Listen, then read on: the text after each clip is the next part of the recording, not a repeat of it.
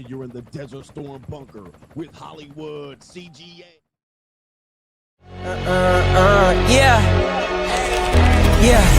Legends ain't born, they built from the grind. From benches to banners, we sharpen the mind. We sharpen the sword and promise and swore that we going hard and leaving it all on the floor.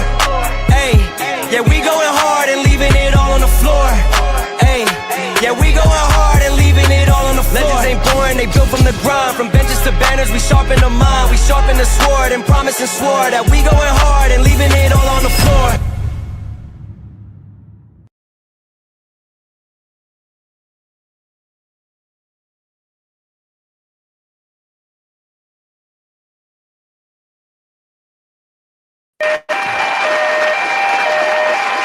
What's going on, everybody? It is Coach Greg Adams back in here with another YouTube live stream. Shout out to the Coach Gang. And that's you. For being here, being involved, and being active on this YouTube channel. And welcome back to the Boss Up Show.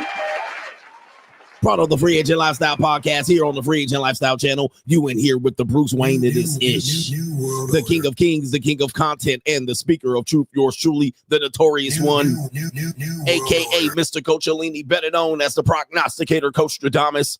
And you're in the Desert Storm bunker with none other than Hollywood CGA and EWF. That is every woman's fantasy and the whole fucking show.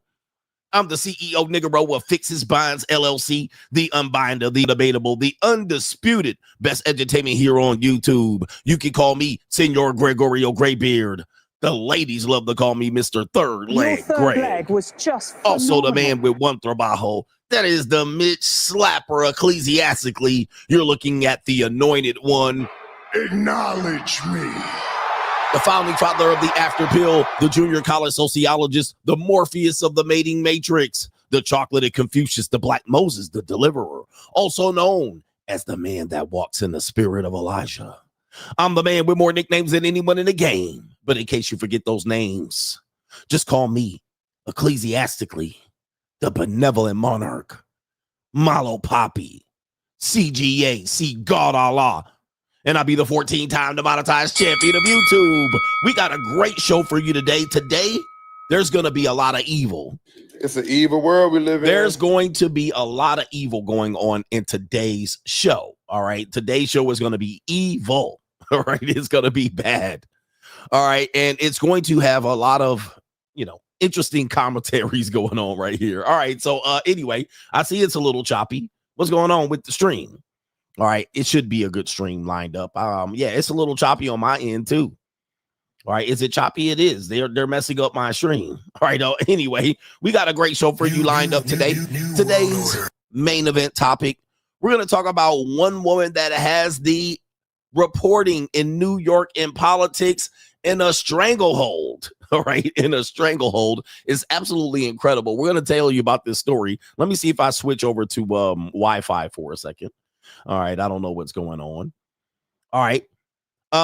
This woman right here, I'm going to show you. It's a whole white woman. It ain't even Thursday. All right, but let's go ahead and show you right here. Let's get the white woman sound effect on. Where the white women at? All right. This woman right here, all right, that many men would call, average at best, a plain Jane. All right, you can see she probably, she's a peroxide blonde. The carpets don't match the drapes. I pick out a lot of characteristics because I definitely know my white women. Hey, where are the white women at? All right, I know my white women. So, this is a sloppy yogurt. She's all right. This is her right here. She apparently was a reporter for New York Magazine. She was a reporter for New York Magazine. Well, here's the deal with her. She's been kind of exposed to be engaging in sugar baby relationships with prominent men in politics and in entertainment. All right. And particularly, she got these men fighting over her. All right. She basically has had multiple relationships that have overlapped with many of them providing financial support, including paying for college tuition, dressing her up in the latest fashions, and covering her rent. All right. Paying all of her rent. Your rent's due, motherfucker. All right. paying all of her rent. So essentially, she's had a sugar baby relationships with multiple high prominent men. These men have been named because they're in a cat fight with each other. All right. And this woman had all of these men providing for her. So we got to cover this particular topic as these men are alleging that she cheated on him. All right. They were in a relationship. She cheated on them with married men. Some of these men, married men, and so forth and so on. Man almighty. All right. So we're going to uncover that stuff that happens in New York. All right. She's an NYU snow bunny. I believe she went to NYU, but we're going to figure that out. But we have several men, up to 4 men, including men that have run for president of the United States. All right. Men that have run for president of the United States. Now, hey, listen, I'm not exposing people here. I expose myself as a sugar daddy myself because that season out here. Right, you guys know I'm an out and out sugar daddy. I might be the sugar daddy of the year. Well, looking at what's going on over here. All right. They've exposed themselves through the New York media. All right. Trying to show that somebody did somebody wrong. Now they're saying she did somebody wrong. All right. They're saying that another guy came in and encroached and knocked him for his woman. All right. But this is going to be an interesting topic as it shows the dark side. And you guys know I love the dark side. I'll show you the dark side. All right. I'm the dark side. I tell you about the dark side all day long. And this is one of these wake up calls that I want to show and talk to about with the men to show you that we're all sharing. All right. Even women that you think that are marriage material. Some women end up wives. Some men end up paying for all of these women's expenses. And you think, oh, she a regular woman. All right. Nobody would pay for her. All right. They're messing up the marketplace, the trick marketplace, whatever you guys want to come up with to say, to hide the fact that it's in plain sight. All right. The stuff that I tell you about on the dark side is literally in plain sight and it's right in front of you and you have no idea what's going on. All right. You're in the dark. All right. So I see I'm a little bit choppy still. I hate when that happens because I already started the stream. All right. And, I don't know what it is. I'm good on my side, but I see YouTube is a little bit choppy. All right. But you can still hear the audio. Most people don't even watching the video entirely anyway. You guys are listening to the audio at work with your headphones on, sniggling at your desk. All right, doing all of this stuff. All right, so we're going to talk about that. We also got some other interesting so much stuff to talk about here. There's so many things. I don't even know if I'm going to get it through all of it because I got I don't have all that time. I can give you the long stroke today, but pause. We got so much stuff to cover. I mean, what is the sub main event? All right, I can't even remember what the sub main event was. Oh, we have a video clip of Muhammad Ali debating femininity and masculinity with Billie Jean King. All right. And you're going to see that this conversation about women's place, men, masculinity, femininity, feminism, red pill, this has been going on since forever, especially during the bra burning era of the 1970s, where it was in my book, The Evolution. I disclosed that this was the most pivotal point of the feminist movement because a lot of the things that they had worked for ended up becoming law. All right. And as a result, I had to school Andrew Wilson on this. As a result, this undid all of the traditional relationships and marriages. All right. It basically reset how relationships would be engaged in going into the future. Well, we're going to go back to 1970s and we're going to watch Muhammad Ali debate feminists. And we're going to show you if Muhammad Ali can't change these hoes, you have no chance. All right. You have no chance at all. So anyway, to contribute to today's show, $, the Notorious CGA is on the Cash App. It is Venmo, Coach Greg Adams TV. We got PayPal. It's paypal.me/Coach Greg Adams. And that is near the top of the description box on the Free Agent Lifestyle channel. And you can super chat by clicking the link on the top of the live chat on the Free Agent Lifestyle channel. All right. Muhammad Ali, the greatest. Is he the greatest? All right. All right. I'm the greatest according to Donald Trump. Look at my African-American over here. Look at him. Are you the greatest? Do you know what I'm talking about? I do know what I'm talking about, Donald Trump. I do know what you're talking about. All right. So anyway, do we have any earlier contributors to today's show? Our Tranisha was the last one from yesterday's show. So, okay, wait a minute. Where did Tranisha go? Tranisha was in here donating, and now I don't see her post. Okay, there it is. Shout out to our brother. And this looks like it was from yesterday. It's Jay Will. He says, I wanted to get a personal training certification. I have been looking into the NASM certification. In your opinion, which one is the best one? Also, should I stack it with others such as certified nutrition coach certification? And I would say NASM is one of the top ones So the National Academy, I think, of Sports Medicine, one of the top ones. So is ACE. So is National Strength and Conditioning Association. So you're good. And get as many certifications as you can. It's just a test. Do they mean anything? I mean, you probably know more than these certifications actually will give you knowledge, but it's good to have them. And then you can show your clientele that you're certified to give this information. And I approve of this message. All right, certifications are not always what it's cracked up to be. A lot of them are basically going to be programs that get you in and then get you to spend your money on continuing education and stuff. But it's always good to get continuing education. NASM is a great certification. New. All right, it's a great certification. The test is hard. I mean, so good luck.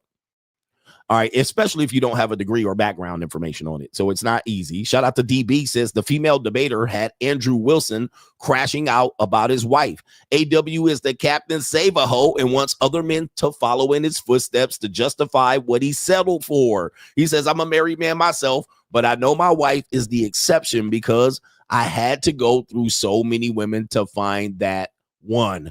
Shout out to you, man. Goodness gracious. Did you guys see? And he says, lastly, I don't know why men want to go back to the 20s. He says, why would you want a woman around you that is forced to be with you?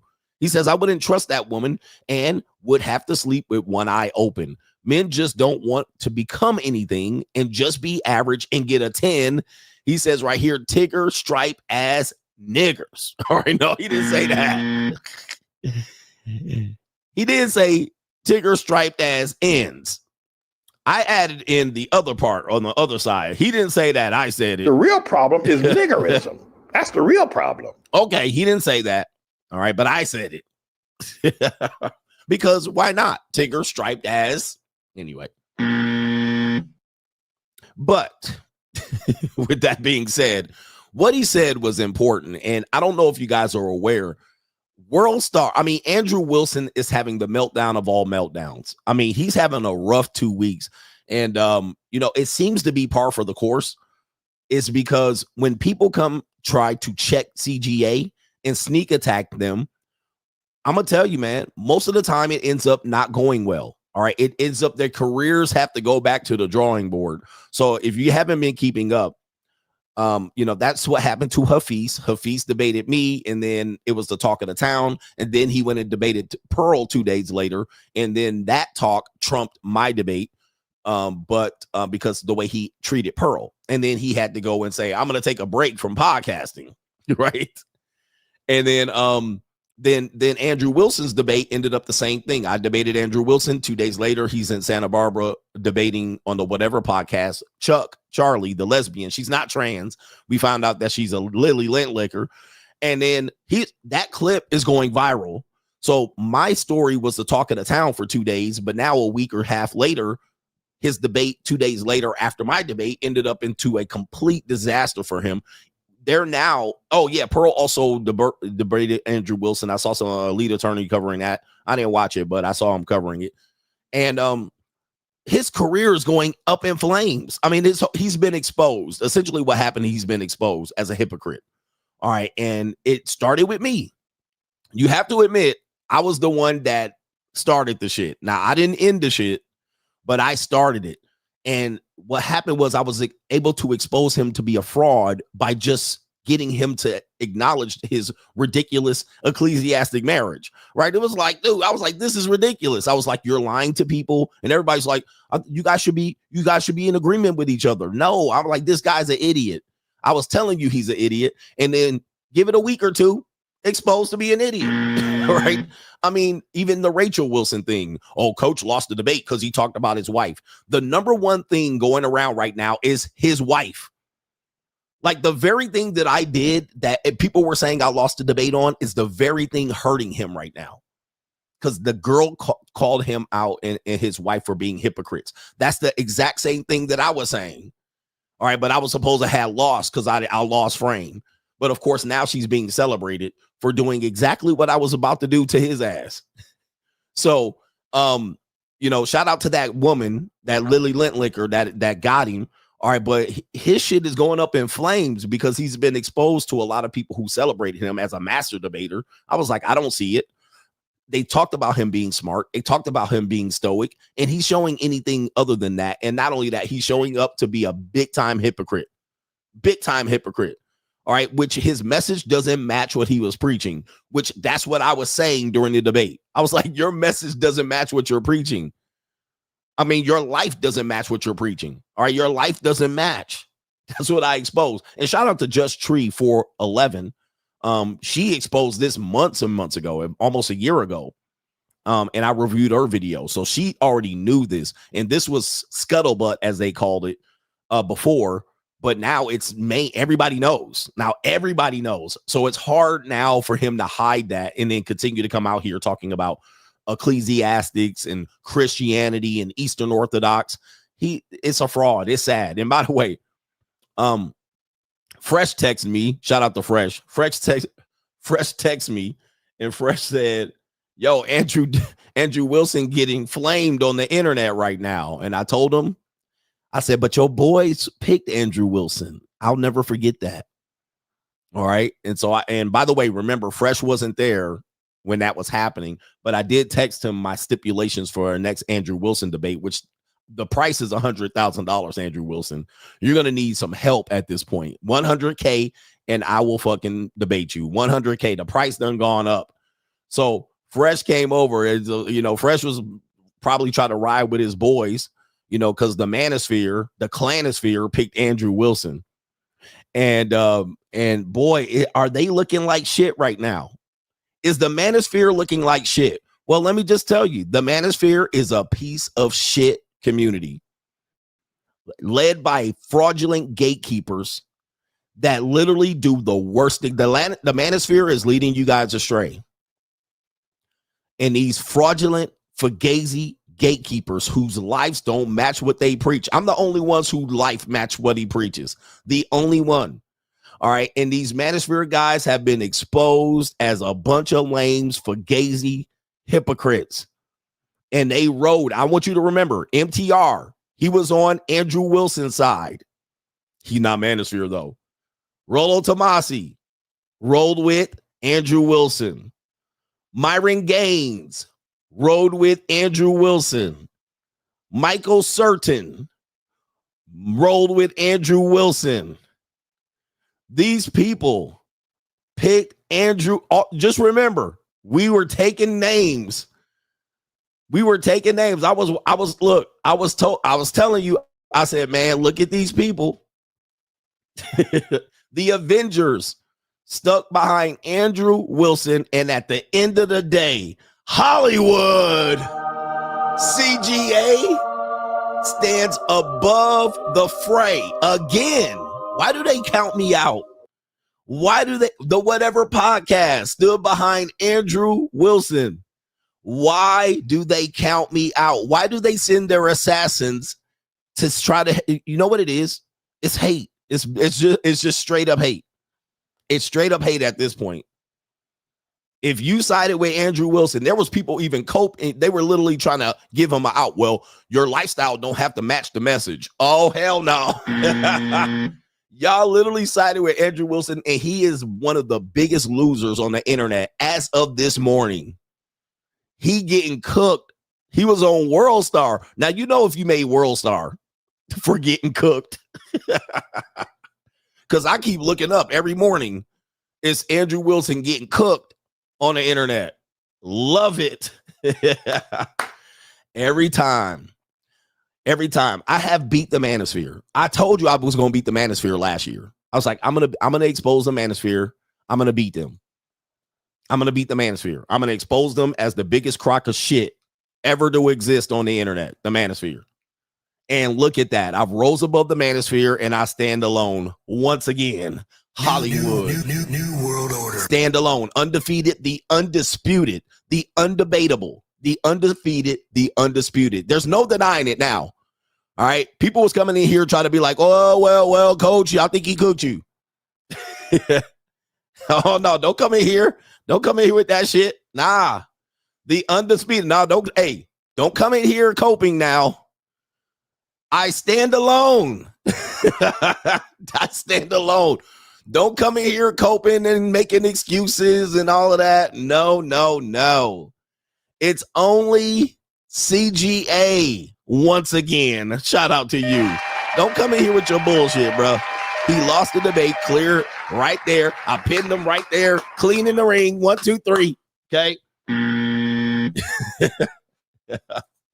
There's your manosphere right there. All right. New world order. Ooh-wee. Anyway, we do have some other contributors. MC Hamster says, women respect, they don't reason. He says either she's on board and in line or she's abroad with someone else on her mind. We're all sharing. That's a good one right there. Either she's on board or in line, or she's abroad with someone else in mind. And they almost inevitably do.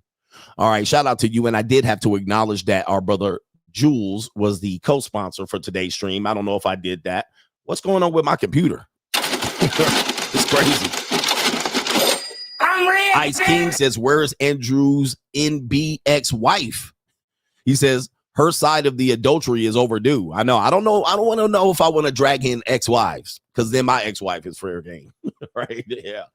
All right. Yeah, I don't know. Shout out to our brother G says, recently came back from Vegas, taking all kinds of pics with JUCOs, hoes, strippers, and women walking around Fremont. Was in the DR in Jamaica. Same process, all on the gram. And he says, anyway, my old high school crush is sending messages. If you could get revenge, fuck, would you? No. The only revenge that matters with women is success. Never go for a revenge fuck. Revenge fuck is not, no. That's a dub for her.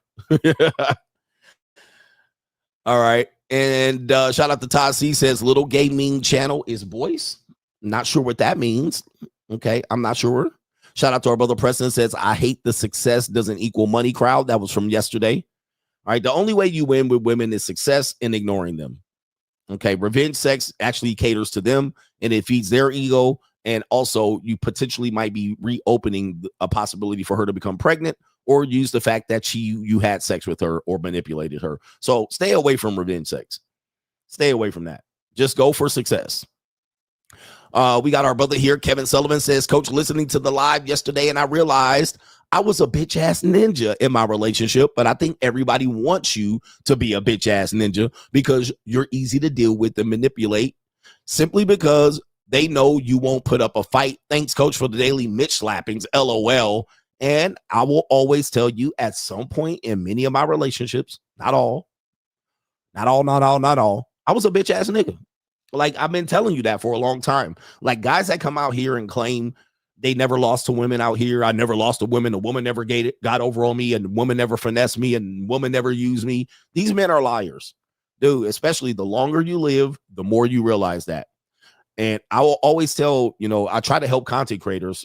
I say the worst thing you can do as a content creator is come out here and try to tell men that you've always won with women. That's bad. You're not going to build an audience like that because you're going to seem unauthentic. And all it's going to take is one proof that a woman got over on you. One bit of proof, and now your whole facade is blown up.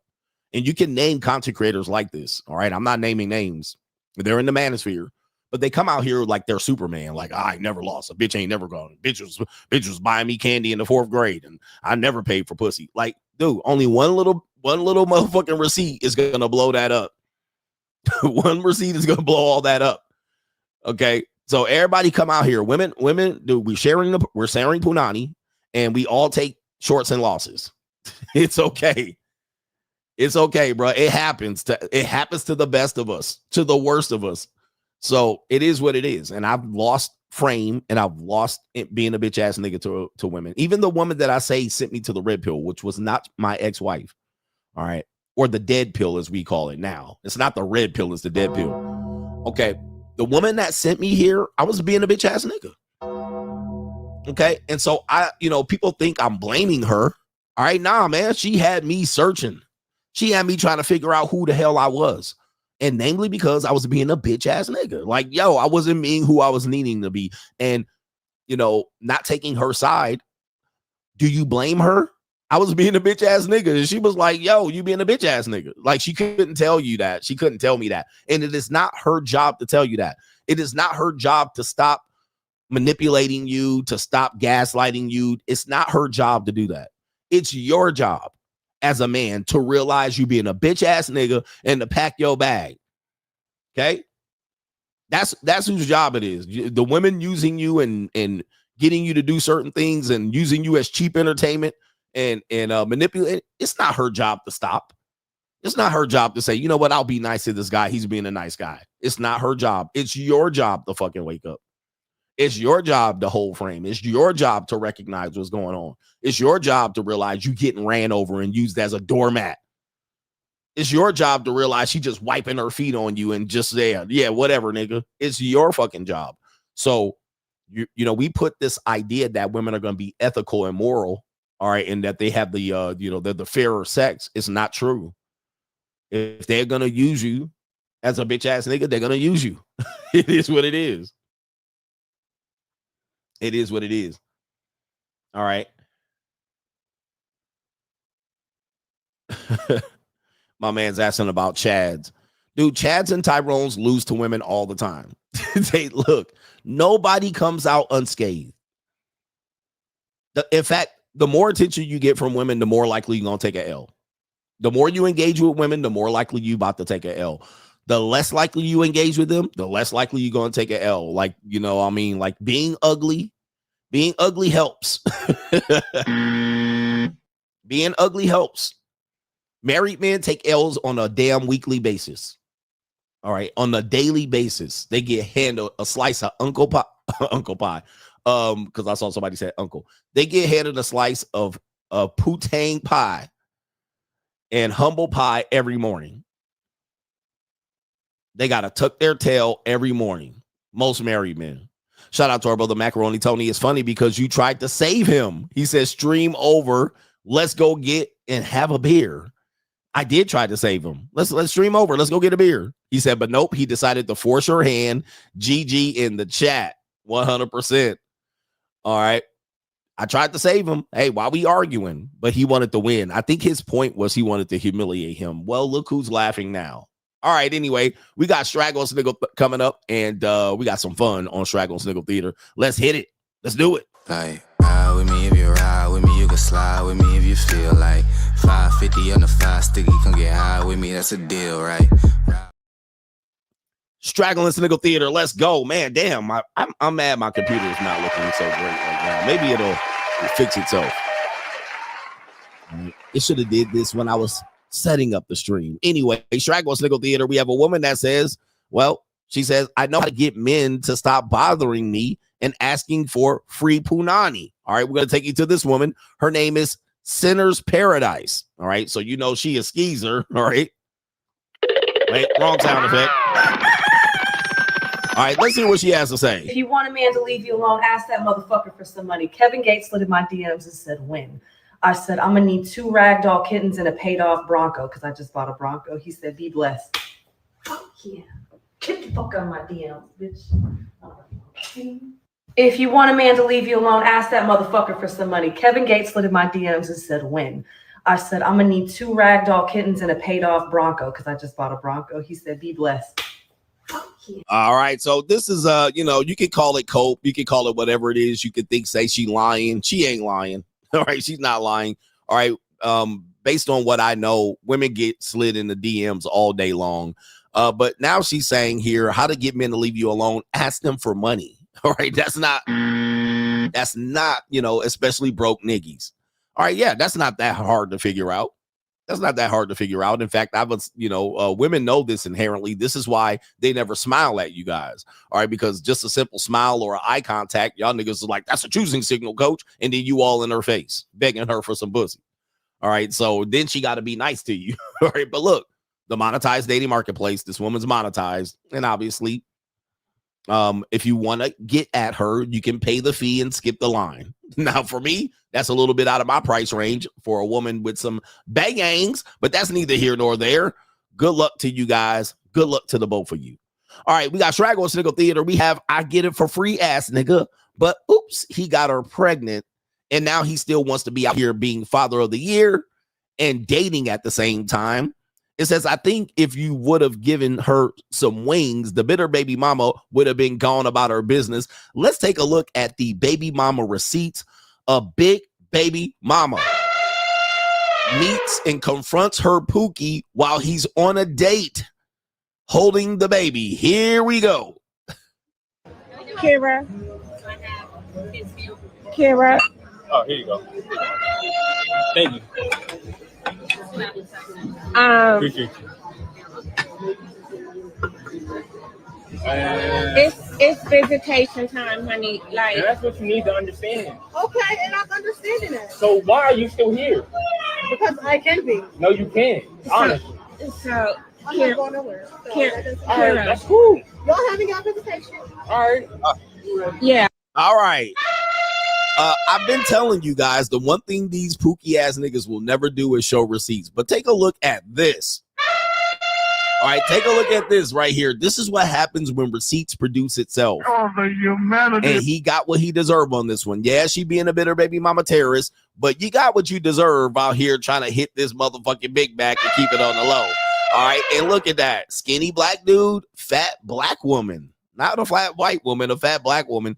And some dudes will keep saying, who's smashing these girls? Who would smash that? You're looking at them. That's the niggas that say they get it for free. Pookie and Ray Ray and them.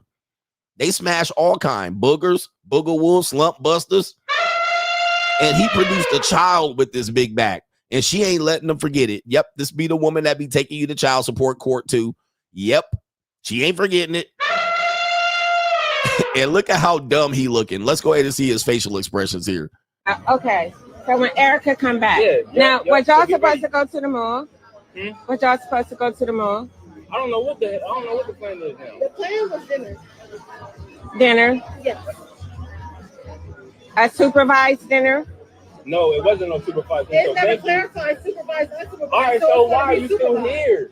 Because it's going to be supervised. All right, so she said, I'm a supervisor. I'm gonna supervise my date. I'm gonna supervise my kids' parenting time while you're on a date. That's crazy. All right, man. Poor daughter right here being embarrassed. The juicy juice box, like this is crazy. But look, wowzers, man. These niggas be nutting in these water buffaloes. They do nutting in them. Nothing in them nasty raw ass nigga, man. Shout out to him, man. No father deserves this, but that's nice. Hey, man, you've been exposed. This is why you know this is the year of the receipt. All right, you got that goddamn big back. All right, pregnant. All right, it happens, bro. You know you got to be careful out here. Straggle Sniggle Theater. We have one of these. Not another one of these pale. What do you call it? Plain Jane white women making content for men. All right, this is one of the craziest grips of the last 4 or 5 years. You know, you got these basically these plain Jane white women come out here, they do their hair somewhere in a trailer park, they put their mascara on, they don't go full makeup, they'll just put a little makeup on, and they'll put, you know, they'll comb their hair and just toss it to the side, wear kind of revealing clothes, but not completely revealing, right? Not completely slutty, but a little bit. And they'll make content for men, which is basically old red pill talking points from 2017. And then they'll act like they're coming up with genius shit. All right. And there's one woman that y'all be sending me videos. She slide in the goddamn frame. All right. She slides in the frame and she's like, look at this. And this, and this. I mean, just basically.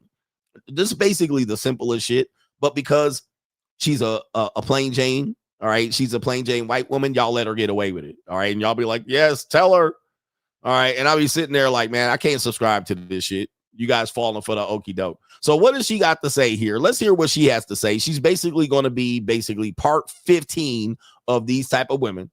Let's see what she has to say right here. She says, marriage is the new hustle for women. Duh. Marriage is the new hustle for women. Here we go. Pound Town has been shut down. I just read one of my comments on one of those posts, and a guy said, marriage is women's new hustle. And holy shit, I could not agree more, because seriously, one, they throw it back for you in the beginning. They lock you down.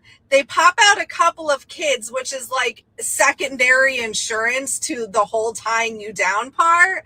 And then when they get the divorce after they hit amnesia from shutting you off, they collect the paycheck.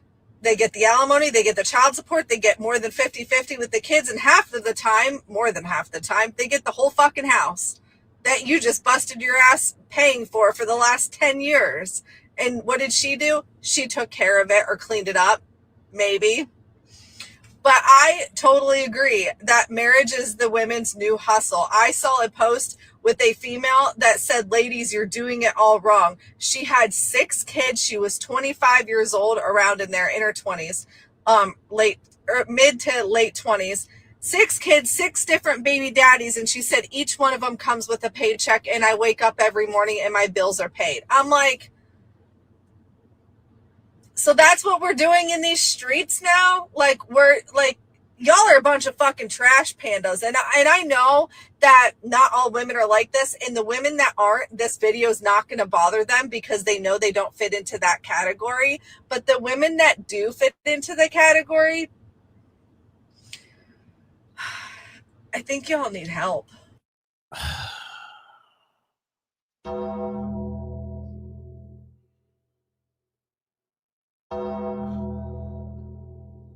Straight jacket.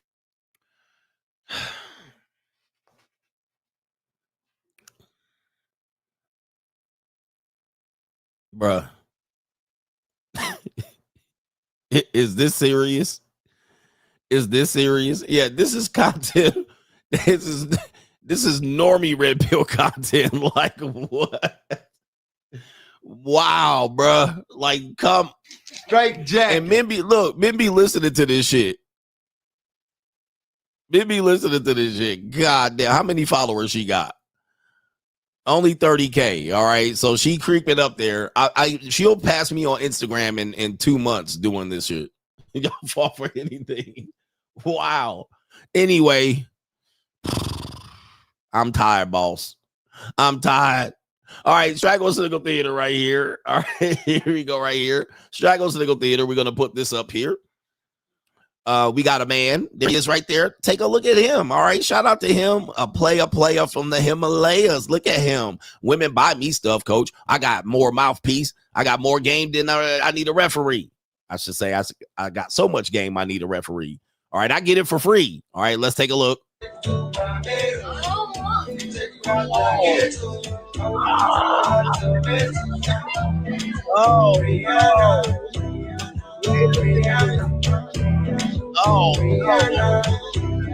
Oh no! Skinny black dude, slick white girl. Skinny black dude. There we go. There it is. Dude, white girl. Skinny Woo, wait, I bet you she's soft too. She don't want to be. Oh, she don't want to be in the video, nigga. Like she embarrassed. It looks like. Skinny black dude, slick white girl. Skinny black dude, big white girl. Oh, look at her put her big ass in that boo boo. I bet you that pussy fuming right there. Look at her. And she texted another nigga right here. Look. Another nigga on her FaceTime right here. You know she got a roster of niggas. Goodness gracious. I bet you her boom pretty good too. All right, but look at he trying to show off this snuffle up against this mastodon and shit. And he probably be choking her. I get it for free, ass nigga, coach. It's the year of the receipts right here. It's the year of the receipts. All right. My goodness. All right, there. He happy as hell too, coach. There's free pussy out here. You don't gotta pay. Not all men pay, coach. You lying. All right, there you go right there. Oh, man. We got Straggle Sniggle Theater. More Straggle Sniggle Theater. We have a Gordita. Up here. Israel Badia making another appearance on there. He loves talking to Gorditas. Let me go ahead and pull this Gordita up that you're about to see. It ain't even Tuesday, and you're about to get a Gordita. Oh, wait. She got the fupa and all that. That's a nice Gordita. All right. Pretty face Gordita with the makeup and all that. All right. Let's see what she has to say here. So, on average, when guys approach you, get your number, what do they want? To have sex with me. They don't want to get to know me. What do they ask you? If you want to hook up with me, I don't want to do that. So, you feel like they see you as a hookup person? Yes. Are you though? No. Have you though? Have I hooked up with people? Yes. All right, so you see her shuffling here. She said, men see me and they just want to hook up with me and have sex. She's not lying. A lot of people are going to say that she's lying. We're going to prove this. She's gonna prove this in real time. Dudes love fucking these girls, man. I'm telling you, the 80-20 rule proves it. All right, but she's gonna provide receipts that what she's saying is true. She's just a fun time, right? She's just a kind of easy nut. She probably got good wet pussy. All right, but she says right here, men just want to hook up, and then he asked her, great return question, well, have you hooked up before? And she says, of course. Okay, so which one is it? This is where women are struggling in the dating marketplaces because they're using hookup culture at the same time dating regular guys. They want a guy to date them seriously, but they're also hooking up. All right, so this is, it's crazy. It's Andrew Wilson lifestyle. They're not living the life that they want. They just want to continue to hooking up, and then when they find a guy, or in their mind, when the guy comes along that they like, they'll just cut into monogamy. But they can't make it work. So let me see what we got here. Let's continue. Now, where do you find these guys? On Tinder. So she knows she wrong. She knows she wrong. Where do you find these guys that you're saying just want to fuck you?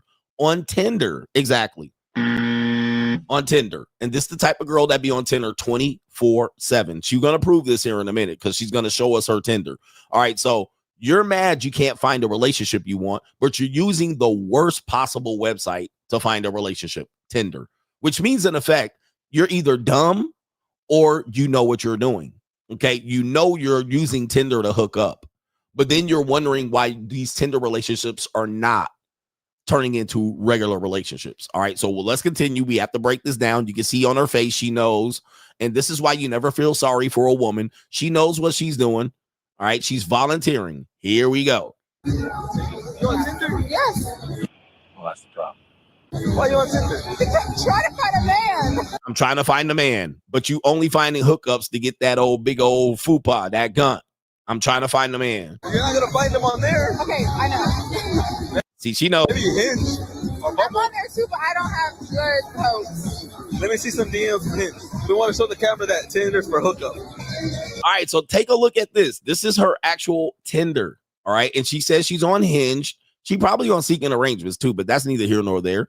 This is her DMs, and we're gonna go. I'm sorry, not her DMs. This is her Tinder. Now we're gonna see what type of guys message this woman. All right, because guys are convinced that these fat women can't get highly attractive men or men that are mid to top tier.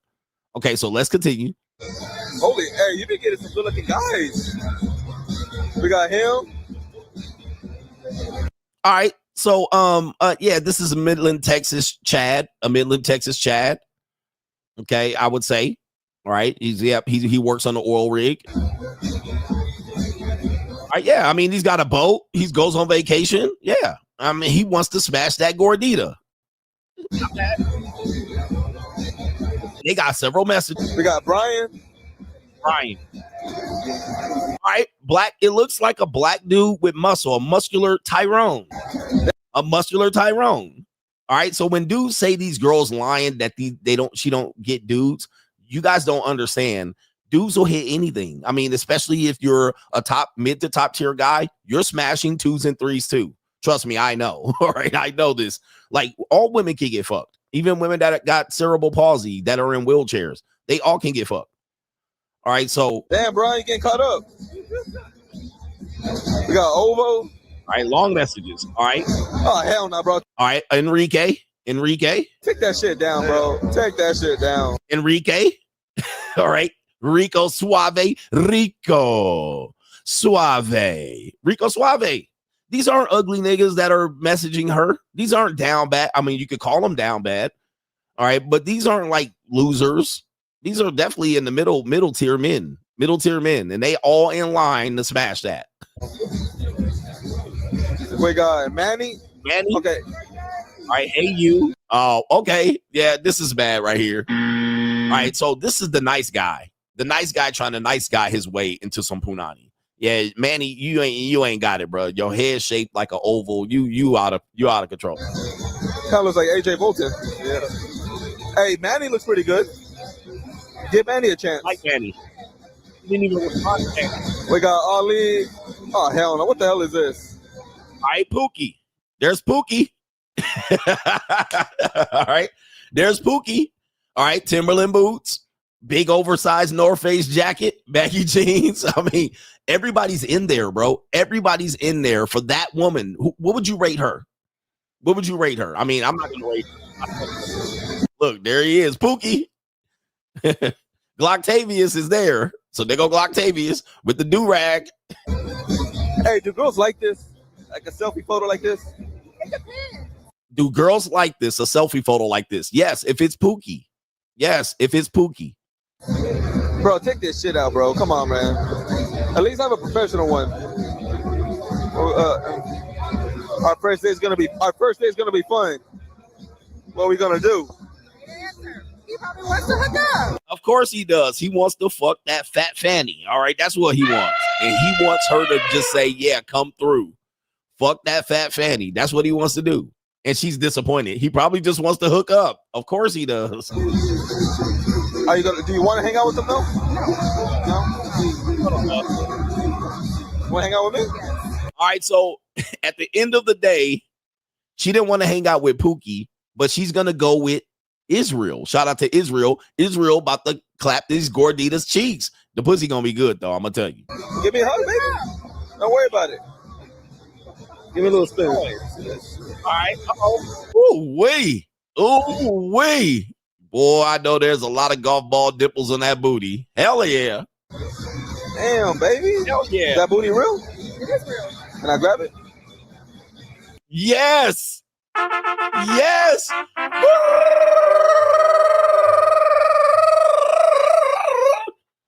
Yes. That torta supreme.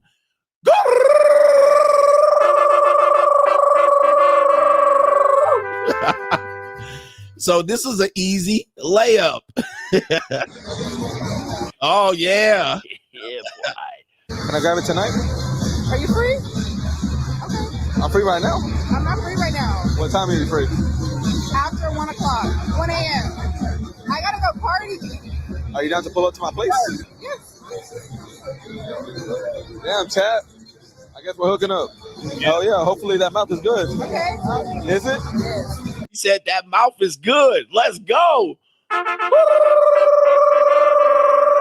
Gordita, she a freak. And 10 out of 10. A 10 out of 10. So this is her problem. She's a whore. All right, let's just that's why she won't find a man. She's a whore.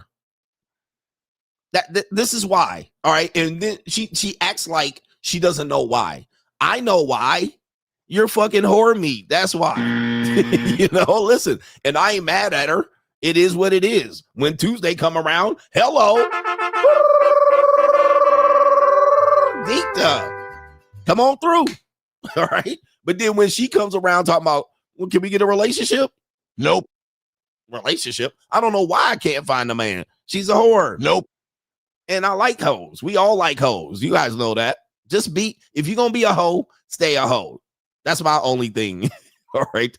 We got two more on Straggle and Sniggle Theater. We have we got a woman that says she watched her mom have a train on her, get ran on her. Man, yo, this show is going to be pure evil. So this muskrat right here, this redhead muskrat says she watched her mom get a train ran on her. Yes.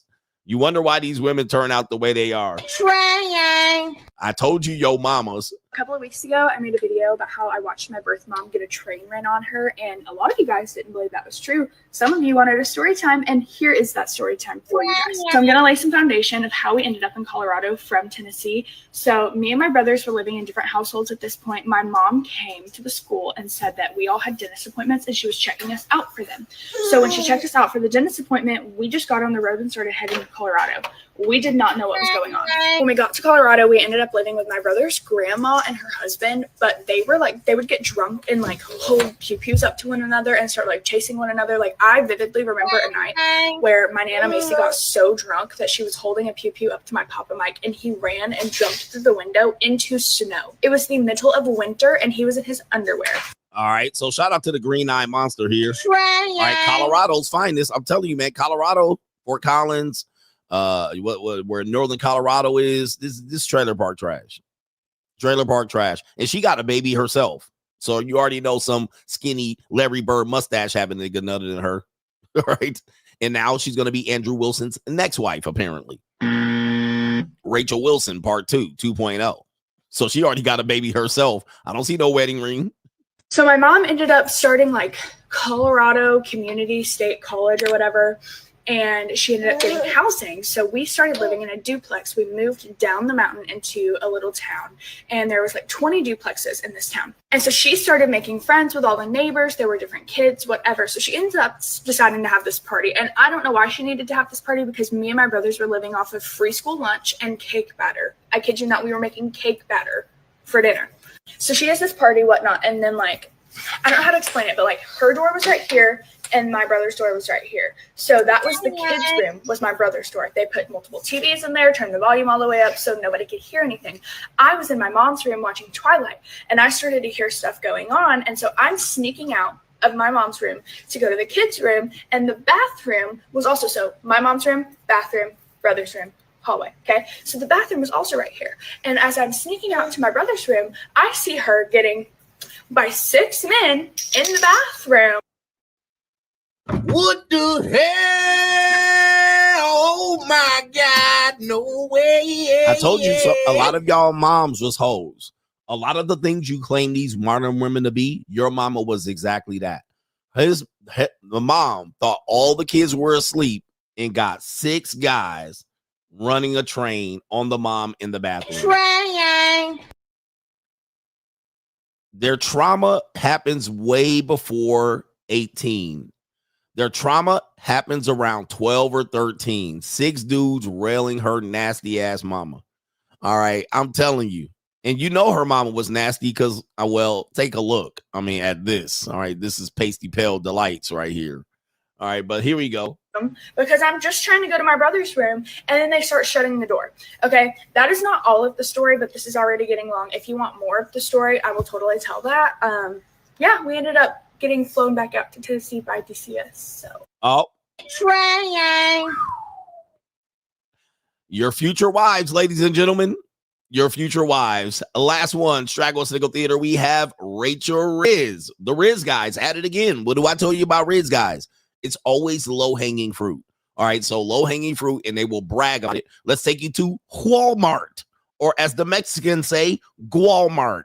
All right, we have a woman here with some Rizz glasses, or a man with some Rizz glasses, targeting in a woman with a newborn child. All right, I mean, I tell you, man, you guys got to listen to me. These men are targeting low-hanging fruit. I mean, this is probably a decent piece of pussy here, but as you can see, some Chad Light nigga done skeeted in here and deleted. Here we go. Excuse me. Are you taking any like stepdad application? That's your baby, I assume? Yeah, that's my baby. Oh, he's so cute. You're beautiful. Thank you so much. I mean, look, okay, can I take stepdaddy applications? You're so beautiful. I mean, listen, I mean, I like plain Janes and all. I mean, this is a whole muskrat.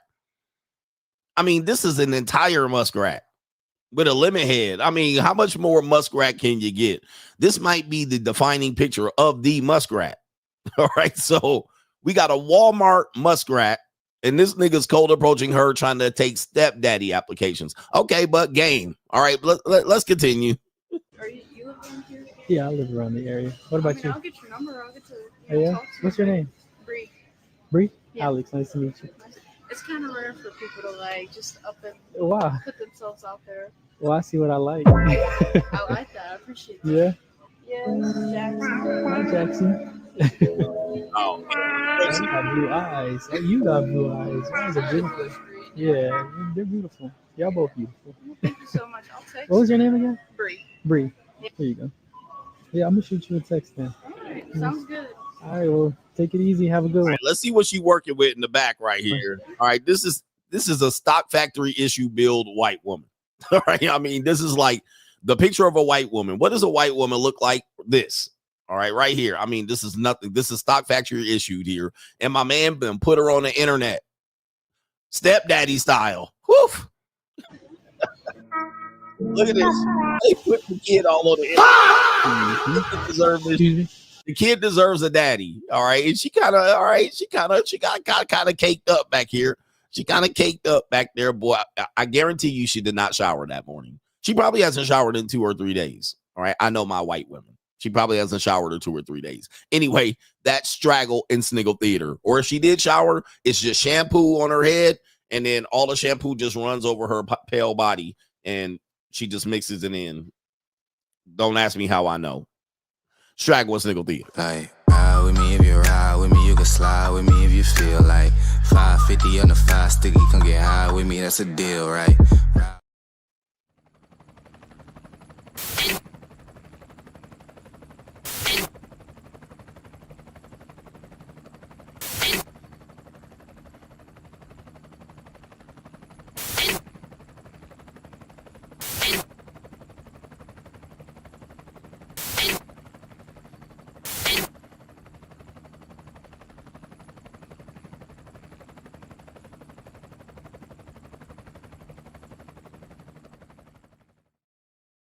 Shout out to the Coach Gang. We back in here. We got a great show for you lined up. Hey, man, it's funny. That clip has a helicopter in the background. You hear the helicopter?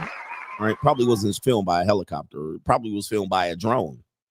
Right? You don't need a helicopter to do that. The last helicopter to do something like that, Lauren Sanchez was driving the damn thing. Now she's married to Jeff Bezos. Shout out to our brother. Joshua Moon says, stepdaddy applications, hold that L. All right. Shout out to Paul Smith says, Coach, that Israel Padilla segment was disgusting. All right. And shout out to the Gordita disgusting out here. Press a 1 in the chat if you like Gorditas. All right. And she was a street meat Gordita, actually a 304 Gordita. All right. I like 304 Gorditas. All right. They the best. They got the best. They got the craziest mouth game. She ain't lying. That mouth be crazy. That mouth be on fire. Yo. Shout out to our brother here. It is Bill Free Media says new song for the show. Play the Godsmack song from back in the day. I Stand Alone. Indeed. Yes, indeed. I wish I could play it, but I do stand alone. Shout out to you. Was that Batista's entrance? I believe it was. Shout out to Win the Winner. Coach, you're right about the Manosphere being a little racist. He says they've campaigned to don't date and marry single mothers, but it seems like white single mothers get a pass, from Andrew Wilson to Cooley, to name a few. The only one that probably didn't get a pass was Donovan Sharp. All right, but Donovan Sharp's wife, because or she was an alleged single mother. But yeah, I'm gonna tell you, like the whole thing about the Manosphere being anti-single mother, it's typically towards black women, right? But it only is a strike against the black woman if a black man does it. Like a black man marrying the single mother, that's a black woman, that's a complete L. But Cooley got a pass because it was a mud shark white woman. He didn't get a pass, really. He had to fight his way out of it, right? He had to fight his way out of it. Donovan Sharp didn't get a pass at all, right? There was nothing he was going to say for letting people, but I think that was kind of his fault because he kind of hyped her up to be so beautiful, right? Oh, she's beautiful. She bad. She right. And then so, right, that was easy to expose, so you can see why he did not get a pass. All right, Cooley got a pass because she was kind of a thick white woman. And then Andrew Wilson got the pass from hell from the Manosphere. Like, how did y'all give him a pass? How did y'all give him a pass? And it's typically because he was a white boy doing it. All right, and some of these Manosphere guys are dating or living with single mothers. Yeah, they are. Or they did in the past. All right, this is the truth. This is why they always campaigning against it. Like, I didn't campaign too much against single mothers. Like, that wasn't my thing. In fact, I got deleted off TikTok for making some videos about single mothers, but that really wasn't my bag. Like, I wasn't really just campaigning against single mothers, right? I would just say I wouldn't date a single mother. You can, all right? But I wouldn't make a stream every day about single mothers are recreational use only. But you know, I wouldn't take a single mother seriously in my life at this particular point. I don't think at any point in my life would I take a single mother seriously. I mean, I will fuck them. All right. But yeah, it's crazy. Shout out to our brother Miles says the stock of the Manosphere has been plummeting ever since Coach debated Andrew Wilson. If you want to end your career, debate Coach. He says, when you get your shots, you best not miss. Anyone supporting the Manosphere at this point, we have to side-eye you lames. The Manosphere is dead. Yes, somebody mentioned some other Manosphere guys that have married and live with single mothers currently. Like, it's bad out here. And shout out to you, man. The Manosphere really needs a rebranding. The Manosphere needs to take some time off. All right, because I've been noticing it for the past 2 years. A lot of people have noticed it even before me. It's that, and even Andrew Wilson is lumped in the Manosphere, right? Even, I don't know, I think it's because of his debates, but he even said he's not red pill or Manosphere, which I said that from the beginning. I said that from the beginning, and a lot of people in the so-called Manosphere space, they always want to say who is and who isn't, and people then want to say I'm not in the Manosphere no more. I'm not. But here's the thing with this, and I said this years ago. I said this when I was debating against Richard Cooper. I wasn't debating him, but had our little beef, and they were even trying to be like, "Well, we're different. All right, we're different than you guys. We're not MGTOW. We're this. Right? We're pickup artists or whatever they were pushing." And I said this back then. I said, guys, from the outside looking in, we're all the same. From the outside looking in, nobody can tell who's who. Nobody knows. Trust me. You might think you're different than this person, and I'm different than that person. We're all lumped in. All right. So when they start snatching us up and deleting channels and putting you on hit lists and putting you on terrorist lists, you're all the same. Every single one. So even Andrew Wilson got lumped in as a red pillar, and that's because he used the whatever podcast channel, which is red pill oriented, all right, to use that to push his message about morality and Christianity. But, you know, I've been warning the so-called Manosphere of that for a long time. That's why when they came out here and they was trying to side with Andrew Wilson, I was like, yeah, I'm good. I'm good off that shit.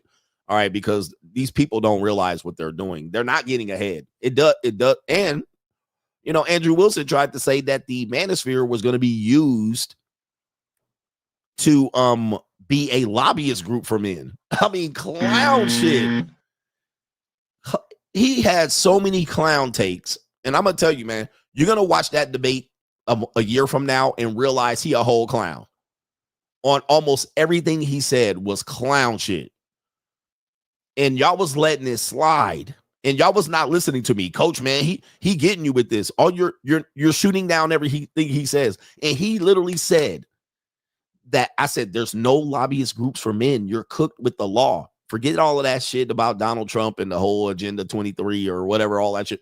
I was like, bro, he said the MRAs are going to be a lobbyist group through the church. We're going to raise money for the MRAs to be able to put forth and defend men. I said the MRAs, I said they're literally on the terrorist group.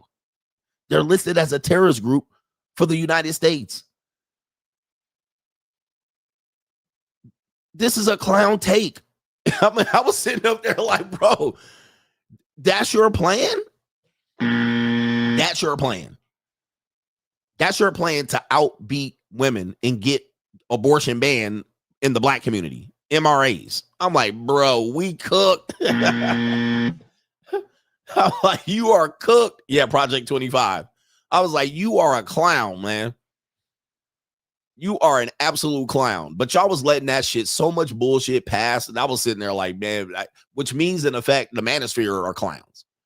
All right, because number one, your biggest gatekeeper supported him. And then people were supporting him in the comment section with that complete bullshit. I was like, man, fuck that. I'm out. I was like, that is the dumbest shit I ever heard. Dumb. It's never going to happen. And he knows this, and his career might not be around by the time this shit happened. And which I said, you're leading men into a burning building. You're not going to be around when you see the results of this bullshit that you're peddling. And I'm right.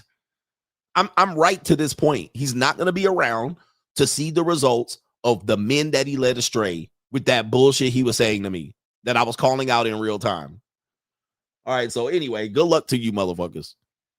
Good luck to you motherfuckers. Like, he gave y'all hope, but it ain't going to happen. Hope is not a strategy. Shout out to Brother Lameek says, you smell that? I smell porphyry. I'm not sure what that is. 15 mini. I'm not sure what that means. He says, but even though Water Buffalo Wednesday was yesterday, can we get some belly deli for the likes? Not because I'm still down bad. Shout out to the ecclesiastical mid slapper. Lameek is in the building. Do I have the belly deli? I think I deleted that clip. All right. But we do need some likes. Are y'all scared of some belly deli? Yeah, it's not here no more. All right. Don't be who afraid of that belly? Who afraid of that belly? Do me a favor, man. Give me the likes. All right, we got to see. We got the FU boss up, or is doom and gloom? Oh, which one do we got? Y'all want the good news or the bad news? Let's do the good news first. All right, let's do the good news. Who wants to have children? All right, who wants to have children?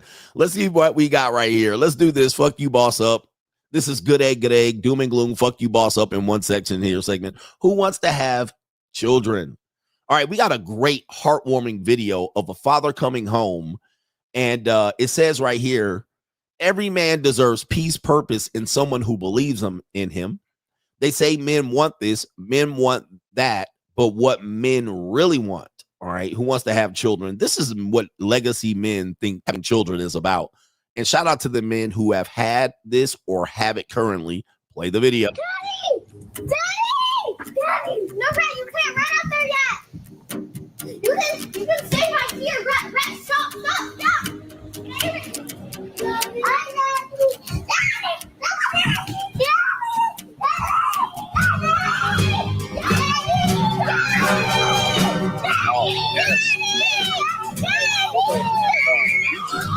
Copyright. It's probably going to get a copyright, but look at that. Yeah, look at dear old dad. Shout out to dear old dad right here. All right, every dad wants that right there. Every dad wants that. That is the dad's dream of being able to come home and be an average, regular schlub. Come home in your Ford F-150 stock. All right, no, you got a little house with the wood. What is this? The siding on it. This is this family don't make a lot of money. All right, possibly a stay-at-home mom because these kids are in pajamas and shit. All right, this is what you want. And look at dad right there. Look at that love. This is what men need in their lives. This is why men get married. That shit right there is why men get married. All right. And this is what you're finding is that most women don't want to give you this.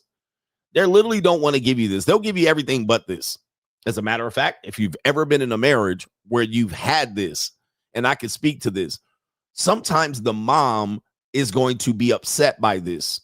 All right, not all, but you will find that some moms will wish that they get this too, right? How come when I come home, the kids don't do that to me? You get to come home and be the good cop. You get the hero's welcome, right? But sometimes the moms can get jealous of that. So if you ever have had that, just know that it's a good thing when they're young, but if this continues, sometimes the moms can get jealous.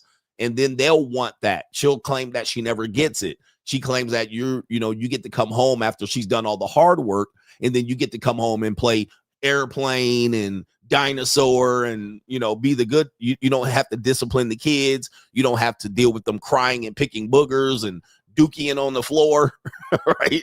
So you don't have to deal with the emotional labor, as they call it, the real physical, emotional labor of being a parent. You get to just be the hero.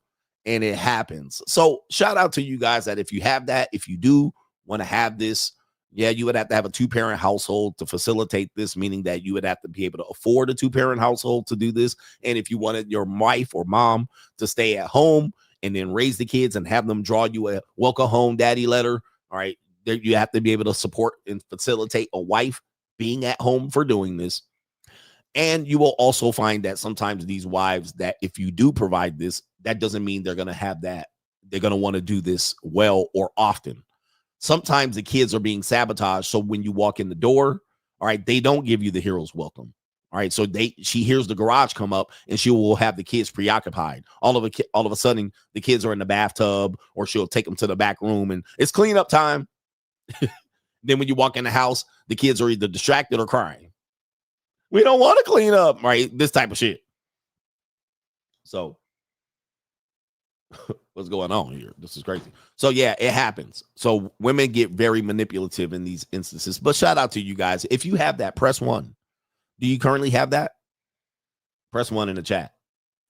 Shout out to this one. Fuck you, boss up. We got a guy that says Chipotle is graping them. Has Chipotle lost their mind? Here we go. Chipotle lost its mind. My son and I just got done at the gym with a workout. We went into Chipotle. We got 2 bowls and 2 drinks.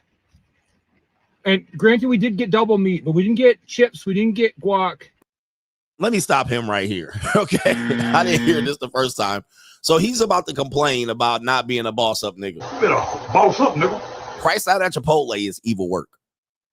Being priced out at Chipotle is evil ass work, bro. Hey, you need to get your motherfucking bag up. But number one, you went to the gym with your son and you guys got Chipotle after the gym. Okay, I already see where the problem is. You a normie nigga. All right, yeah, sometimes I go pick up some Popeyes after a workout. All right, but I can afford it. I got 6-pack.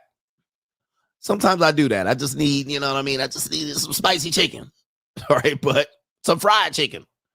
But you went to the gym and then you went to Chipotle afterwards with your son. That's where you fucked up. All right, but let's continue here, you goofy ass nigga. All right, here we go. $52.64 for 2 bowls and 2 drinks at Chipotle. This used to be like $11 for a burrito bowl.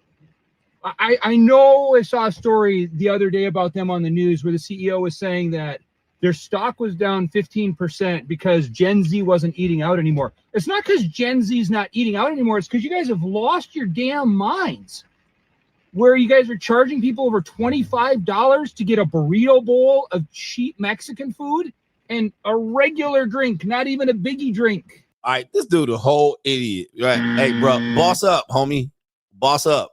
First of all, don't go to Chipotle. Like, what? You're priced out. Okay. Boss up. Not even a biggie drink. Hey, bro, hey, listen, we know, man. Inflation, stagflation. All right. Price gouging. What do you want Chipotle to do? All right, Chipotle going to sell meals whether you like it or not. People are lazy fucks, all right? They're not going home to make the food. And somebody said in the comment section right here, you could have went to the mom and pop Mexican restaurant for cheaper than that. That's a fact, all right? But you got to wait, you know? You could have definitely went to the mom and pop, the Red Iguana, right? You could have went to the Red Iguana, but it would have took an hour and a half for you to get your goddamn chimichanga. All right, so you'd have been eating on nachos and salsa and shit. Wait. Where's my motherfucking, what's going on? Hey, Hector, get the shit going. Wrap up my burrito. Instead, you wanted to go to Mexican fast food, so-called Mexican fast food. All right, but now look at your bitch ass. And look at you, bruh. You don't need to be eating, look at you. You don't need to be eating motherfucking Chipotle. You got boss up, homie. Come on.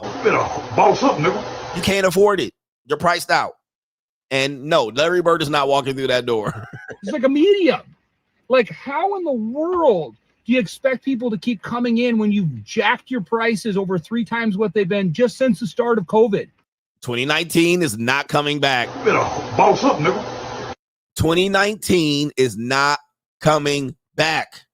Gentlemen, wake up and smell. This is why I cannot stand when I see these posts.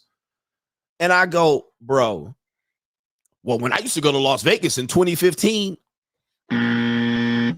bro. Larry Bird's not walking through that door, fans. Kevin McHale's not walking through that door, and Robert Parrish is not walking through that door. And if you expect them to walk through the door, they're going to be talking gray about home. Vegas in 2016? All right, when I went to Vegas, last time I was in Vegas for 2016, I got a free comp drink, a free hotel room, and I got free $1,000 worth of gambling chips. Now, it's $22 drinks. Okay, yeah, it's 2026 almost. It's not 2016 anymore. Since before the start of COVID, I used to get $11 Chipotle. You can't even go to McDonald's for $11 today for your own meal. You can't even go get out of McDonald's for $11. So you're comparing your life and prices since before the start of COVID, which we know what happened, goofy ass nigga. Like, we know what happened. Boss up, shut the fuck up. That's what we're doing, bro. Go get some money, nigga. All right, go make some more money. You got that old goofy ass job. The time is slipping past you. Your beard, your little goatee was black before the start of COVID. And you were 40 pounds lighter since before the start of COVID. So you even had some goddamn inflation going on here. You've aged and got fatter, but you want the prices to roll back since before COVID. They're not going to happen, bro. It's not going to happen. Y'all complaining to the absolute lowest common denominator losers. This is 100% your fault that your stock is down 15%. because you guys have raised your prices way past the point where regular people are willing to pay them. He act like Chipotle's the only person that's doing this. This is everything, bro. Until your prices come down, your business is going to keep sinking. I don't know what they're thinking, but am I crazy here that $52 for 2 bowls and 2 drinks is nuts? And he probably had to take his fat wife to get some later too. Imagine what your wife spends on that. And here's the last part about it. You already know what's going to happen to all of these restaurants. He's like, your business is going to fail. No, it's not. Well, the business itself is going to fail. All right. But we already know what's going to happen. Okay.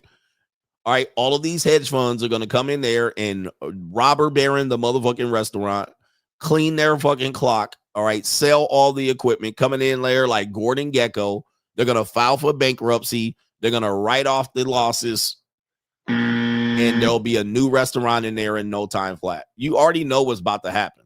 All right. Who cares about Chipotle going away? Listen to all the other places, the restaurants that have gone away, and you haven't batted an eye. What happened to Quiznos? What happened to Quiznos? That shit came and went. Nobody gives a fuck. You just go over there to Jersey Mike's. All right. It's gonna be another restaurant. They're gonna write off the losses, and bitch nigga, you gonna still be fat 10 years down the line. That's like what happened to motherfucking Red Lobster and all of these fucking places that ain't came and went. They don't care about losing these businesses and the money. The money, they just gonna write it off, and you're gonna take the loss. And then they're just gonna come up with a new restaurant, and then you're gonna be eating there too. Yeah, what happened about Togo's? Where's Togo's at? Gone. Where's the motherfucking Long John fish sticks at? Gone. Where's Red Robin at? Shakey's. All right. Where's the smorgasbords at? They came and went, and we just blinked. Oh, it's not here no more. What else is here? All right, motherfucking Quizno. I mean, Jersey Mike's. All right. Well, no Quiznos, but Jersey's Mike's. All right, we're good.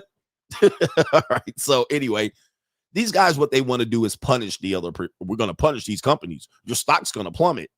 Yeah. Anyway. Where's Shakey's at? Yeah, where's Shakey's Pizza and Chicken at? Gone. Who cares? Anyway, where we're at here, these people are, you guys, man, these people act like they got more power than they got. And then this one is a more doom and gloom CGA. This is a video of a man. I guess it's a in vitro gametogenist, a doctor, I believe. Basically saying this is a new way babies are going to be made in the future, all right, because we know we have a problem with our fertility and birth rate and people cohabitating and marrying. We see this plummeting, but the miracles of modern science are going to come up with a new way. Men have been pushing for this in order to make children in the absence of women, basically putting women out of business. But I said, no, that's not right. Women will be they will overwhelmingly be the ones to use these services. So let's listen to this. This doctor's going to tell this woman that they are going to be able to make children this way. Could be on the cusp of a new technology that could change the idea of infertility entirely, including the biological clock and the idea that somebody is infertile. In vitro gametogenesis, what is this technology and where is the science today? Yeah, IVG. In vitro gametogenesis, which is a really fancy way of saying making eggs and sperm from stem cells. It's working in mice. It's advancing towards humans, possibly within 3 years now. And when you can do that, when you can move into the lab the manufacture of eggs in particular, but in some cases sperm, you now can produce an unlimited number of eggs. And where does the stem cell come from? So if somebody it's recovered from a blood sample. Okay, so I don't know if this is true. We're just covering this right here. So in vitro gametogenesis, he's saying, and this is why a lot of people, I'm sorry, let me just complete the thought. This is going to come from stem cells from a blood sample, and they're going to be able to manufacture, he believes, sperm and eggs primarily, and then sperms from a blood cell, from blood sample. Now, this is on the stem cell spectrum. So you guys remember in the 90s, people, I think the Republicans, they were trying to block people using stem cells. This was a big deal back in the day because they knew the future, and everybody like, no, we're going to rehab injuries. Kobe Bryant's going to rupture his Achilles and we're going to attach it back through stem cell research. This is going to be great. It's not going to be anybody, no weird science, no Dr. Frankenstein. Don't worry about it. All right, we're not going to do crazy shit. Well, here we are. Okay, it only going to take time. This is why when somebody pushes something and they say, oh, it's just this, don't worry about it. Just know there's going to be some fucked up shit down the line. People are going to realize, oh, are they looking? No. Same thing. Gay marriage was that. There's always a slippery slope. All right, gay marriage, it was the Bush era doing that. Yeah. So gay marriage, all right, oh, it's just two people in love. Don't worry about it. Now we got trans. I mean, slippery slope. It's going to always be a slippery slope. It's never just going to end at that. And so this is an example. So now when people give blood, you have to be concerned that your blood is going to be used to possibly, and you know somebody's going to do it to create stems, to create children. All right. So what if they steal my blood and create another CGA? All right. Now I'm on child support and I'm 90 years old. Like, you know, all right. This is what we're dealing with. So where's the ethics in this one? We know people are going to cross the line ethically and morally. Even physicians and doctors, and little be known, a lot of these men be on crack and cocaine. All right. They got crack habits and cocaine and hooker habits that will make you blush. So where's the limit? They basically take some of your cells, turn them back into a stem cell.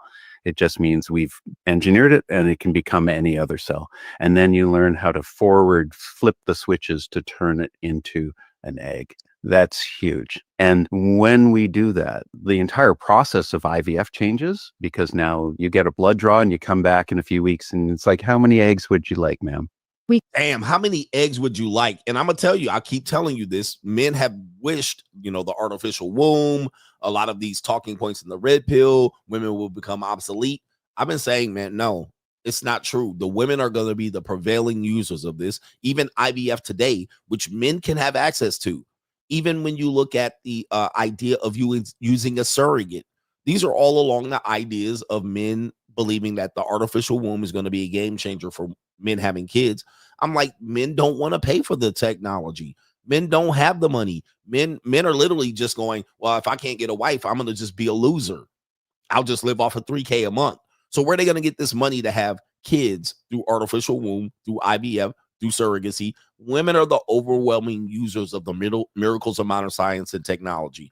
This is going to be right into the woman's cap. The woman there was a mixed woman, Ebony K. Williams.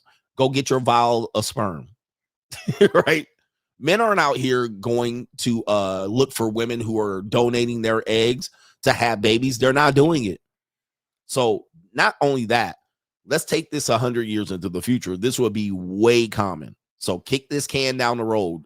How men are developing and how women are developing. If women continue to go the direction they're going, they're going to be the overwhelming users of this type of technology, and men will not.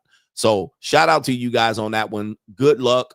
All right, we do have some evil world shit coming up here, and this is going to be fun, but that was fuck you, boss up. All right, boss up out here. You better boss up, nigga. Boss the hell up. All right, we got another segment here. It's an evil world we live in. Boy, we got women telling on themselves. This is an interesting thing here. Ooh, let's start off with this one on It's an Evil World We Live In. We have a man crashing out. Could this be Andrew Wilson crashing out on Al Gore's internet in relationship to being a step dummy? All right, a step dummy. You got step dummy season in the building, and let's hear this video. It's kind of funny, but let's play the video. Wasted 5 fucking years of my life on a bitch with 4 kids with 3 men. Tell me why the fuck I thought I would be different. Why the fuck did I think a man with no kids, who's responsible with a good fucking job, would fucking be good enough for a bitch with 4 fucking kids? And she still doesn't fucking see it. And I've wasted the rest of my fucking life. I got no time left. I gave all my fucking time to a woman with a fucking bunch of kids that aren't mine. What a fucking asshole I am. I've wasted 5 fucking years of my life on a bitch with 4 kids with 3 men. Here's William. Okay, there he is. William is there. All right. And yep, he wasted 5 years. All right. Being a step dummy.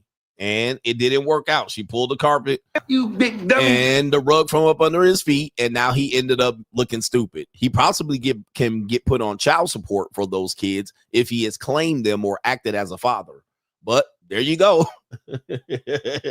Yep. So there's your ecclesiastic marriage. Here's William. All right, he is cooked. And he out there. Why is the camera so low, sir? All right, he really pissed. He is pissed. Years of my life on a 5 fucking asshole I am. I've wasted 5 fucking years of my life on a bitch with 4 kids with 3 men. Tell me why the fuck I thought I would be different. Why the fuck did I think a man with no kids who's responsible with a good fucking job would fucking be good enough for a bitch with 4 fucking kids? All right, see, now the funny thing is he can see that now. All right. And this is the difficulty with relationships is when you're in it, you can't see it. All right. Even when people, they know, they're like, damn, what are you doing? And they might not, normies ain't going to tell you like you tripping. Now, if I would have came around, I'd be like, bro, what are you doing? All right. And sometimes you can't even talk them out of it. They're gone. All right. They're gone and they know better. And you're like, okay, I'll let you do what you want to do. But what happens is when he gets kicked out, he realizes that pussy don't get given to you on merit. Okay, that you don't get loyal women out here because you're a good guy and you're doing the right thing. She's not going to consider that when she dumps your ass and exercises her right to exercise her options. All right, she doesn't matter. It doesn't matter. Now you looking dumb. Now you stuck on stupid. Now you realize you wasted money. Oh, I don't pay for pussy. And now what is he saying? I wasted all that time and money on kids that weren't mine, on a woman that had 4 kids by 3 different men. It happens, guys. Here's William. It happens. But sometimes men have to learn the hard way because ego. All right, she really likes me. You just got to find a woman that likes you. And she still doesn't fucking see it. And I've wasted the rest of my fucking life. I got no time left. Yep, you got no time left. All right, so he looks like he's in his 40s, possibly middle to late 40s. Maybe entering into his 50s. He has no time left. I always tell you, money, energy, attention, and time. Yeah, I got time, cuz. Money, what's more important? Money or time? Minister Jap says money's more important. I disagree. Time is way more important. You pay with time, and then you realize you pay with time that you can't get back when you lose. So it's an evil world we live in. Sensational. It's an evil Shout out world to we live Future. in. Good luck out there, guys. We have a woman that says, well, 50-50 partnerships. Yeah, but you're going to see her move the goalpost on the 50-50 partnership. Now, what do you hear when you hear 50-50 partnership? What do you hear? All right, this is why I always tell you it's a psyops. Some people do it, but most people really don't do it effectively. And it's really not 50-50 when you boil them down. Like when you actually hit the numbers, it's not really 50-50. You're doing more like 70-30. That includes when dates and vacations and these things are being paid. The woman will say, well, I paid this, I bought that. It's really going to be less than 30% of what the total cost was. She paid, but it's not 50%. All right. But she's going to keep tabs on what she paid. You're not. And then when she brings it up, like, oh, we pay 50. And you're like, no, we don't. And then she's going to bring out a book of receipts. Look, I paid for this. I paid for that. I paid that. I paid that. I paid that. Remember when I went out? Remember when we were here? And she'll have a receipt. Now, she'll ask you, show me your receipts of what you paid. And then you'll be like, I don't keep receipts of what I pay. I just pay it. She was like, see? So that's how she gets you. That's how they get you. But now we have even another pivot. This is why you got to be careful dealing with women. This woman says, yeah, I'm with the 50-50 partnership. I'm with equality, but there needs to be equity. Yes. So now what that mean? She knows that she can't compete. This is what happened to that black woman, Grace. What's her name? Dwayne Wade's wife. Dwayne Wade's wife, where she was trying to play 50-50 but couldn't keep up. Listen to this shit. how the goalpost can move. I'm moving in with my partner who you met. I'm so excited. How should I approach talking about rent with him? In a loving relationship, things don't need to be equal. They need to be equitable. You and I are dating. We find a $4,000 a month place. You pay $2,000, I pay $2,000. That's equal. It's not equitable. If one of us makes a lot more money, that person should take on essentially a prorated portion of that rent. This is why I don't do relationships, because that's not what she probably said when the relationship started. We're going to do 50-50 right down the middle. But then 6 months later, this is the bait and switch. So now 6 months into the relationship, she's going to look and pull a Gabrielle Union, and she's going to be like, damn, well, my $4,000 a month check, I got to pay $2,000 out of that. But he makes $8,000 a month, and he only has to pay $2,000 out of that $8,000. It's not fair. She's going to say it's not fair. How dare you? And then when you say, huh? You agreed to 50-50. And she was like, yeah, but. And then now you don't get no duck sick. Now you don't get no pussy. Okay. They was the one that brought the 50-50 conversation on. I want a partnership. I want it to be 50-50. I don't want to feel like you're paying me and I'm paying you. I don't want to feel like I'm taking care of you and you're taking care of me. Now she moved the goalpost to equitable, not equal. I keep warning you about this over and over again. And look at these beta white male brads. They don't know what to do with this. They don't know what to do with this. They're stuck in a relationship. They stay. They go, well, okay, I guess that makes sense. Now out of his $8,000 paycheck, he's going to be paying $3,500 and she's going to be paying $500 and still moving the goalposts here and there. She's going to call that equitable. She's going to call that a partnership. Like, this is crazy work. You got to watch out for this type of manipulation. You have to watch out, guys. Man, I tell you, people get manipulated like this and they don't see it. They don't see it at all. Let me go ahead and play the video in its entirety so you can see what the hell she's talking about. Like, it's crazy work. And now any woman watching me is like, yeah, this makes sense. But my point is, did you say that up front? When we moved in, when we got a relationship, when we bought the house, when we leased the apartment, was that the agreement? It probably wasn't. But the agreement was then changed down the line, aka bait and switch. She changed the rules midstream and then wants you to agree with it. When you don't agree with it, then she plays the victim. Then you break up, or then she restricts sex. You have to watch out for this type of manipulation.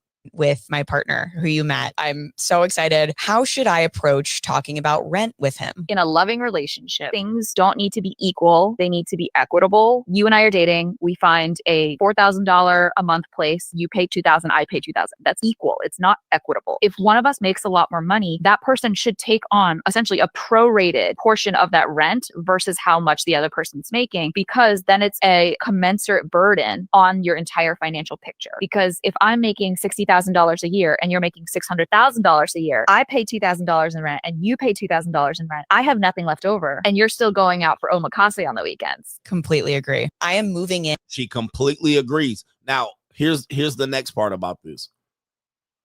Who then, if I pay more to the apartment or the lease or the mortgage, shouldn't she do more emotional labor than I do as a result? Right? All the stuff she complains about, washing, cooking, cleaning, what then she's going to do is say, we need to split that right down the middle. That needs to be right down the middle. So every time I pick up a sock, you pick up a sock. Every time I wash a plate, you wash a plate. Every time I cook a meal, you cook a meal. So that's going to be down the middle. So she's going to say Monday, Wednesday, and Friday, I cook. Tuesday, Thursday, and Saturday, you cook, and we eat out on Sunday. That's going to be her equity. That's going to be equal. And you're going to be like, hold up. I'm paying $3,500 to the $4,000 worth of rent. You're only paying $500. She's going to be like, yes, that's equitable. Now, when I keep telling you, women keep score. When a woman keeps score in a relationship, the relationship is over. The whole equal partnership is keeping score in a relationship. You cannot have a relationship if a woman's keeping score, because if you start keeping score too, she's going to say your scoreboard is off. Your scoreboard doesn't matter. My scoreboard is the only one that matter. I picked up a sock, so you need to pick up a sock. But then here's the problem. She will say, I want a traditional man. You open the door, you buy gifts, you pay for dinners and outings, you buy. Now she's going to want you to do this extra traditional male stuff, be the provider. Okay. Well, we're splitting utilities down the line in rent, but when it comes to gifts and dates and hotels and trips, when it comes to that, be a man. Pay up. So I'm telling you, man. This is why when people they're arguing about, well, people are in relationships and they seem happy. They're also going through this shit. They're also going through this. People don't want to talk about this. I talk about it all the time. And I'm like, this is why people's relationships fall apart. Not to mention the cheating and shit going on, right? The texting other men, the men texting other women, right? Not to mention that shit. When you start including that, and she's like, well, this is my male best friend, and this is my gay best friend, and this is my ex-husband, and we get along, and this is my baby daddy, and this is my friend that I went to school with, my homie that I went to school with, and this is my best friend, my play cousin, my play brother. Then you add that on top of all of this bullshit, and you can see why I keep telling you relationships are work. It's not just cuddling. It's not just massaging of feet and head rubs and booty rubs. It's not just sex. It's all of this extra bullshit that goes into it. And then you're constantly arguing and trying to get the power struggle back. In her mind, this makes sense. In those two bird brains' minds, it made sense. The one dude was looking ecclesiastically at them. Right? And then she gets to decide also when to give you pussy. She gets to also decide if you get to touch her. This is my body. You don't get to touch my body. You don't get to have sex with me whenever you want. I'm telling you, bro. Am I making sense? Press 1 in the chat if I'm making sense. Press 2 in the chat if you just a sucker for love ass nigga. Okay, we got evil world we live in. We have older women asking Cougar what's the youngest guy that they would date.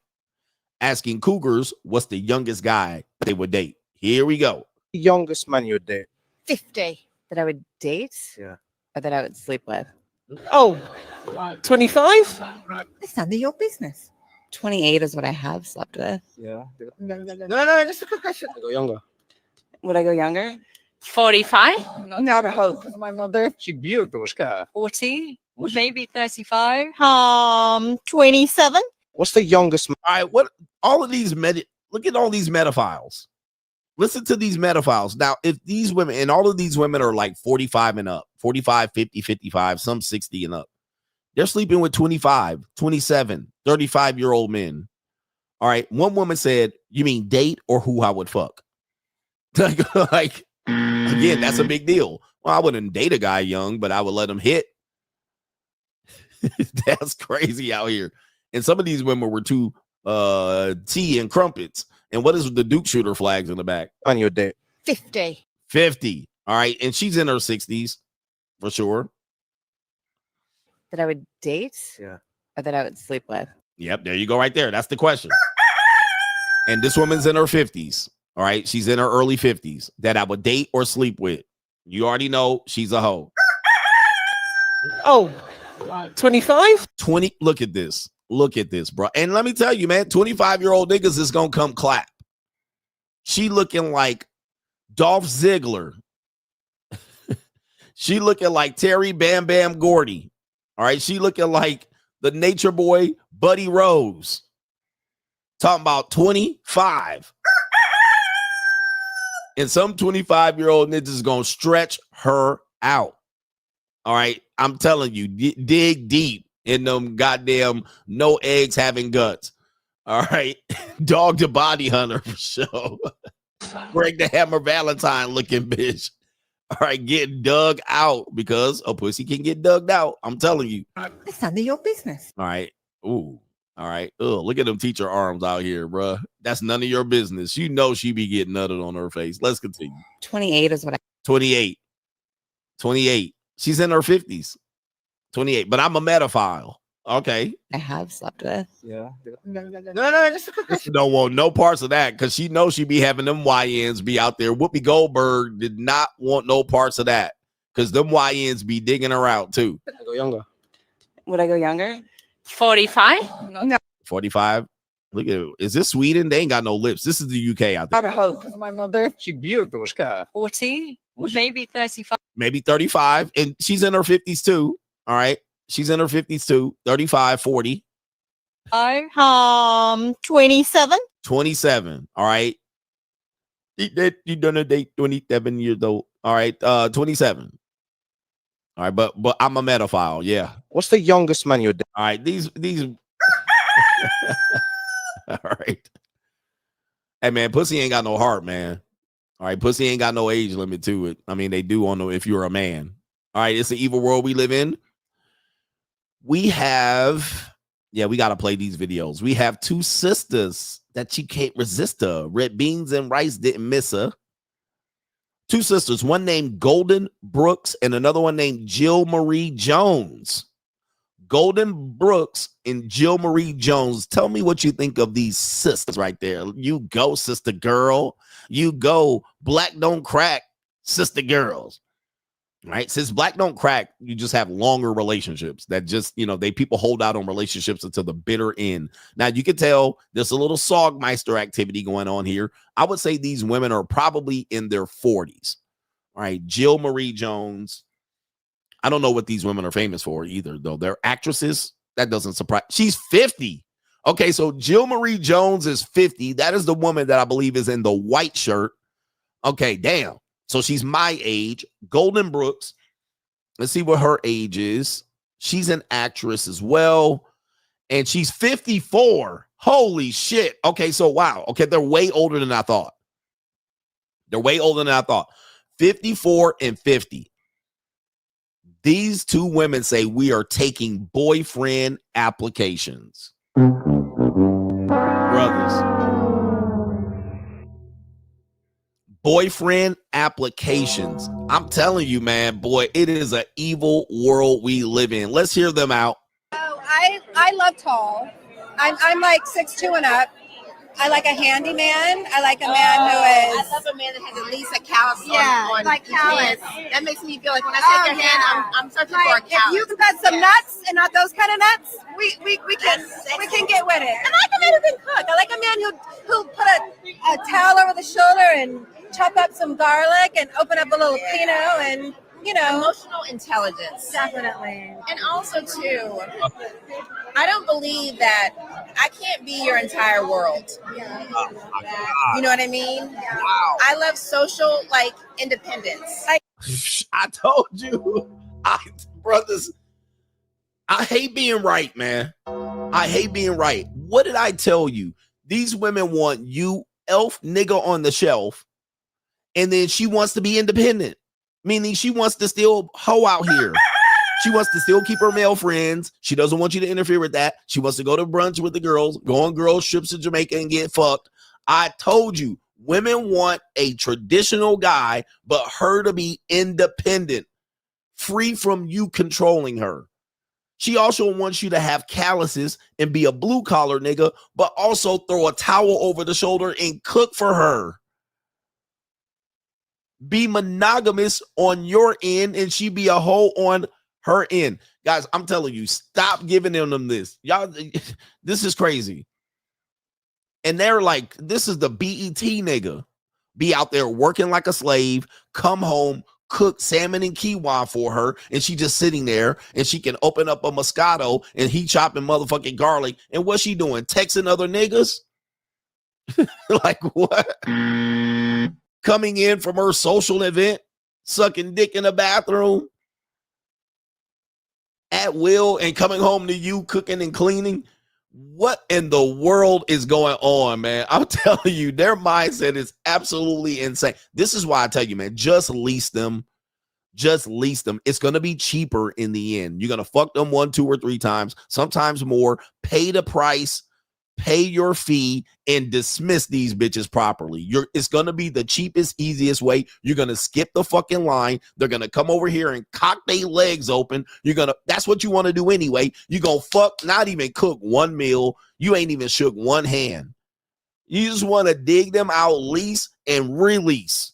Get the fuck out of here with that bullshit. Go find that other nigga. I ain't dating you. I'm not doing all this shit to impress you. Like, this is crazy.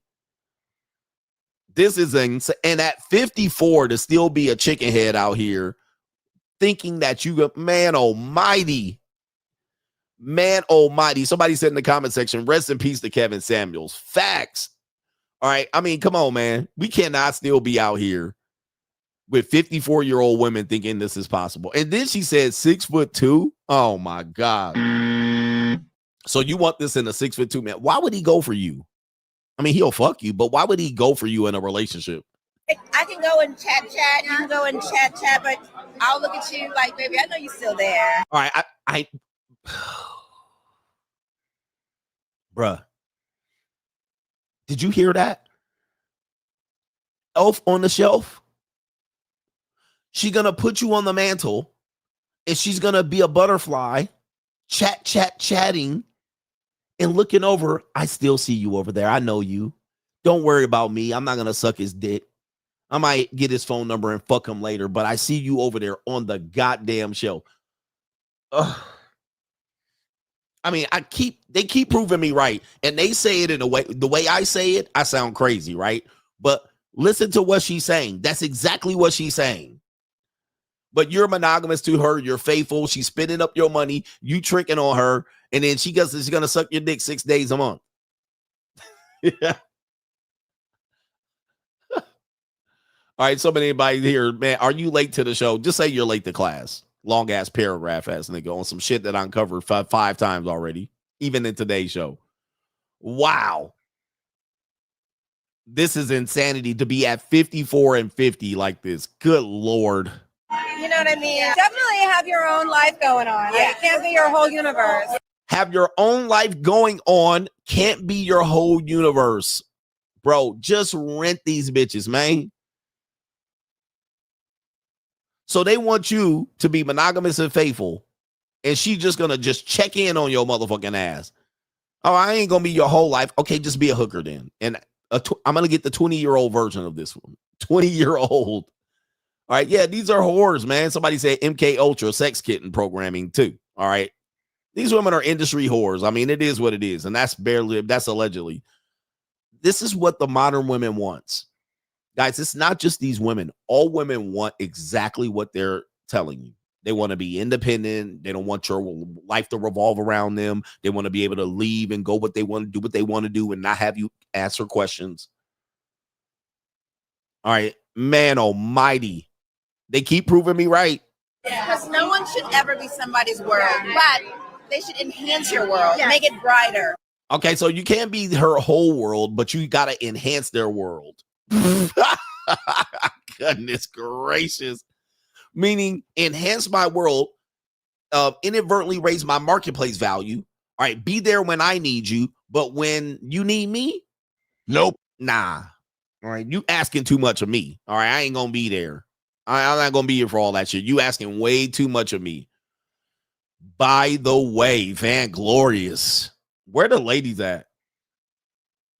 That is crazy work here. All right, we got another video here on this evil world we live in. I think we got 2 segments of It's an Evil World before we get to the main event. Oh yeah, well maybe we do, maybe we don't.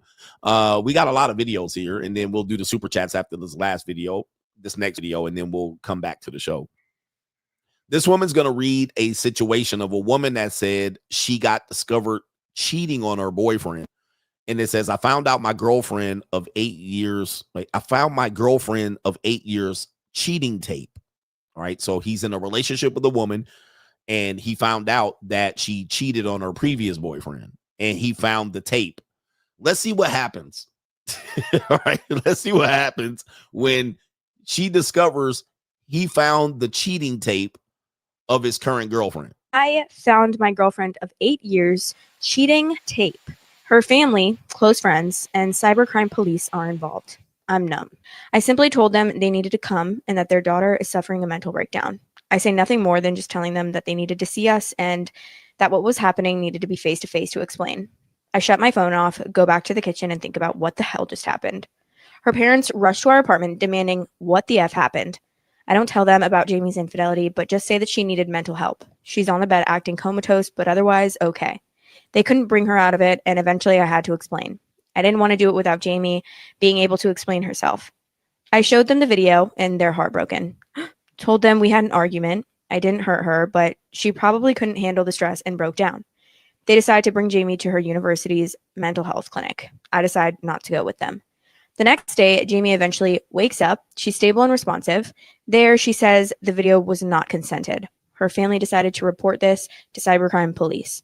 Jamie's family don't grill her with her mental state being the way that it is, but her parents are obviously ashamed and aren't sure what to do other than what the psychologist recommends, which is to let Jamie rest for a while and support her until they're sure she doesn't implode, and then she was sent home to her parents. This was all relayed to me by her older sister, Jackie, who's trying to be the mediator. She asked me if I really was going to end the relationship. I responded that I'm not sure if we can even salvage it. 2 days later, Jamie's parents asked me to visit them for a talk. I agree and go the next day. Jamie's parents and her older sister are present. We go to their living room and sit down. They looked sad and tired, and I felt the same. Jamie will be the last topic of our talk. First is me. They wanted my parents to be. All right, let me stop it right here. You see where this is going. All right. He's by what do they call it when you have an intervention? All right. This is them planning around the guy. So the guy doesn't know what's going to happen. And they say, just come over for lunch. We want to talk about the situation. And she's emotionally unstable and she's incapacitated and she's really traumatized by this. You can't leave her now in this state. So this is where you see where the guy's being manipulated to not leave. Okay, you can't leave her. I know you found something like this and she's embarrassed by this. And it was without her consent. And you understand this. You're going to hurt her more. She's going to cut herself if you leave. All right. Like what? Like what are we doing? All right. And so weak men who don't have any, masculinity will get called out for this. All right. I can't believe you would leave her and judge her for a thing like this. Involved. I feel disrespected as we're already adults. Plus, me and my father are tense, but I relent as I'm already tired and a bit out of my depth. Marriage was in discussion in the past after all. Finally, we talk about Jamie. She's stuck in her room, miserable and ashamed. Otherwise, okay. She'll stay with her parents for now. When she's needed by the police, she can stay with Jackie in a hotel. They understand that I needed space. They've submitted a report to our city's cybercrime office. Wow. They live 1 to 2 hours away in the suburbs. I'm needed for the investigation. I explained that I wasn't the one who found the video, but I'll try to get Mike involved. They apologize for Jamie, but I tell them she's the one who needed to apologize and that they shouldn't baby her. They agree, but begged me to not argue right now since Jamie may relapse. There you go right there. So now I'm going to tell you, man, this happens to us all the time. She's going to relapse. You're going to cause her to do this. Her psychologist said that. She has this. She's been diagnosed with that. She's going to go off the deep end. I don't know if she's going to survive. If you leave her, you're leaving her at a time where she needs you. You guys are talking about marriage and the relationship is working. Why give it up now? Guys, this happens to men all the time.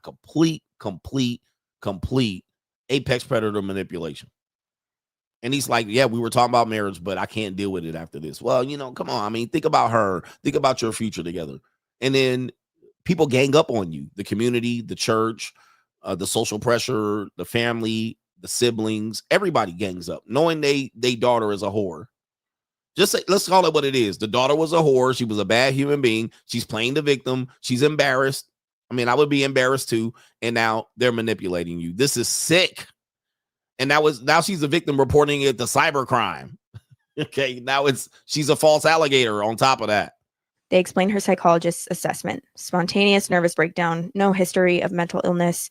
Concluded to be caused by accumulated stress from her studies and acute stress reaction from our argument. Wow. Okay, so her studies and the acute stress. This is why I hate psychology. I mean, I understand it, but I can't stand it. Well, she's like this because of the acute stress reaction from your argument. You mean when I called her out for cheating on her boyfriend and getting fucked on video? What? That's not an argument. That's me exposing this bitch as a piece of shit human being and not wife material. But now they're blaming him for her reaction. This is terrible, man. I'm telling you, man. You really can't win out here, bro. You can't win. All right. All right. You really can't win. Goodness gracious. I'm telling you, man. People never talk about these part of the relationships. They act like this on the well. This is what you have to deal with. All right. It is what it is. Well, you got to pick better. Shout out to Kaleem. He says, salute. That is my birthday today. 37 years old. Currently building my dream home gym. Your dream home gym to treat myself. Focused, locked in, and firmly in monk mode. Proud to see our London clips in the intro with the G-Wagon. He says, perfect combination. And he says, free agent lifestyle for life. Thank you for being our mentor. Kaleem, happy birthday to you. And that's a sponsorship. And Kaleem's car is in the intro. Shout out to that one guy that says CGA's a fraud. He's trying to use that car, that McLaren, and trying to claim it like that's his car. And I was like, no, I'm not. Like, just because it's in the intro doesn't mean I'm claiming it as mine. That's part of the lifestyle. Everybody knows that car is from London. See, that car's not even American and has a London license plate. Shout out to our brother Kaleem. It's Kaleem's car in the intro, the Boss Up intro, that I'm standing in front of the hotel in London. Shout out to you, man. 37 years young, and you're ready to go. And it was good to meet him in person. It was good to meet him in person. And I scratched his rims. You forgive me. Shout out to you, man. Very nice car. We have Kalen in the building. What does Kalen have to say? He says right here, I know you'd agree that 304s and single moms and divorcees are for sex only. I know you said you wouldn't F wives unless you had permission. Who are the other women you would not F? I mean, who else is left? Mentally unstable women. All right. Women with Down syndrome. Women that are in wheelchairs. Who else is left? Women with cerebral palsy. Who else is left? I don't think there's anybody left after that. Single moms I'd have sex with for sure. Divorcees for sure I would have sex with. Whores, 304s. Yep. Wives, no, unless the husband was like, fuck my wife. All right. But yeah, I don't mess with wives. Like if a wife came up to me or even women that are in or claim to have relationships, I don't mess with. So if they say they have a boyfriend, like I met this woman who was I can't give it up, but she was a beauty pageant winner. She represented a certain state or city. Anyway, yeah, amputees, I suppose. I wouldn't do that. Women amputee. I'd be like, it's not necessary.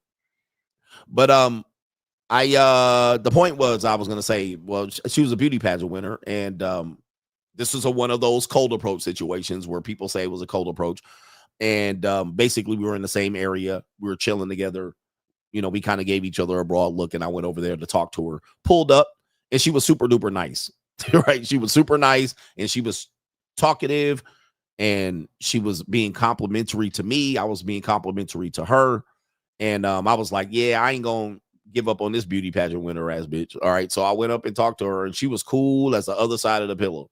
However, by the time we got down to it, I started to go ahead and close the deal. And she said, oh, I have a relationship. I have a boyfriend. I have this, and we're working. Oh, cool. Say no more. Say less. All right. As soon as I hear that, I'm out. I'm out of there. She got a boyfriend. She's in a long-term relationship. She's married. I don't want nothing to do with her. Okay. Even if she would be like, oh, you know, well, I still would like to talk to you and we can be friends. And I don't want no parts of that. Go do it. Go suck your husband's dick. Like, even if a woman is like, you know, I'm in a sexist marriage and my husband doesn't do this, bye. All right, bye. All right, I'm not the one to run through that, because dudes will be like, well, she lying and she tried to do this. I'm not trying to waste my time. There's so many single women out here, right? There's so many single available women out here that you can get they cock their legs open. Why waste time trying to hammer and chisel away at that?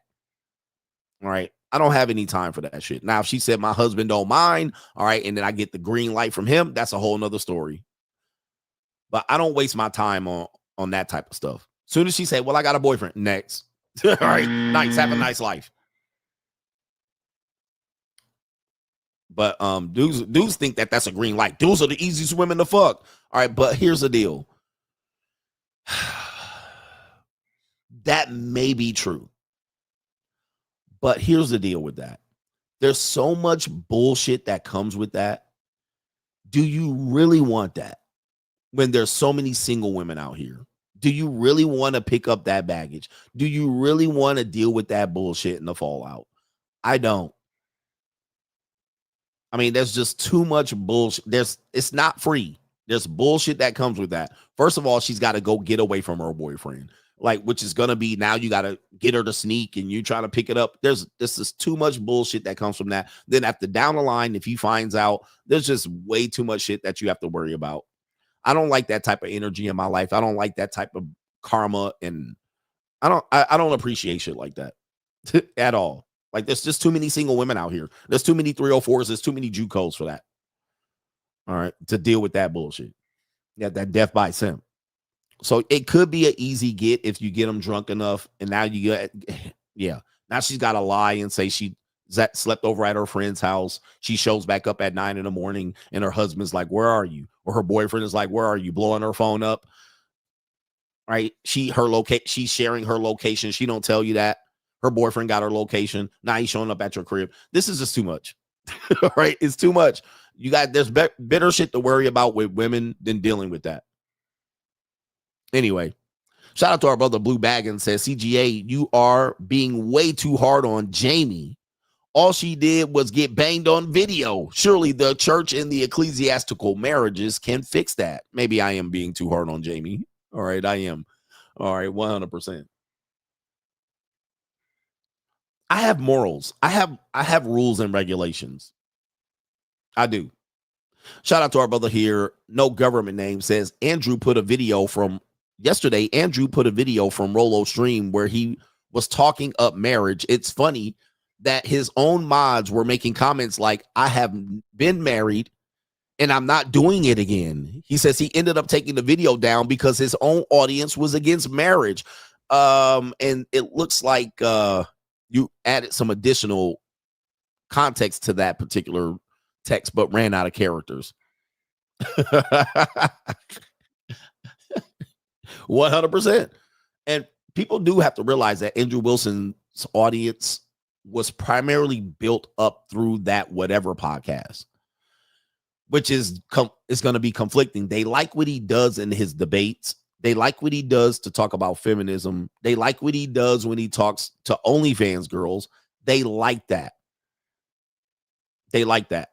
But what they don't like is that marriage shit. Like they don't like that. So they're conflicted. This is why you got to be careful how you build your audience, because, you know, if you build your audience flaming 304s, but then your wife is a 304, yeah, that ain't gonna work. Shout out to our brother Big Cheese says, I saw a short of Andrew Wilson getting triggered by a flatback. In the video, he opens a 32-ounce Budweiser and finishes a bottle of Wild Turkey. Come on, man. All right. Yeah, man. He drunk out there. Gotcha, bitch. I told you. I mean, even off camera, I was like, dude, he is not what he portrays to be. Smoking, chain smoking in the cigarette. He was fiending. Had alcohol all in front of him. He's got problems, man. And I hope he addresses it. It would not surprise me if he goes into some sort of rehab or takes some time off to reevaluate himself, to go back to the drawing board. He needs it. He needs it. He has problems. Not only that, he has problems with his wife, because I think she wears the pants in that family and she's older than him. Just seeing how she addresses other people and talks down to people. Like he got problems, and I would hope that he hopes to solve his problems. Iggy G, everybody boss up, man. He says every boss up man should have the unmitigated pleasure of walking into the room to the squealing delights of daddy, daddy, daddy, to a trio of smiling, happy faces, thrilled to see him. Every boss up man should have that, especially when they are all 19-year-old and sexy lingerie draws and not related to him. Indeed, get him daddy season. Yes, indeed. 3 women. Get him daddy. Young 19-year-old women jumping for joy. All right. They could be like, you would really fuck 19-year-old women? Hell yeah, bro. All the time. All right. Shout out to you. ABL says your debate was an intervention. It was. It basically opened up to the world that there's something problematic about him. But Iggy G says we should have that squealing delight of 3 19-year-old women saying, "Daddy." Okay, Daddy. I love it. With their feet out, me licking their toes and pouring Cristal on their feet. People are like, that's appalling.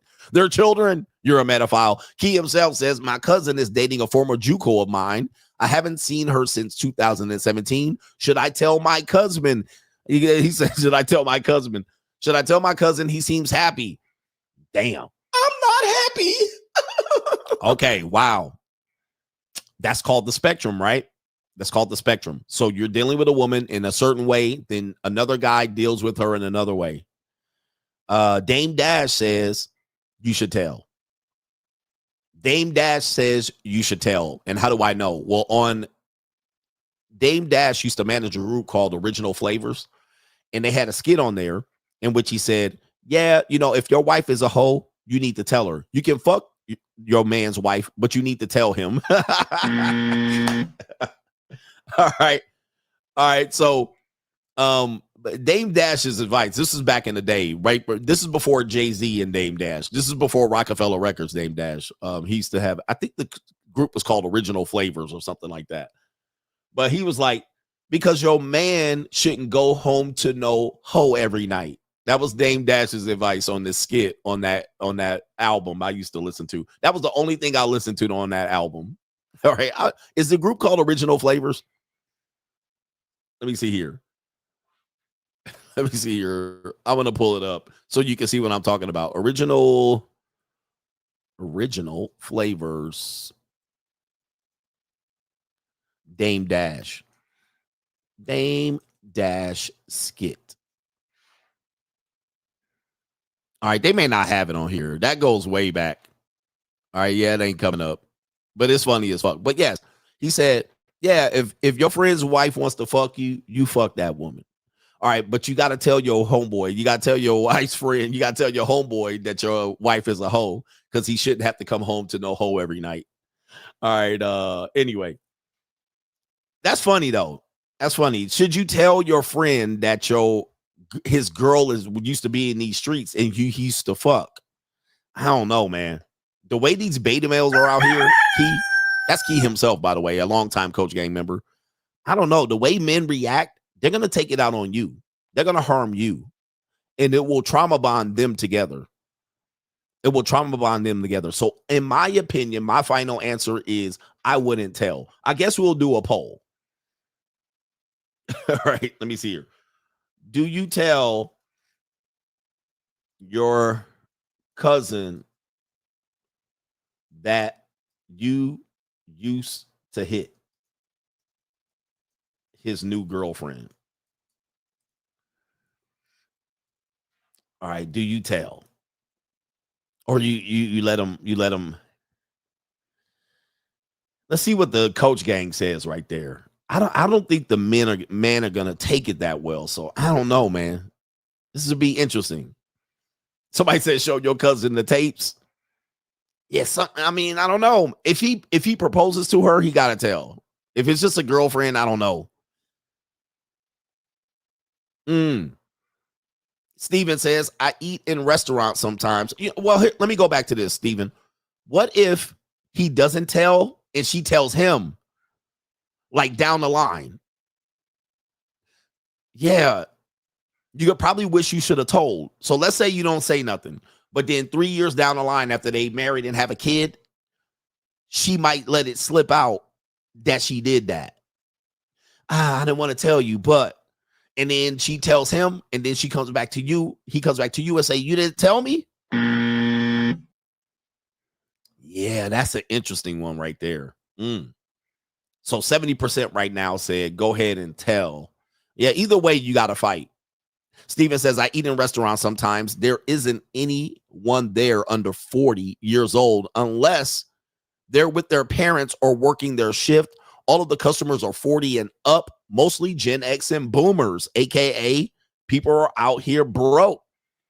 You get it through your I think thick so, too. skull that I'm broke. I see it, too. Dead, flat, stony, broke. I've got $3.85 in my purse. Yep. That means the millennials, Gen Z, they don't got the money. All right. They got the money to get, Panera bread or some shit like this. But yeah, he says when I'm at restaurants, everybody's 40 and up. Unless they were their parents. All right. If they're in there, they're with their parents, maybe a sugar daddy, a date. All right. Working their shift. Is Gen Z broke or just antisocial? Somebody says socially awkward and broke. That's kind of a deadly combination. Big boss man, and plus Gen Z be up at night. All right, they're night owls. Most of them are night owls. They don't have the discipline. Their circadian rhythm is thrown off. Hormones. The women be up fucking all night, and sucking dick, and then text messaging you at 1 a.m. Oh, I just got your message. All right, sleep until 10 o'clock at night, waking up wide awake. So they're not even awake half the time to go do shit. Let alone got the money, let alone got the social skills to be out there. This is just what it is. Big boss man says those kids were greeting their dads with open arms, feeling like it feels like sibling love. I would rather have my kids show up. Yeah, we gonna read that again. Nope. All right. He says these kids were greeting their dads with open arms, feels like sibling love. I would rather have my kids show me the utmost respect, but that's just me though. So you say you don't need the hero's welcome. Okay. He said, fuck the dumb shit. NGN, do you think that the fact that since most people need religion and laws or shame to not cheat, steal, or lie proves that human beings are just amoral animals? That's selfish. I actually have debated that with a lot of religious people, that most of the time, religion is just served to develop simple rules that anybody could have came up with in order to make things work. Like, for instance, the 10 Commandments. Now, the 10 Commandments seem like it's a very, very, we've known it to be like the historical thing. Yeah, the 10 Commandments, we need to follow that. All right, anybody could have came up with that. All right, we didn't need to go into the burning bush, and we didn't need to have Moses disappear for 30 days and come out with his beard with 2 tablets. Anybody could have came up with that goofy shit. And it's the fact that we would need a 10 Commandments, which is crazy. Right? Okay. The fact that we would need that to guide us shows us that we're amoral animals. The fact that we needed at some point to go, and he came out looking like Doc from Back to the Future holding the tablets. All right, guys, I got it. What we're going to do is we're not going to kill each other. All right. You know what we're not going to also do? We're not going to steal from each other. All right. Yeah. Let's just start right there. You know what I mean? We're not going to kill each other. Killing each other is very barbaric. Why don't we put the rules here? And it ain't even the rule number 1. It's like in the middle of all the ego God has. Yeah. We're not going to kill, steal, or cheat on our wives. And we're not going to lust over the wives of our neighbors. Because that leads to people dying and killing each other. And we're not going to look at our neighbor's shit and then wish we had it.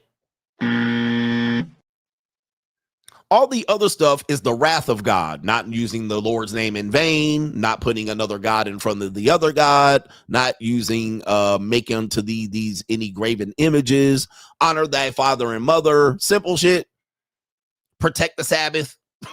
All right.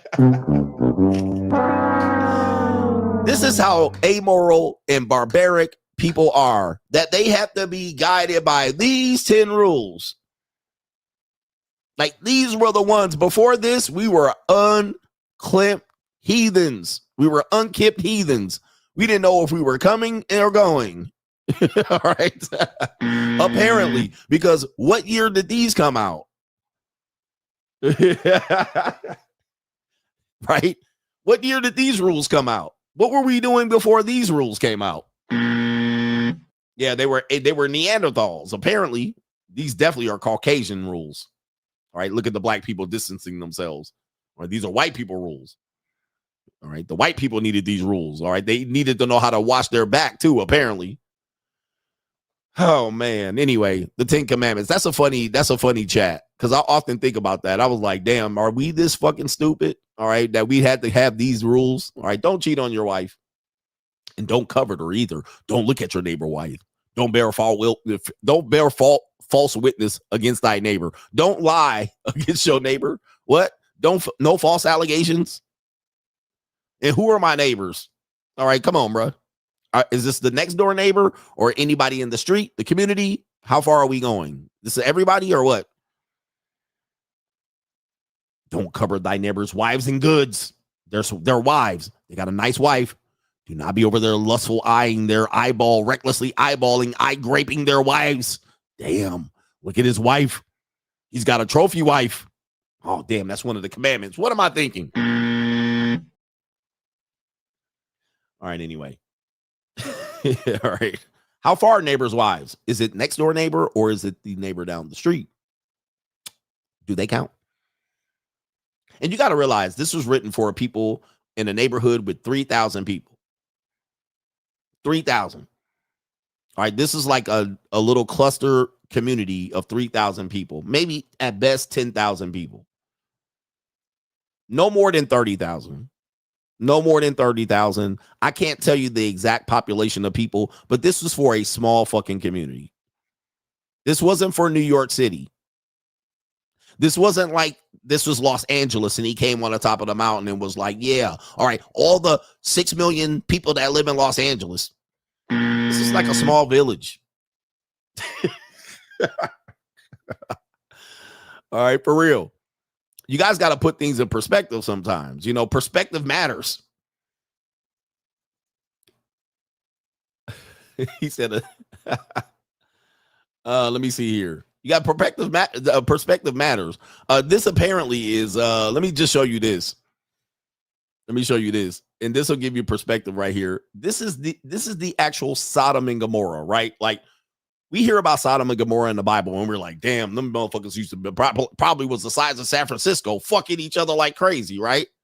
Like, you got to think, like, in our world, the way we look at stories and we tell stories, we think Sodom and Gomorrah was like a whole city. Like, they had a nightclub, right? It was a disco, and they had DJs and a whole bunch of Duke shooters and shit walking around, and they was just out here flame melting, licking pussy, licking sniz, and dropping that neck. Well, here's the real Sodom and Gomorrah right here. This is it right here. Okay, this clump of bricks. This is the Sodom and Gomorrah y'all people talk about.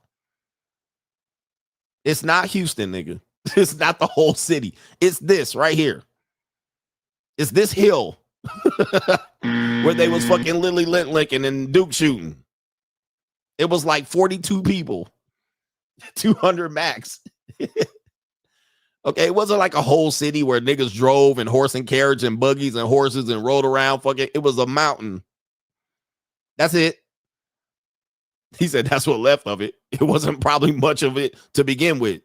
All right. That's all it was. Let me see if I can pull up another picture of it. It was not much there, bro. I mean, it might have been built up something. Might have been a castle there, a couple buildings. Here, let me see here. Here's a possible, is this it? This is probably what it looked like right here. That's it. No strobe lights. All right. No fancy music and shit like this. That's what it was. All right. It was a clump of buildings topped on each other. They was fucking in there. All right. Anyway, it wasn't like a major city. It wasn't a big city. It was just this area here. All right. Basically downtown Orlando. Downtown Orlando. The size of Ocean, what is it? Orange Avenue in Orlando. That was Sodom and Gomorrah. And by the way, there's a Sodom and Gomorrah in Orlando too. Enough about that shit. We're pissing off the Christians. All right, what are we doing here? We got evil shit going on. What time do we got in this stream? I guess I got time. Imagine what God would do to Atlanta and Houston combined right now. All right, it would be a shit show. I mean, the whole city would be sunken. All right, we got more evil shit here. Want to see Evil World We Live In Part 2. Man, what videos do I want to show you? I got to save some for tomorrow because this is crazy. I got so much show here. It's crazy. So first of all, we have a woman that says her type of man is changing for this reason. The type of man that she wants to date is changing for this reason. And she says it's the economy. Listen to this. I'm not really sure if having a type is economical anymore. And just hear me out. Just because someone isn't pleasing to the eye doesn't mean that they can't provide other resources. And just because God may have took a little less time making them than others doesn't mean that they are not important to the ecosystem. And it doesn't mean that their money isn't green. It doesn't mean that Zelle doesn't work well. That ugly man need love too. Your rent's due, motherfucker. Okay. All right. So what do I call this? Monetized dating. Okay. Now you guys could keep kicking the can down the road of this prostitution thing going on. This is another example of what I've been telling you is going on, is sweeping the world. People are no longer hiding the fact that this is going to be the way people date. This is why when I say relationships are never going to get back to what they used to be, is because everybody's dating economically. Okay, you had the whole video of the Asian woman saying equal or equitable, and they're calling that a normal relationship. So here you go. My type is changing in this economy. I predicted this. Economically, they don't have a choice. Like loving relationships and fairy tales are not going to, ecclesiasticism is not going to work in today's world. It just doesn't work. It's just the name of the game is going to be money, right? That's what it's going to be. It's going to be money. The bottom line. Now, there's going to be some guys that are going to be the exception to the rule that will continue to kind of push through this and try to beat the system numerically. It's a numbers game, and there'll be some that'll have some wins. There'll be some that has a few wins, and there'll be some that won't win at all. But the bulk of the men are going to be in the I'm not going to win at all. In fact, somebody sent me a post of a guy that went to Costa Rica, and he had problems getting women off dating apps in Costa Rica. He was frustrated. And I was like, bruh, you can get $150 and pick up a whole bunch of ticas. You're good. 200 tops. Maybe if you really want to stretch it out, 250, you'll have plenty of ticas. You're only going to be there for a week. What the fuck are you using a dating app for? What are you doing? You're not going to be there. If you're going to be somewhere less than a month, don't do that. I mean, you can do dating apps. Less than 2 weeks, you don't need a dating app. Go straight to the pay for ticas. What are we doing? But this is how guys are trying to beat the system. They're trying to beat the system, but you're a goofball. The reality and the name of the game is economics. That's what we're doing. That's what's going to be how almost all relationships are going to be able to exist until either men make way more than women and they can return back to traditional femininity, or the women make way more than the men. That's the only hope you have. No church, ecclesiastics is going to help you out. So that woman said, my type is changing in this economy. I said that. I've been warning you of that. That doesn't mean some broke niggas ain't going to hit, but it is what it is. Speaking of passport bros, we have a woman who implodes because passport bros are rejecting women. All right. And this is not a black woman this time. It looks to be a Latina, right? Or a possible Latina. Let's see what she says. I just don't understand how the most basic level men can leave America, travel to these other countries, and just pull absolute tens, like the hottest girls that you will ever see. And these men, like men that we wouldn't even look twice at, are just pulling them and convincing them to date them. Like, I truly don't understand it. Can someone please explain to me how this is happening and how these men are able to get away with it? Also, like, how can we stop this? It's out of control, and it's getting to a point where it needs to be stopped. Okay. All right. So this is Jebediah. All right. So isn't this interesting? So she said, this is an interesting dynamic, and Deuce is still fighting this. All right. Suckers only pay for cat. Y'all still going to fight this, and you're going to lose this battle. All right. I don't care what you say. All right. That's nice. All right. Your opinion noted, but opinion obliterated. She's mad. Again, just like her opinion's obliterated. Nobody cares what the fuck you think. Okay. It don't matter what you think. What's happening, what the results are. The results. This woman's mad at a group of men that she admitted she wouldn't even look twice at. Okay. She just admitted these are men that she didn't even care about. We wouldn't even look twice at these men in America, but they're able to go over there and have, she says, success.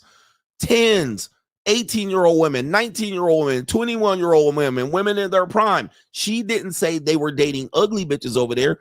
She said they went over there, men we wouldn't even look at, went over there and got 10s. Then she said, how do we put a stop to it? AKA, we're losing the game. This is when dudes will be like, well, I wouldn't pay. Well, that means you're losing. All right. These trick ass millionaires, you're losing. You want to stop it. How do we stop it? We need to put a stop to this. It don't matter. You can't put a stop to it. It's too late. They're going to price you out. They're going to make it harder for you. They're going to raise the price by virtue of this. You're going to have to deal with it. It's part of the game. Game is game. Okay. Now she wants to put a stop to it because these men aren't giving her attention because they need these men. These are the cleanup men. These were the stepdaddies of the yesteryear. These were the stepdaddies of yesteryear. Now these men are going, I don't want to be a stepdaddy. So I'm going to go over there and pull a 10. So she's even saying that they're having success. So they're getting what they want. Whether they get a wife, whether they get some, they blow through a whole bunch of Filipinos when they go over there, they're getting what they want. Don't understand how the most mid basic level men can leave America, travel to these other countries and just pull absolute tens. So this is a sad part right here. This is sad that this is still the conversation. How do these mid-level men that only are here to be used by me for dates, right? The possibility of sex. Look at the forehead on this woman. Okay, she a mid-tier. She below mid on the woman side. Okay, but you don't get to play with these guys. You don't get to finesse these guys. You don't get to have them spoil you and you tell them to bring something to the table. How do these mid-tier men go over there? The hottest girls that you will ever see. The hottest girls you'll ever see. Hotter than her, for sure. Way hotter than her. And she knows that. How are they able to do it? Well, they got money. The same money that you would have finessed them off of dates off Tinder for dinner dates and gave them nothing but a pat on the head. And these men, like men that we wouldn't even look twice at. This is the part I really don't understand. You wouldn't even look twice at these men? Well, why do they matter? That part I don't get. Okay. Right? Why does she not care? She's literally saying, I wouldn't even care about these guys. But why do they get to go over there and win and get the women? Women that are better looking than me. And you know what's going to happen? And I'm going to tell you what happens. Soon as men do this, they go over there and they realize that they can date women that were somewhat out of their league or price range in America. When they come back to America, they're completely reset. They're like, I'm not chasing these women. All I have to do is in 3 months, 6 months, go back over there and I can put my hands on some young, prime, fertile hips. Nobody's calling me a metaphile. Nobody's telling me to date an old single mother. Nobody's telling me to date women in their 30s, that they're strong and brave. And then when they come back over here, they're completely reset. They're like, man, I ain't chasing these bras down. I'll just literally focus on getting my bag. And then in 3 months, be right back to Costa Rica. So then when they come back, they're not chasing. Right, they'll be back here in America for 257 days, ain't chasing one of these regular hand beast bitches. All right, because you'll be like, nah, you're good. I know what I can get elsewhere. Dude, when I'm in the airport and talking to dudes, it'd be old white dudes in their 50s with badass women in Costa Rica. Like good looking women. Now, of course, I don't know what she does when he ain't there. That's either besides the point, because the American women aren't loyal either. But he definitely is reset when he comes back. That same fat white dude in Houston, when he goes to Costa Rica for 2 weeks and 3 weeks, and he gets loved and rubbed on by a nice prime piece of ass, he goes back to Houston. He can't get that. Neither is he worried about it. He was like, I met this dude in the airport, white dude. He was like, I've been to Costa Rica 9 times this year. 9 times. And by that point of I guess, I don't know, that was in March or April. He was like, I've been back 9 times. Just back and forth, back and forth. And in Houston, that's a direct flight. Got to be, if I'm not mistaken, might be less than 3 hours or 4 hours from Houston. And he said, I live in Houston. I hop on the plane, hit the Costa Rica. That's like him going from Houston to LA. Instead of going to LA, he go and fuck with these ridiculous Western women in Los Angeles. He goes to Costa Rica.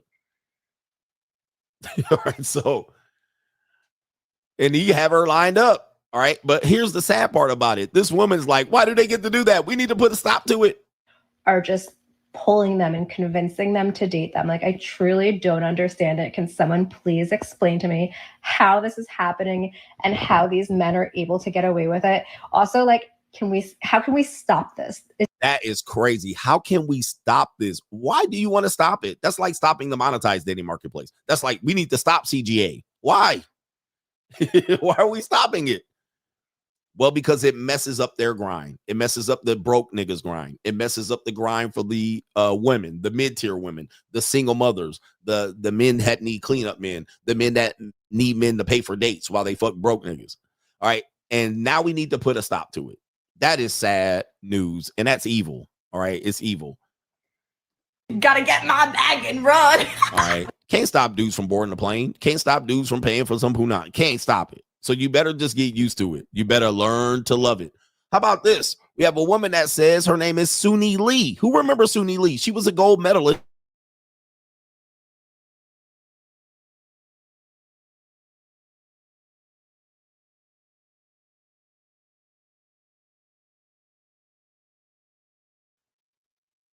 All right, what are we doing?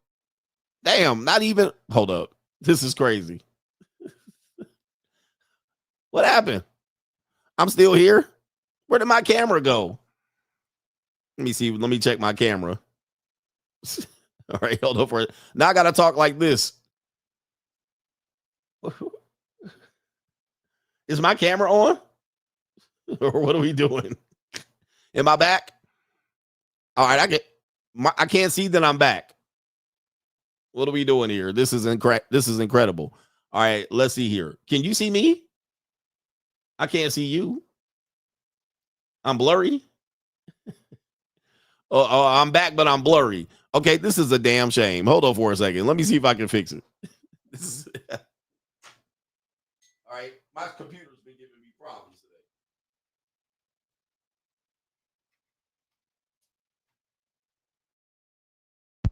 All right, let's try that. All right, let me see here. Let's come back. All right, let me see if I can do. Wait a minute. Ah, there I am. This is crazy. What are we doing? All right, man. Why do they keep messing with me? Oh, I am blurry. Am I better now? Okay. Hold on for a second. They messed me up. Let me see where the microphone at. Okay, microphone. Okay, here we go right here. How they reset my shit like that? All right, look at that. I'm back. Okay. We living better now. Coochie sweater now. All right. My camera just died. I don't know what happened. It kicked me off the internet. We're good now. Everybody that's listening to the podcast, I am not editing that part out. Anyway, let's get back to it. We have It's an Evil World We Live In. Suni Lee. It's an evil world we live in. The AI bot is listening. Suni Lee. Who remembers Suni Lee? Suni Lee, I was saying, she was in the United States gymnastics team.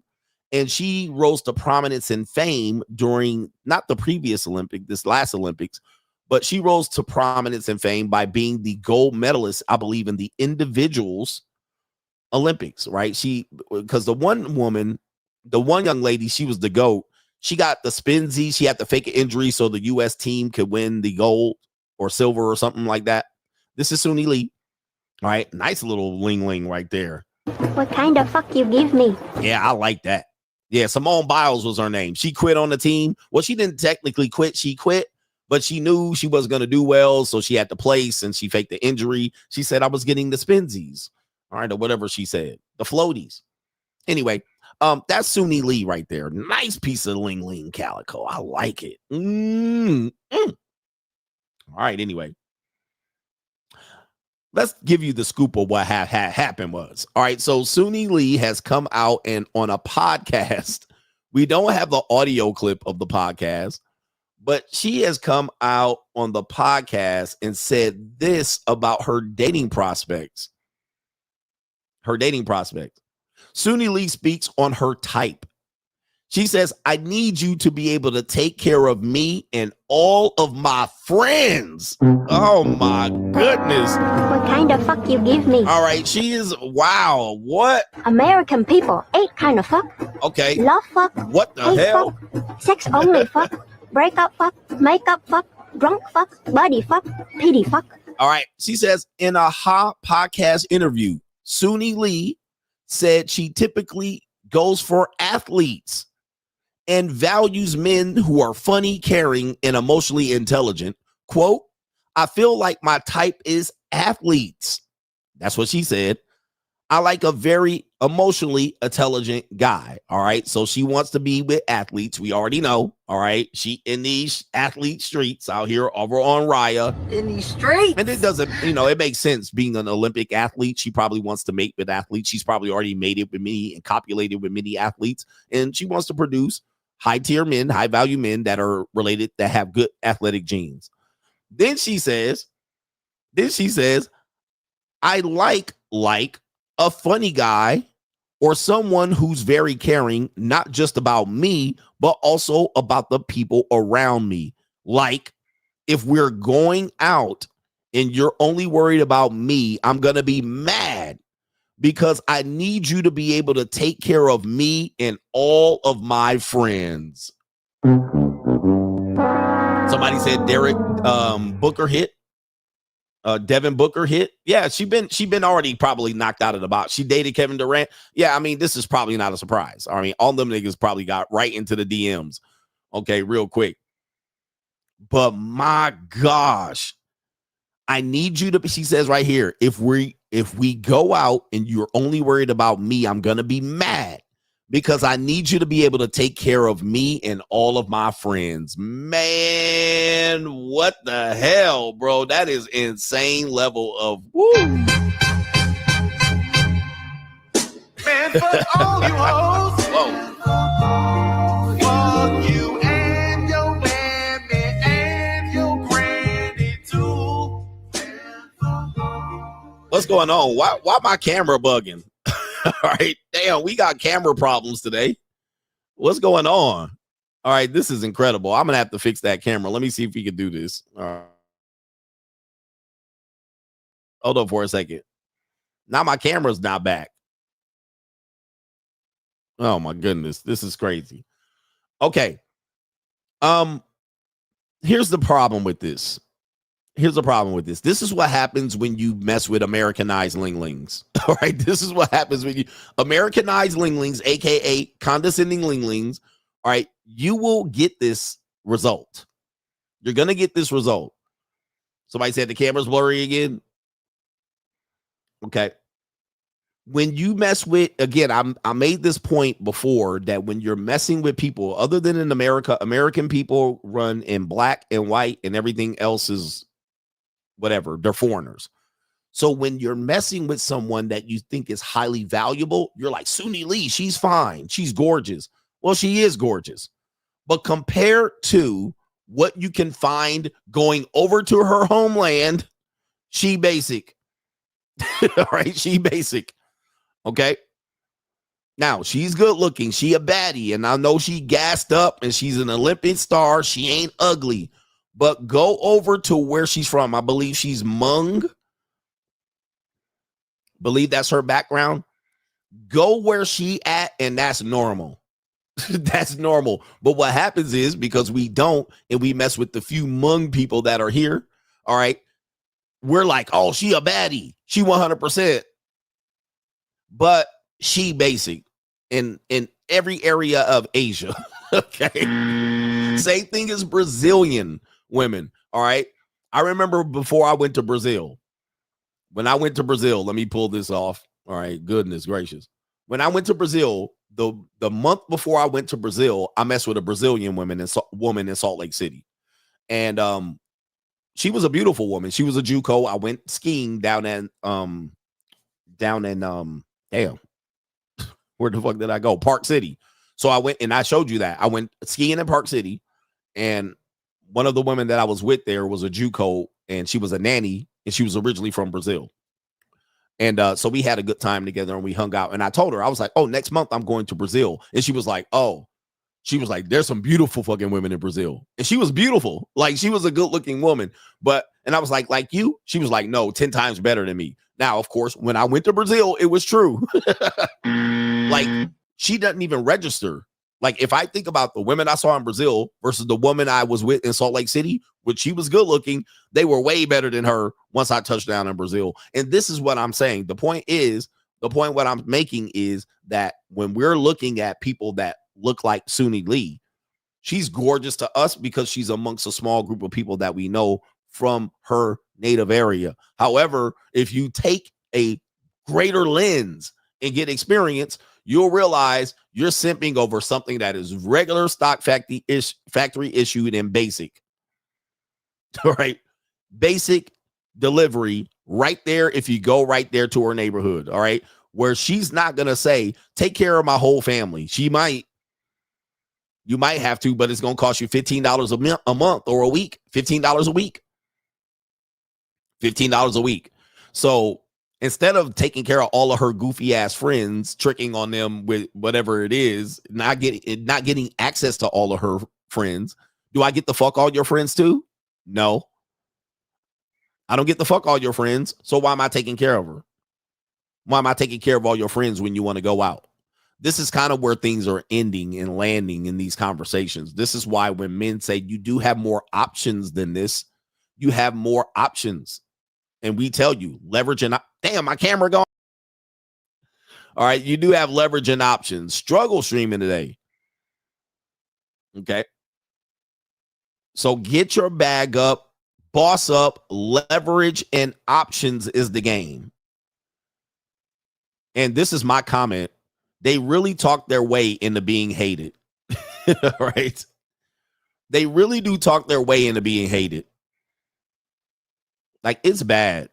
It's a bad thing. And this is what I call Americanized linglings. And it doesn't matter what kind of person you're dealing with. When they come over here, something about the American attitude that forces them to think that way. I mean, it is insane what people have to deal with. Then when you have scarcity, when you don't have the ability to move around, even in the country, within the country, you don't even have to leave the country. You don't have the ability to, you're dealing 5-figure problems. You end up dealing with this bullshit. You end up thinking like, well, I got to deal with it. And then people will say, look at this shit, bro. Like, what are we doing?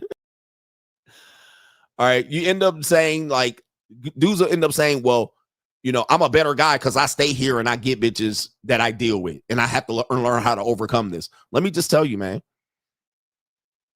You do not have to overcome this. One thing I always try to teach men or ask them or try to at least warn them, you're working way too hard to try to get and please women here. With marriage, dating, sex, you guys are doing way too much. And I don't know what it is, particularly with men, that they think if I have to do all this, I'm better for it. But you don't. Where you have to put in the work is in your own life. Why don't you put that work there? Because the money, energy, attention, and time you're spending to get the average regular person here in the United States, it's not worth it. Well, I got to overcome objections, and I got to learn game, and I got to pick up, and I got to do this, and I got to go ahead and cake on the phone, and I got to spit, and I got to have a crispy mouthpiece, and I got to have my, khakis crease, and I got to have this, and I got to have that. let me just tell you, you don't. You don't. And then when men see another guy using other strategies, then they say, well, he a lame and he a sucker and he's only successful because he did that. Why would you do all of that? Why would you need to do all of that? You don't have to. Why make it harder for yourself? That's my question. Why are you making it so hard? Same thing. You get a 911. It's a little bit easier. You travel. It's a little bit easier. You don't have to do all this shit. I know y'all want to believe that this is something that people are going to look at. You did it the hard way. You got her out of the mud and you overcame all these objections and you did this and you ran the mouthpiece. It's not necessary. For the young men, this is not necessary. It doesn't make it, even the woman you're getting is a bad attitude American women. It's like, even the woman you're showing me you're getting, trust me, they're not that good.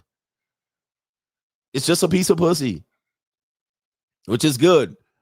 But show me the woman you're doing all that work for. I'm not impressed. There's a 9.9 out of 10 chance I would not be impressed by the woman you're claiming you're getting by doing all of this stuff. I'll be like, show me the woman you're doing it with. I'll be like, I'm not impressed by that. I've had better on a slow day. I've had better for free than you've gotten. I mean, trust me. I'm just saying, man, dudes are doing way too much for way too regular. It's unbelievable. It's unbelievable. Let me see what we got here. We do have Muhammad Ali, the greatest boxer of all time. Do you think so? Okay. What do we got here? We have Muhammad Ali debating feminists in the 1970s. Oh, no. So, again, these ain't nothing changed but the date. Hopefully, we won't have camera issues. If we do, I'll just go ahead and go here. Here we go right here. So, it says right here, Muhammad Ali debates on femininity and masculinity with Billie Jean King.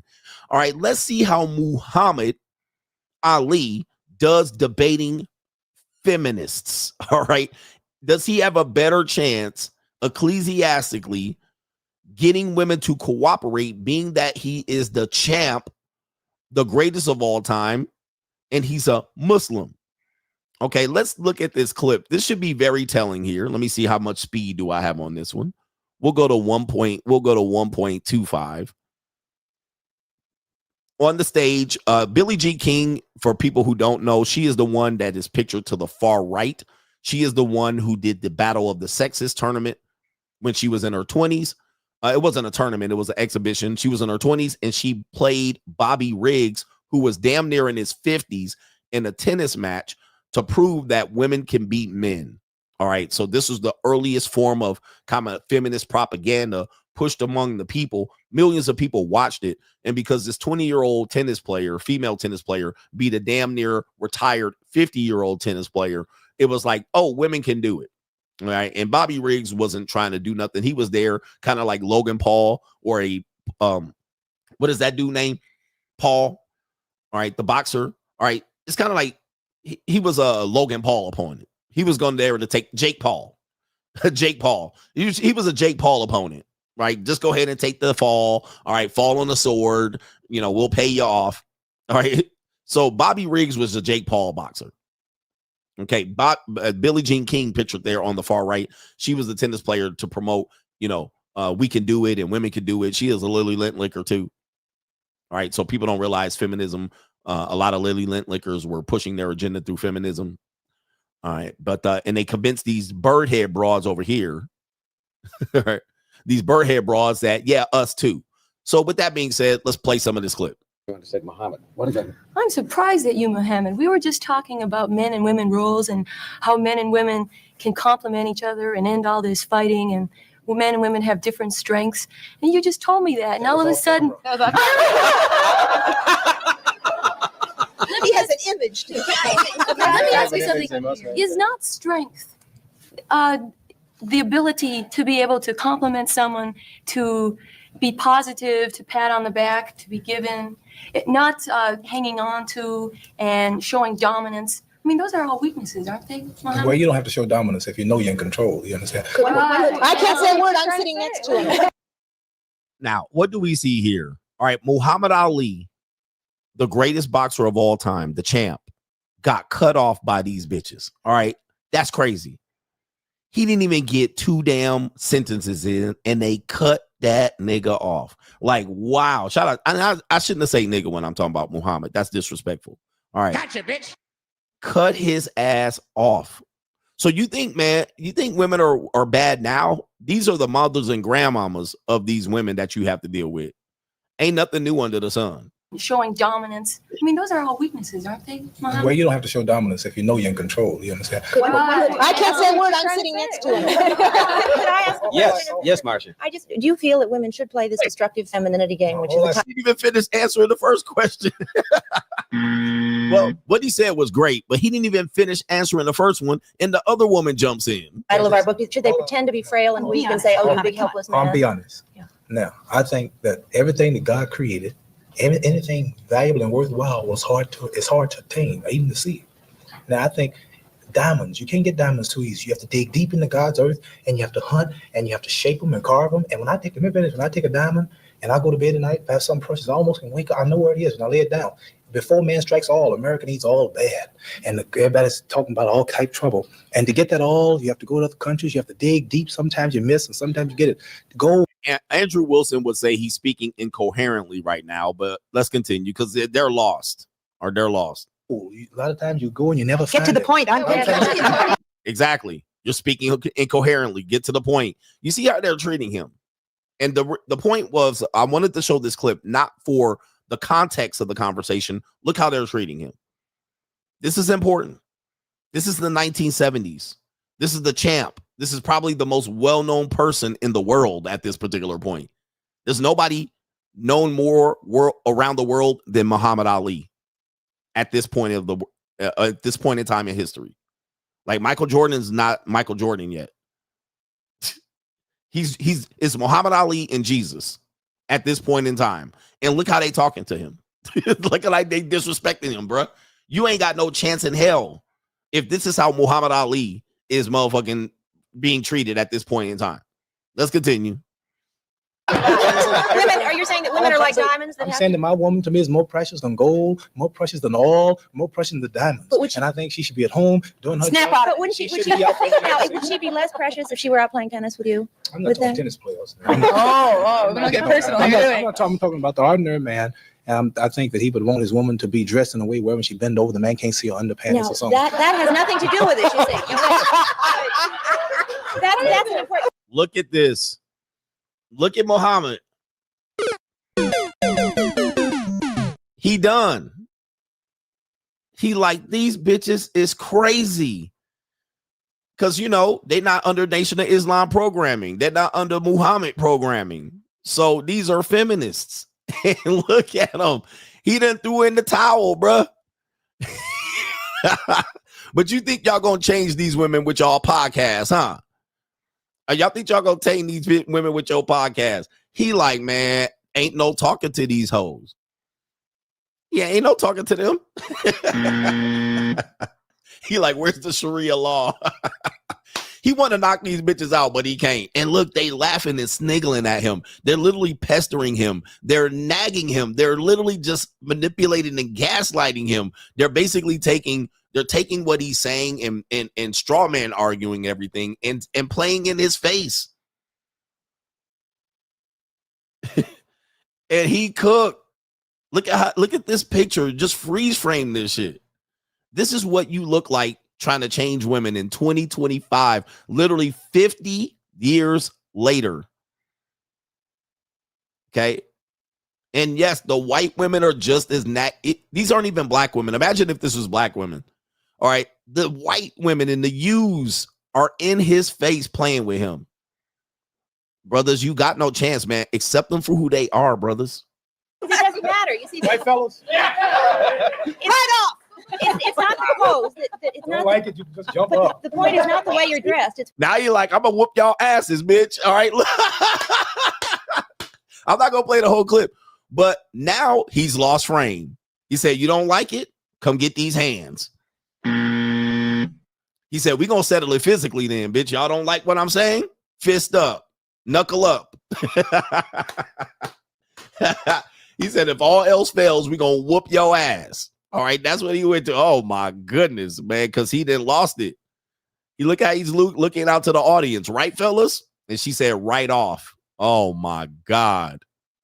What you are inside, It's not that everything that calls a bad idea can be bad. Like, I don't think you should put a dog in a meat house and he's starving and let all the meat hangs in there. Don't you eat that meat? You see, there's no And it's difference. nature for men to like Are you women. comparing women with dogs? No, I'm It's trying to nature say for women to it's like nature. men. I don't understand this very obscure it's choice here. Yeah, very. That she'll take care of herself and come back to you. No, because I know too many of them that are married that they don't have that. I mean, they come up around me. To find someone as beautiful inside as you are that can Mike handle said, it. come on. It seems to me that either you're very insecure. Anybody who has to speak. It's really a racial thing. Bro, they using the same sign language in the 70s. Are you comparing women to dogs? You sound very insecure. 1970s using the same shit. He's abusive. You're insecure. Are you comparing women to cars and dogs? The same shit. And they just talking over him, disrespecting him. Hey, ain't nothing changed but the date. This is incredible. Just so you can get context, this is why I have the opinion that I have. Bro, God ain't gonna save us. Ecclesiastes ain't gonna save us. Nothing's gonna save you, man. Let these women be. Let them get the results they get and just go ahead and wait for the next 20-year-old woman to show up, because every year another group of women turn 20. All right, just next. Because the white women and the black women, and the white men and the black men, we have two different problems. See, our problem is getting together with our women and working together for freedom, justice, and equality, and respecting one another and respecting our women. See, so our women today want to be with the man where she's been away so long, and she want to stay home. She want to work with him so he can go out and fight and work and do, which we need to do as a nation. So you all maybe want to get free from your man for certain reasons. See, but we are not like that. I want the whole world to snap out of it. It's not freedom from a man. It's just that women have rights just as men do. They're human beings. They have just as good minds. Just as many ambitions. What are you saying women should do? I think there should be a lady president and we'd know where the tapes were.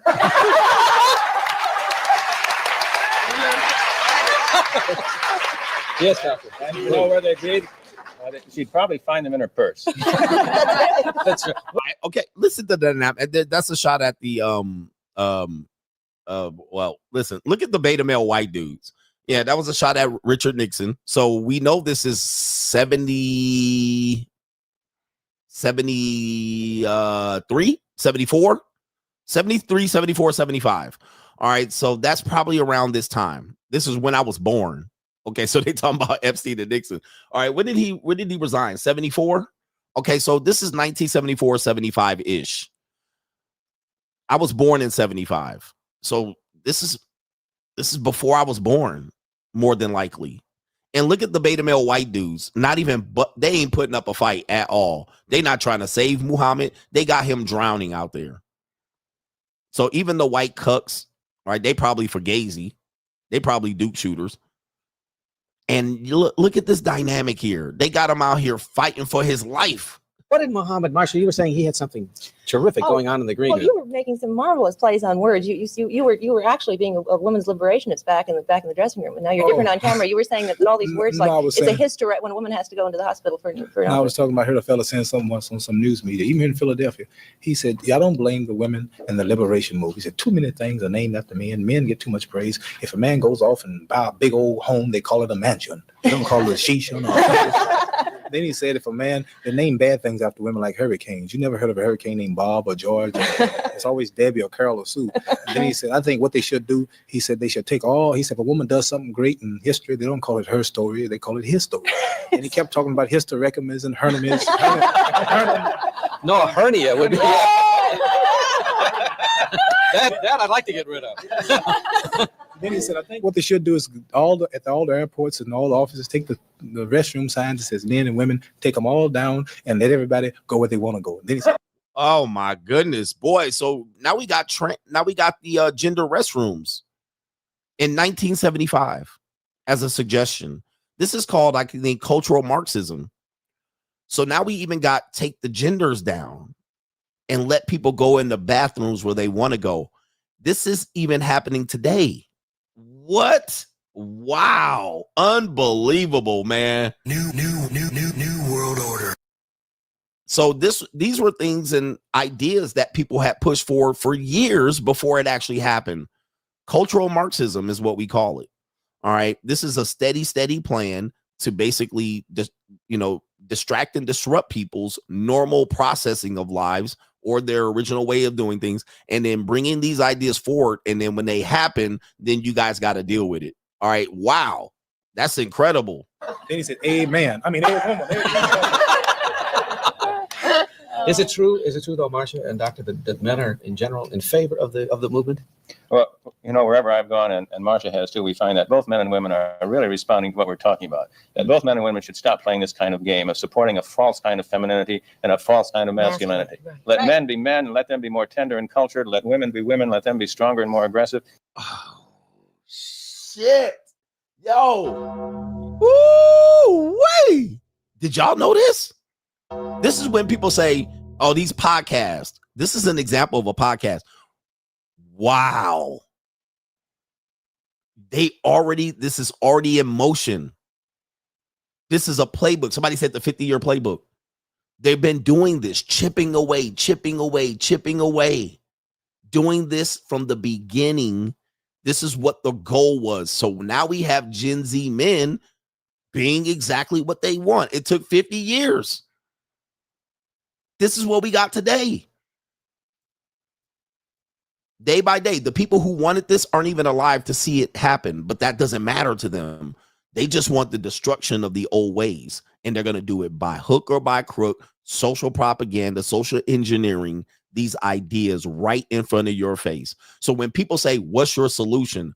When I'm sitting there like, there is none.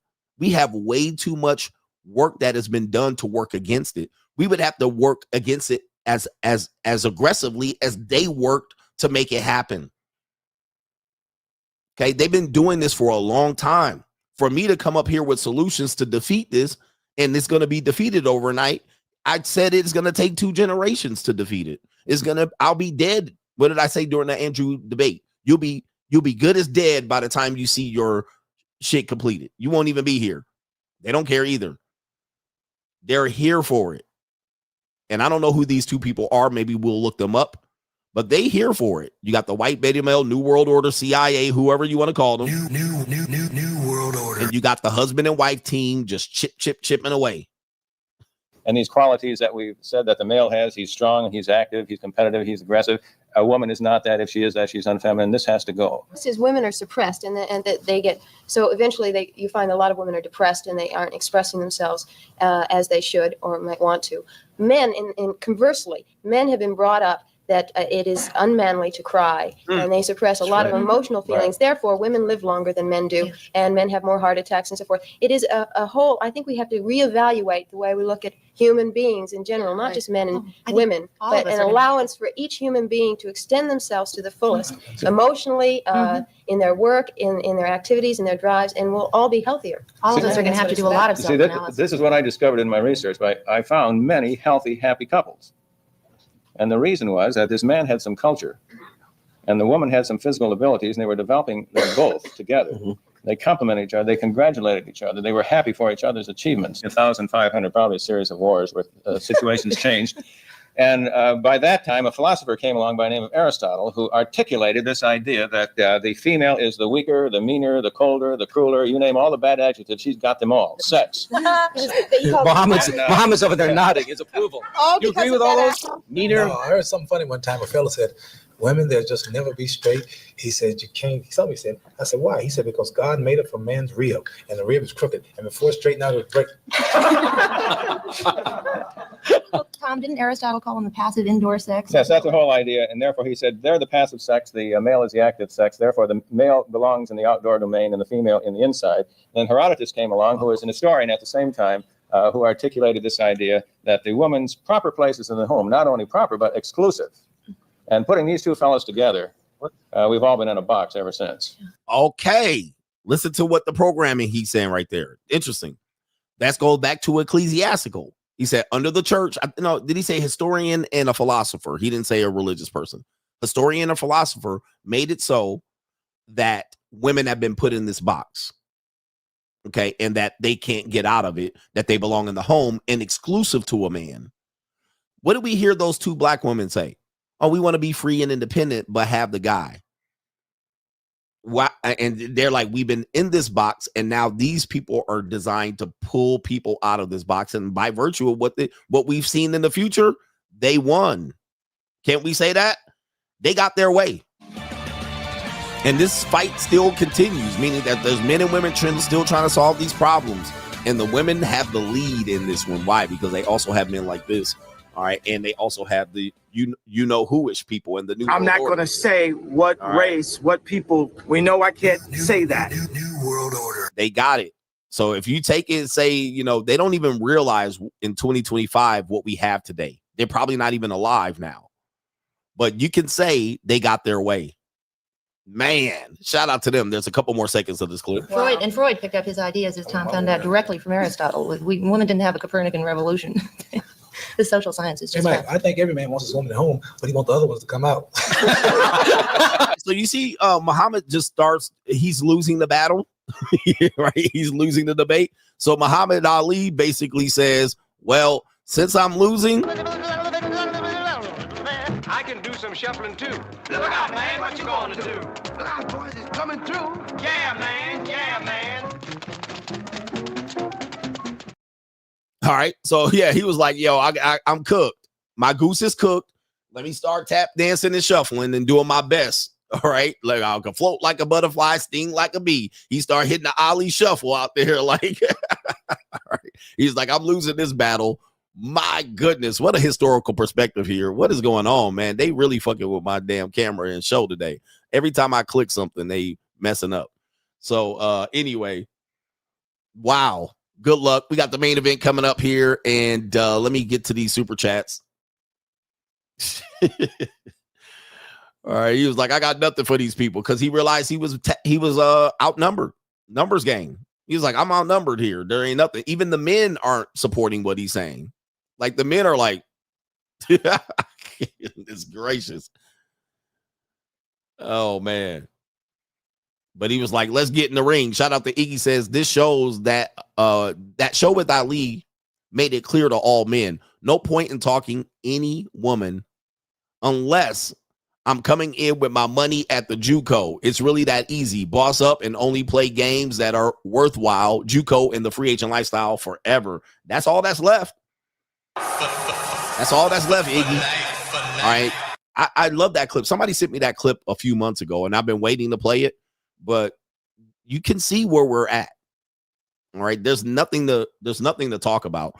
Also, Amazing says that exact scenario happened in the movie The Best Man. Beta Rage almost got him thrown off a building. It's a tough call. That's going back to, should you tell your friend about what happened in a sexual experience? So the guy in The Best Man, I think it was Tay Diggs and Morris Chestnut in the beginning of the fight. One person had to show up to the wedding looking like Willie Lump Lump. Almost lost and cost him his life. So you're right, also Amazing. The Best Man showed you that. G says, why does she care? They care because when you obliterate a woman's conclusion that she decided for you, you're not entitled to sex, and or when you're putting hands on hips, it pisses them off. Okay. Shout out to you right there. All right. I'm not sure what that was in reference to, but it was in reference to something. Shout out to Gary says, Coach, the one lady upset at the Passport Bros because she no longer is a 10 to those men. She's considered a 5. He says those so-called average men have taken their resources to women that actually are 9s and 10s, and she can't get any dates or cash apps anymore because she's cashed out on her beauty level. Shout out to you, Gary, on that one. That was in relationship to the Passport system. Okay. She can no longer get what she wants at 36 and 38 because the guys her age that she would date are capable of finding another option. Shout out to Raw Infinite Light. The 49ers in America will become the new Red Pill Rangers. We must stop these men from focusing on their purpose, accumulating wealth, and putting themselves in position of power to gain leverage and options, free agent lifestyle for life. What they'll do is they'll just make it criminalized. They'll just they'll criminalize it. whatever it is. So what I used to tell people is when men manipulate women, it's a crime. When women manipulate men, it's part of the game, right? It's like, hey, that comes with being a woman. But when men manipulate women, it's a crime. We've seen this with the Me Too movement. So women that were trying to fuck actors and going to parties and all up under them, when these men were able to get what they want from them when they were in their prime, by the time 20, 30 years goes by, the woman has nothing. Well, he's now rich and famous. Then she says, I was manipulated. I was drugged. He took advantage of me. He was married. They start using that and they make it an immoral situation. Same as women that, oh, he gave me Quaaludes. Okay, well, men give women weed and Percocets and shit today, Molly's. And women actively take the shit. It wasn't like he gave it to you. It was a recreational drug back then. Now, he did admit that he spiked some of the women's, but this is what they'll just make it. Oh, I don't know what happened. I took a drink. I passed out. I woke up. They'll just make it. They'll just make it a crime. And I think the JUCO will turn into that as well. All right. So, all right. The JUCO is going to be the same thing. These women going to be out here. And I heard a woman say this, which is crazy work. A woman said, these men that I let rape my body when I was not in financial position to support myself, I had to let these men rape my body. And I'm like, what? Yeah, she was out there doing X, Y, and Z, being a stripper and being an escort, or maybe getting a buying fix here and there, maybe a sugar baby. She equated it to men manipulating her or taking advantage of her. And she said she had to let men rape her body so she can pay her bills. Like, bro. So you decided to do that. You decided. Same thing as these porn stars. I want to get my porn off the internet. You're like, holy mackerel. Meaning they're always the victim. They're always the victim. But when you were doing it, let's go back to the videotape. When you were doing it, you were like acting like you were liking it. You were doing it willingly. You were telling everybody you were finessing these guys. These guys are stupid. They're tricks. I'm finessing them. I make $500 an hour. Oh, it was fine then, but 20, 30 years down the line when you don't got nothing to show for it, victim. Matter of fact, I was talking to a young lady, high level, beautiful woman last night, and she literally said that. She said her friend joined OnlyFans, made $1 million a year for 3 years, and blew it. Nothing to show for it. And I was like, damn. She said she didn't buy a house. She didn't buy a car. She didn't buy anything. She took Ubers everywhere. She partied. She had handbags and Birkins and all of that. Now, guess what? She only made $2,000 a month from that OnlyFans. And now she's struggling. So now here comes the victim.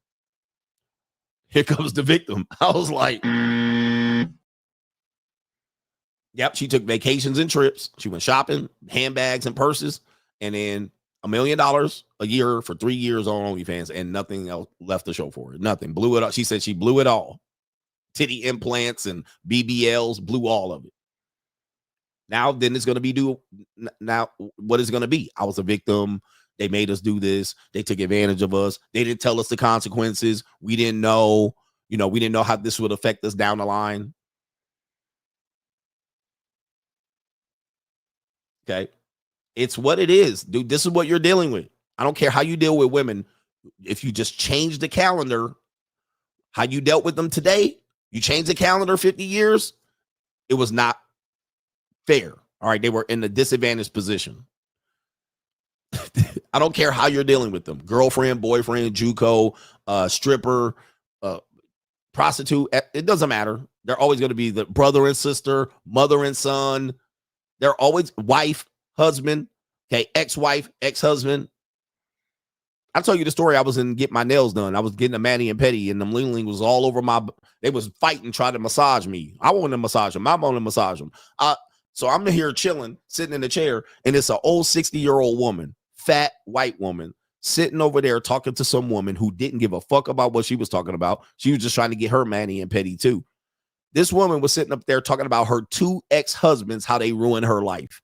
The first ex-husband she married was in the 1980s. Then she remarried in the 2000s, and that shit went kaput. And she was up in there talking about these 2 dudes ruined my life. Okay. I'm like, these people are crazy. Like, what the fuck are you talking about? You ruined your own life. You didn't have time to get over it. But I know this about them, so I'm just telling you guys, there is no secret way to deal with them, man. You just got to understand there's going to be attacks anytime you deal with these women. They're always going to be the victim. All right, just save yourself. Kaylin says, Jason Love, the guy that banged Adam 22's wife, told him that if she was his wife, he wouldn't allow her to get banged by someone else, and he's the biggest prawn star. He says you have to look at men who let their woman get effed by other men differently. There's some dudes out there, nasty dudes. All right, for whatever reason, they are fine with that, or they're pushing an agenda. Shout out to our brother, no government name, says, did you see how Carolyn Levitt, the White House press secretary, 28, is married to a 60-year-old man? They asked her, and she said she likes him, or she lives with him. I think you meant she likes him. And he does very well at real estate. Yeah, I actually saw that clip. I don't know why it didn't make today's show, but maybe it will make tomorrow's show. I did see that. So they have a 32-year-old age difference, and she's the White House press secretary. So AKA Sugar Baby. Get him, daddy. Right, Sugar Baby. And she probably has dated multiple men. Thomas the Tank Coach, my ex just asked about Christmas gifts. I said, spend the support wisely. Oh, Christmas gift for your kids. I will not waste my meat. I love my son, but if I'm not there, it's a fat no. Women just see the meat and not the man. My LinkedIn from yesterday, bossed up. Shout out to you, man. Appreciate you for that one right there. So what is she talking about, Chris? Listen, when you're ex and you live in two different households, there's two separate Christmases. All right. So you can get the kid what you want. All right. But I'm going to get the kid what I want. And what I get the kid, it stays here. All right. You can do whatever the fuck you want at your house. That's how I treated my Christmas with my kids. All right. We're not discussing shit. What are you going to get them? And I'll get half. I ain't discussing none of that shit. All right. I'm going to get my kids what I want to get them. My Christmas is going to be way better than yours. All right. So good fucking luck. Spend the child support money on your gifts for the kid. All right, but you're in two separate households. There's two separate Christmases. All right. There's no need for me to discuss with my ex, baby mama, or wife what I'm doing for Christmas with my kids. All right. We have a separate household. I get to do whatever the hell I want other than take them and go on a trip. All right. But she wants you to pay in on some gifts. Nah, take the child support money, bitch. All right. That's what child support is for. Shout out to no government name as a SHIELD member that works overseas. I find it funny how much effort guys put in the U.S. just to get subpar women with debt. American women are poorer than women overseas due to student loans, credit card debt, and mortgage. Yeah, their net worth is worse. It's easy to criticize a person that grows up in poverty or in an underdeveloped nation, but you guys got to realize that we're underdeveloped as soon as we get rid of credit. Okay, America lives off of credit. Soon as we don't extend credit to somebody, we're cooked. They're third world automatically. Like a person that has a bankruptcy, the person that has poor credit, you literally are in the third world underdeveloped reality in the United States. Now, as soon as we get rid of anybody's ability to obtain credit or loans, we're all third world. We're all in poverty. Okay. We're all in poverty. So the Philippines and all these Colombias, they don't have that. They don't have the ability to just be like, I'm going to get a credit card and I'm going to buy that. They don't have the ability to do so. That's why they are in the state that they're in. The reason why we're a developed nation is because we have credit. That's what we got. If we didn't have credit, just think about this. If you've never had been able to, and I actually had a JUCO in Columbia tell me this, because she was like, oh, we just can't go to the bank. We just can't go get a loan. We just can't go get a credit card. And I was like, damn, that's their reality. They can't just be like, I'm going to put this plane ticket on a credit card. Right? They don't have that reality. Like, wow. So when you think about this and your reality here, just think of us never being able to apply for a loan or get credit. Like, where would that put us? We'd be broad poor. All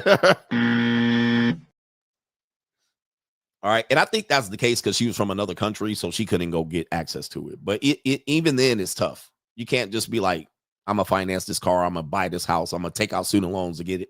So most people's net worth is negative. And then they want to talk about some underdeveloped nation and impoverished women over there. Okay. We're all at the same level. We just have tools that they don't have. For instance, Filipino women don't have child support. Women in Brazil don't have a gynocentric court system. Right? They have ecclesiastical everything. So if a woman, Philippines don't even have divorce up until this point. So if a guy marries her at 18, knocks her up, gives her 2 kids, leaves by 21, she's still married. She can't go divorce him. She can't take him to the courthouse. She can't get child support.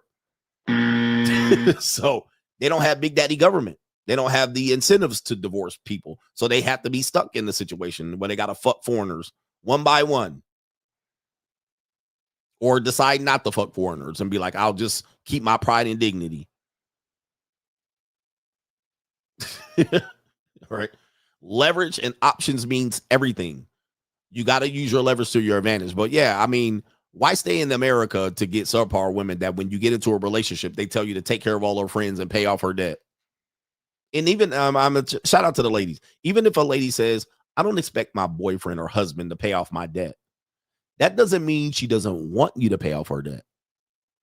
Okay, because I'm sure if you ask and offered it, baby, I know you in 30K of debt. I love you. Here's a Christmas gift. I'm paying off your debt. She's not going to say no. So just because she says to you, you got to read between the lines. She'll say, you know, I'm not that type of woman. I wouldn't get into a relationship with a man and dump my debt in his lap and expect him to pay it off. We'll pay it off together, Dave Ramsey style, which is going to be another L. Doesn't mean she ain't going to let you pay it off. Okay. That means she's not going to ask you to pay it off. But if you offer to pay it off, she's not going to turn it down.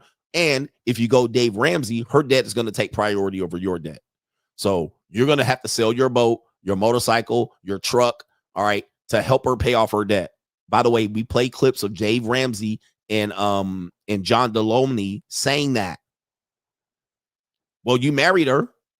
She had student loan debt coming in. You married her. Pay off that debt. Sell that boat. Sell that motorcycle. Sell that truck. And the debt was before he showed up. The debt was before he even came into her life. And he's grilling that guy to pay off that debt. That's what I'm telling you. This is a third world developed woman. If she's coming in there, I got to sell my boat to pay off her goddamn student loan debt. That woman is just as good as an impoverished woman in Thailand. Okay. It's the same woman. They're just living under a facade of free. All right. And then dudes will also say, I don't pay, but pay off her student loan debt, paying monthly bills to her fucking student loan debt, contributing hard-earned resources that to a woman that was a whore in college. And then now she got student loan debt with no degree show for it. And you helping her pay it off with your hard-earned money. You paying for pussy at that point. Right? That's paying for pussy. Because there's a cost to that woman.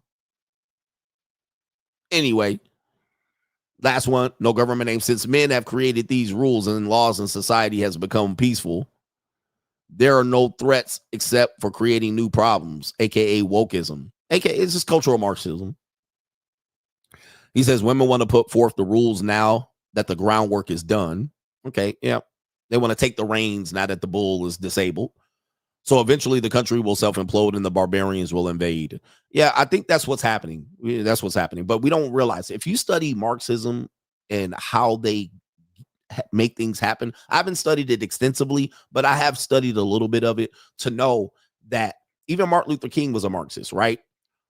They were disruptors and they were disrupting the norms and the levels of society where it stood. And they used certain things to disrupt it.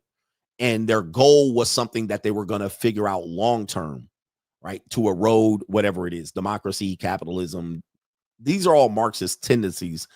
An example of this, somebody says, I'm watching somebody. Guys, I've been talking about this for years. I know you heard other people talk about these things. Guys, I've been talking about this for years. I hate when you take credit from me. It's despicable. Guys, I've been talking about this since I've been on YouTube. Okay. Never try to take credit away from me. I'm going to always defend myself. I know I'm new to you and you heard somebody else talk about it. Guys, I've been talking about this for years. This is why I've been demonetized. Okay. People are monetized talking the same shit that I've been saying for years. Okay. So never take credit away from me. Okay. I wrote a book on this. Literally wrote a book on this, detailing this. Come on, guys. Catch up to me. Okay. Here's the deal. Take, for instance, any of these things that you call like a civil rights movement is just Marxism. All right. What they're doing is disrupting the very fabric of what you know as your reality and destroying it one by one. So the counter demonstrations, when they sit people in a counter and they have videos of people getting milkshakes poured on their head, that was intentional to show people how people were at that time was wrong. And rightly so. But yes, that's a disruption. And there's thousands of these disruptions that people do on a daily basis. When a transgender goes into a woman's bathroom, that's a disruption. When you see, some feminists walking down the street, braless, that's a paid disruption. That's a Marxist disruption to disrupt your normal circumstance to reflect light on something that they want to change. Now, when they do it once, you would think they would do it once. No, they got to do this thousands of times to the point where you stop fighting it. All right, whatever, do whatever you want. At that point, they got what they want, whether it takes 5 years or 20 years or 50 years. They do this repeatedly. They change the words of things and phrases.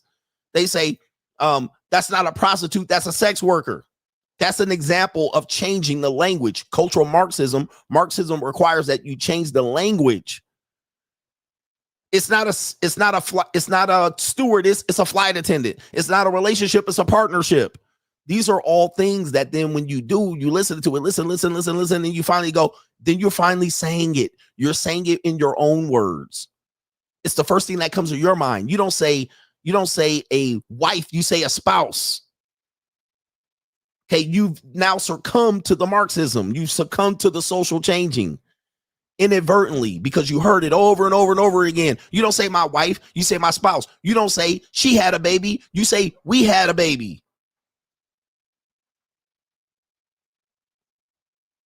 Don't take my credit away. I've been talking about this for years and years and years, for decades, for longer than there was a YouTube. I've been talking about this. So this happens. Encroaching. And they do it thousands of times every day. Yeah. My wife's not pregnant. We're pregnant is an example of this. Oh, we're progressive. We're changing the way people think. And you think you're going to change a law to prevent this from happening? No, these people have been doing this for the better part of 150 years, if not more. Certainly after World War II, where we were teamed up and allies with the communists. Okay. So who really won World War II? Because after World War II, certainly communism has infiltrated the United States. What did they have? World War II was in the 40s. The Red Scare was in the 50s, where everybody was saying, you're a communist and you're a communist. That was in the United States. Why did they know that? Because by the time World War II ends, you see the infiltration of, I won't say it, but then they're coming in with their own agenda. And then they're encroaching, changing the culture one by one, bit by bit, all the way down the line from the 40s all the way till today.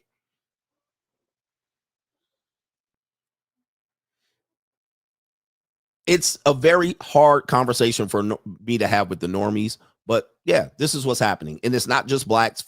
It's not just for trans and gays, right? The whole gay marriage thing was just, accept them they just love each other, accept them for where they are. And then all of a sudden, now they passing a law here and there 10 years down the line. And then all of a sudden, now we're dealing with trans people. All right. And then it's a slippery slope. And they know that. That's basic cultural Marxism, to the point where they're the good guys. They frame themselves as a good guy. I'm the good guy. We're for the people. We're for progression. We're for change. We're against white people. We're against the status quo. We're changing for the future. We're evolving. They're barbarians. We're the real people. They frame themselves as the winner.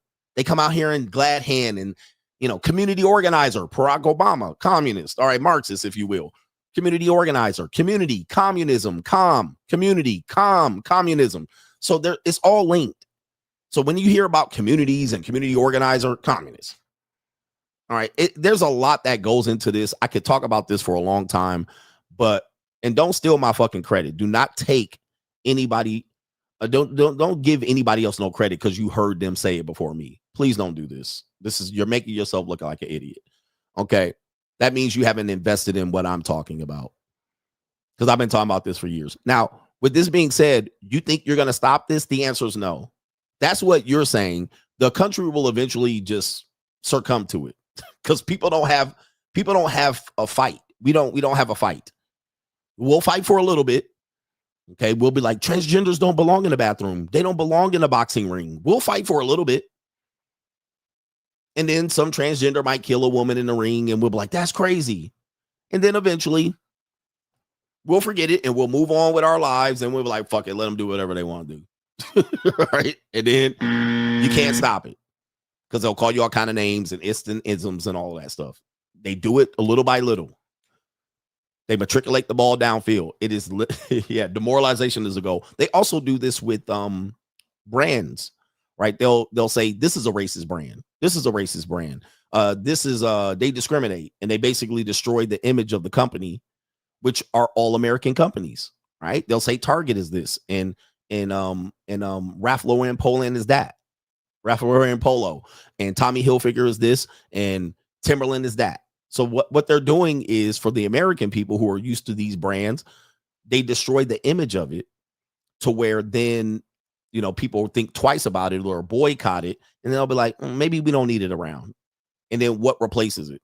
Yeah. Aunt Jemima. Oh, it's racist. Uncle Ben on the box, right? They end up taking these brands that you're comfortable with and they destroy it. And then in your mind, then you have second guess it, or you can say we can deal without it. But what do they replace it with?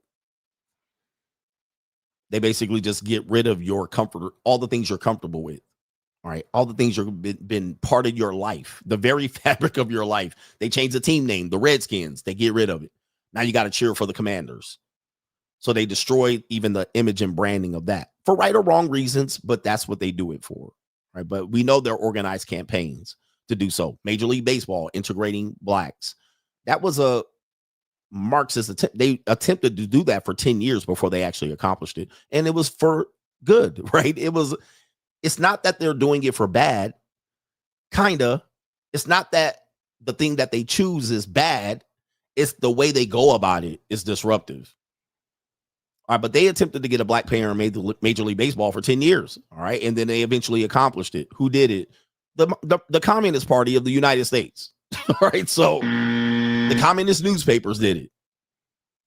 They put pressure and pressure and pressure. And matter of fact, they wanted the Yankees to do it. So they literally picked one team to do it. And their goal was to get the Yankees to do it. But the Yankees never buckled. So who was next? The Dodgers. They eventually got the Dodgers to buckle. And the Dodgers had a you-know-who-ish team owner. So there's a lot that goes into it. So they were pressured. They eventually wanted it one way. They end up getting the alternative solution. What's the next best thing? All right, let's get the Brooklyn Dodgers to do it. Okay, whatever. All right, that's fine. That's good enough. And rightly so. Jackie Robinson wins the MVP in a year and they win the pennant, so forth and so on. There's a lot that goes into it, but this way over your head, which means in effect, the point is, I don't have a dog in the fight. Okay. I don't have a fight. I don't have enough money. I don't have enough people, no warriors, no soldiers. I don't have enough people to influence the law. I don't have enough people. I don't have Sorge Gorris's billions of dollars. I can't stop it. So, but that means I focus on myself as a free agent. That's what that means. That's why I tell you, just boss up, get leverage and options, be a free agent, make your own path, and stop worrying about the things you can't control. Okay, right there. Stop worrying about the things you can't control, because I can't control all this shit. I showed you a video of Muhammad Ali getting the same work that any of us will get in 2025. He was getting it 50 years ago, right in his face, to the point that he said, well, I ain't got no fight left. Let me be a tap dancing buffoon minstrel show. That's what y'all want to see. Okay. And somebody said you can see why they didn't want blacks in the NFL and NBA. Yeah, of course. I mean, who wants black people in there to take all their jobs? They're going to take our jobs, right? Because now Bob Cousy can't set that set shot up, all right? That shit ain't going to fly. All right, that shit getting swatted into the motherfucking stands. All right, Bob Cousy doesn't become Bob Cousy, nigga. All right, so now all of a sudden, Allen Iverson out here holding the motherfucking ball, palming it every time. All right, niggas is doing this shit. All right, I mean, now we make niggas millionaires. Yeah, it's a whole lot of stuff here. Whole lot of stuff going on, man. But do your own research on this, and I'm gonna tell you, this is over most people's heads, which means you can't do anything about it. So just deal with the shit. Reality. Reality. Just deal with it. Know what you can control, free yourself, and keep yourself sane. Keep yourself sane, travel, experiment. Just read The Free Agent Lifestyle. Anyway, where we at here? But yeah, those protests. Oh, Rosa Parks, complete psyops. Right? It was a psyops, and we know that. It was a Marxist psyops to point a picture at something that the Marxists wanted to change, which was the segregation laws in the area right there, which I believe is Birmingham. Yeah, Birmingham.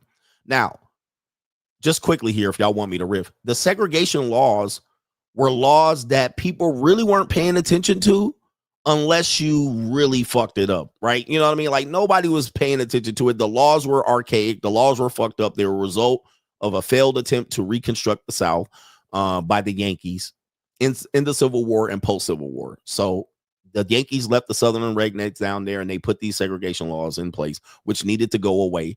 The people, which were the NAACP or the New World Order CP, they would focus on things to find a way to nitpick at things. All right, what do we need to target to bring attention to a problem or attention to ourselves? So what did they do? They focused on a bus law, which was a segregation law that really wasn't enforced. Just go back and look at it historically. Nobody really enforced it. Niggas went to the back of the bus anyway.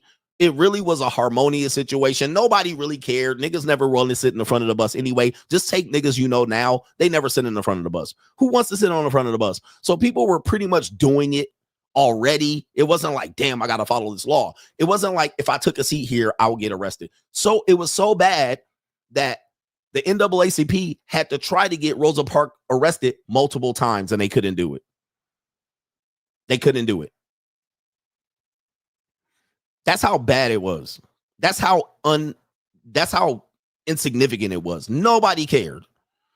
Now, before that, there was Claudette Colvin. And now, by the way, I've talked about this for years, so don't say I got it from someone. All right, I did my research on this one. Before that, it was Claudette Colvin, who was a 15-year-old black woman, dark-skinned black woman, all right, or a child who got kicked off the actual bus. And that brought the attention to the NAACP. Unfortunately, she was unruly. She was considered kind of a strag. And then what they wanted to do was to get her to do it again, all right, which they couldn't replicate. They couldn't get her to do it again because by the time she...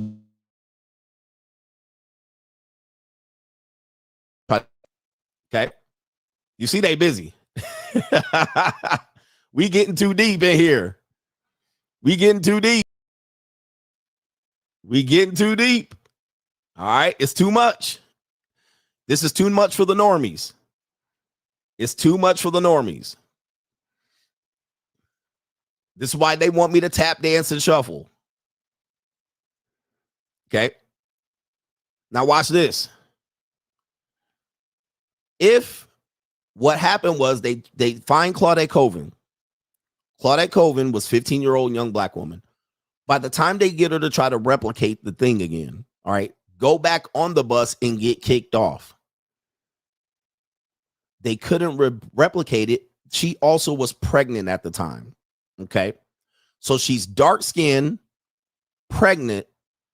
She doesn't know who the father is of the child, which we later possibly, allegedly, the father was a white minister, a white married minister, meaning a white man of the cloth, a religious man, possibly impregnates 15-year-old Claudette Colvin, possibly, allegedly.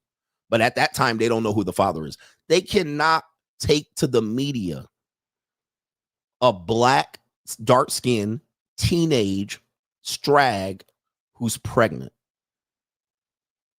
But they want to target these segregation laws that nobody cares about, right? Everybody kind of is doing it. Now, everybody drinks out of the water fountain. Like, you know, nobody knows about this because there's no TV down there. You're either living in it and you don't. It's fucked up laws. Yes.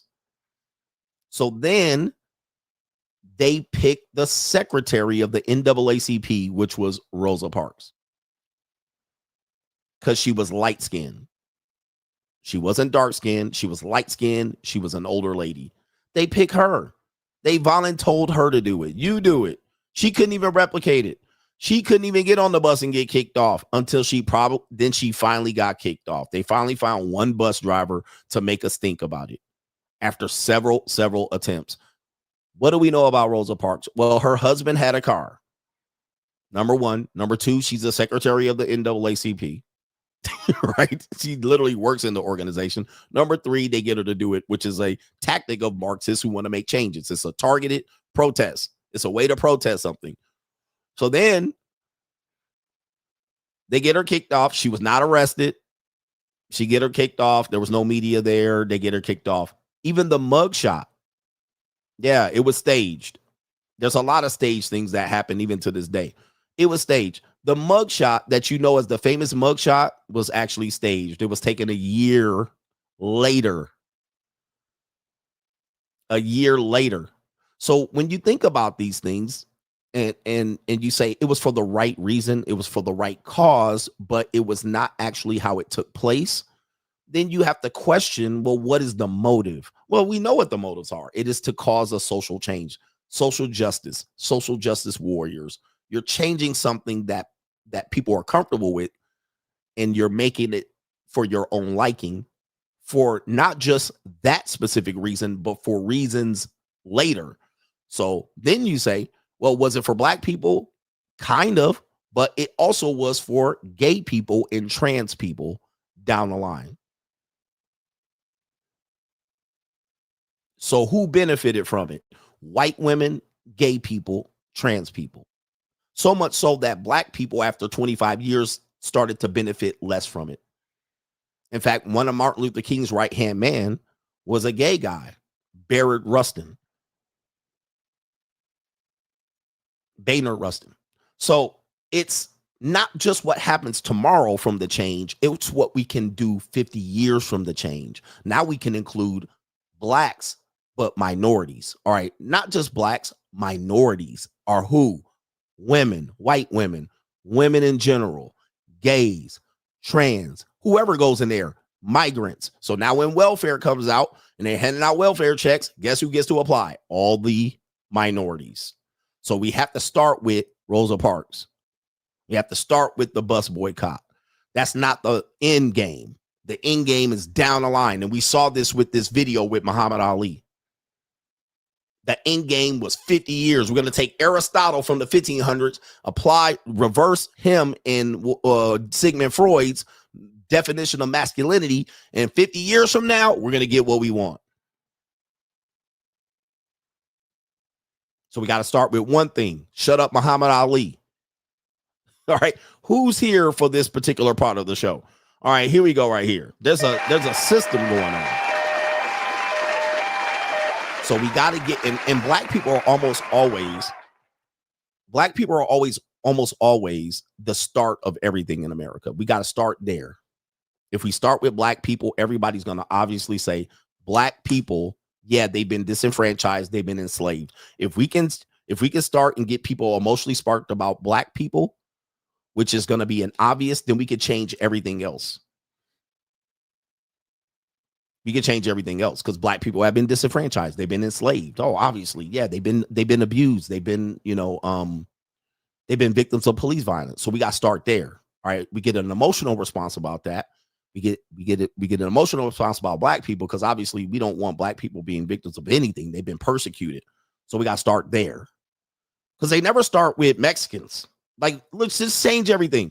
Change everything you know about civil rights. Change everything you know about BLM March. Change everything but put Mexicans in the story. Right? And you're going to see this shit ain't going to fly. Take Native Americans. Put black people, but put Native Americans in there. The shit don't fly. Nobody cares. It's not going to be that emotional. Nobody gives a fuck. Take black people out and put white women in the position. Nobody cares. Yep. Take black people out and put Asians in the position. Nobody cares. They'll just be like, sign that bill and move the fuck on. Nobody cares. There's no riots. There's no protests. There's no marches. Nothing. Do I make sense? I mean, I'm trying to make sense of some stuff here, but I can't include everything. This is not the whole show. Right? But if you put, even to the point where you say, when did black people get their rights to vote? Some dumbass would say 1965, right? Wrong. They had it in the 13th Amendment, if I'm not mistaken. They had it damn near 100 years before that. See, that's how crazy it is. So now you get people in the, yeah, black people deserve to vote. 1965, 1970. They should have a right to vote. Right, the right to vote. But they already had it. The Civil Rights Act didn't give it that. They had it before that. But people don't know. So now we got to get them a right to vote. Of course, not getting shot by the Ku Klux Klan. But yeah. Yeah, only black men, I should say. Black men. And guess what? Feminism was like, we ain't with that shit. In fact, the early abolitionists were feminists. Harriet Beecher Stowe. Feminist. Who did she use? Black people. To get the rights for black people first, because if we could get black men voting, we certainly should have white women voting. And that's how it went down. Unfortunately, that wasn't with black women voting.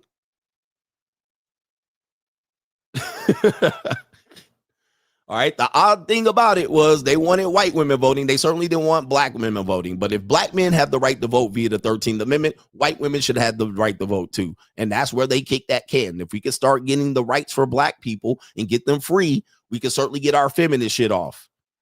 We could get our rights as women. Again, we use these people, then we could get our shit down the line. Okay. Was it the 15th Amendment? I'm not sure. 15th Amendment, 13th, 15th. So there's not always, it is not always what they're trying to accomplish with one law. It's sweeping changes that they can accomplish over time with other people filling in that void. The 15th Amendment, sorry.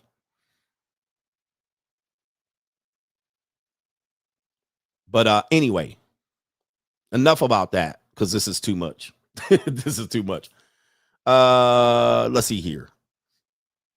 So it always has to start. The movements always have to start. Anything always has to start with black people. They always take the black person. George Floyd. What, you're like, why are they making a big? Like, that was fucked up, but they're like making him Martin Luther King. It's weird. But what do you get in place of that? Sweeping changes amongst defunding the police. So now you defund the police. Now the next people can run on, we'll send a social worker instead of a police officer. Police are evil. We need more social workers. All right. And then what happens? Those areas get more fucking crime. Right. Now social workers can't stop criminals. Now you get basically New York City and the Gotham City. And that's on purpose. In my mind, that's purposeful. Because now who do you keep in power? The people who have all the solutions. Oh, I got a solution for this. I got a solution for that. And they're almost always Marxists or communists or socialists. All right, we'll do this and we'll do it. And as long as you can't vote their ass out, they'll never lose power. So who do you start with? Defund the police. These black people are out here. They're being unfairly prosecuted by the police or persecuted by them. We need less police officers harassing these niggas. Right. It makes sense. I agree with that. But that's not their end game. Their end game is to kind of have some sort of situation where they stay in power. Okay. That's the end game. If they defund the police, there's more crime. Well, I solved the problem. This is what we're going to do to solve the crime problem. I never get voted out. You can't vote them out. Anyway, enough about that. Enough about that. This stream will probably have to come down. I've joined somebody's list. New world order. Soon as I take this thing down here, I got to scroll this thing, because as soon as I take that down, my camera disappears. And, am I 100% right about what I'm saying? Probably not. Nobody's 100% right of what I'm saying, but trust me, it's happening. What I'm saying, pieces of it is happening. 100%. There's a lot of truth in what I'm saying. Nobody's perfect. There's a lot of truth in what I'm saying. All right. You can't deny the truth in the message. The truth is in there. There might be some stuff here and there, right? But it's mostly true. And I'll stand on that. You can pick something out of what I said, which is false, but it is what it is. All right. Yeah, nobody is 100% truthful. You can't deny that you don't see what I'm seeing. Shout out to our brother here. We got a couple more. Y2K teacher. He says, I was listening to John Deloney. A woman had an affair with her husband's sister's husband, and the husband of the woman stayed and raised the kid. Men are down bad. So down bad. He says right here, just boss up and take care of yourself. He says right here, and stop dealing with normie women. Hashtag the shield. Shout out to you on that one. Okay. He says, I might not be telling the truth, but I ain't lying. 100%. I ain't lying. A guy taking care of his husband's sister's child.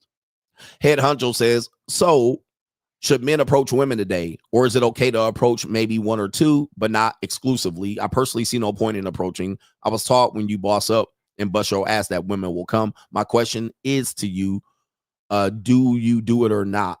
As a strategy, some people take my stuff out of context. Cold approach as a strategy is a bad idea.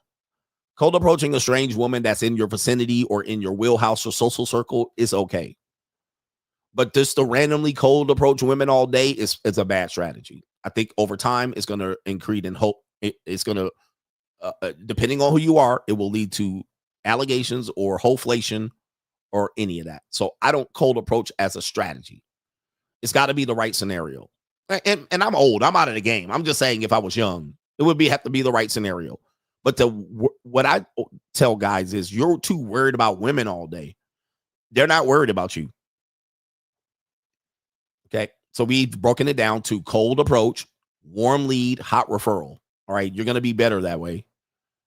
But guys thinking that it's the days where you go get your nice white shoes on and your crispy khakis and your white shirt and you're just going to run around cold approaching women. Women have way too much things going on, different things going on in their head.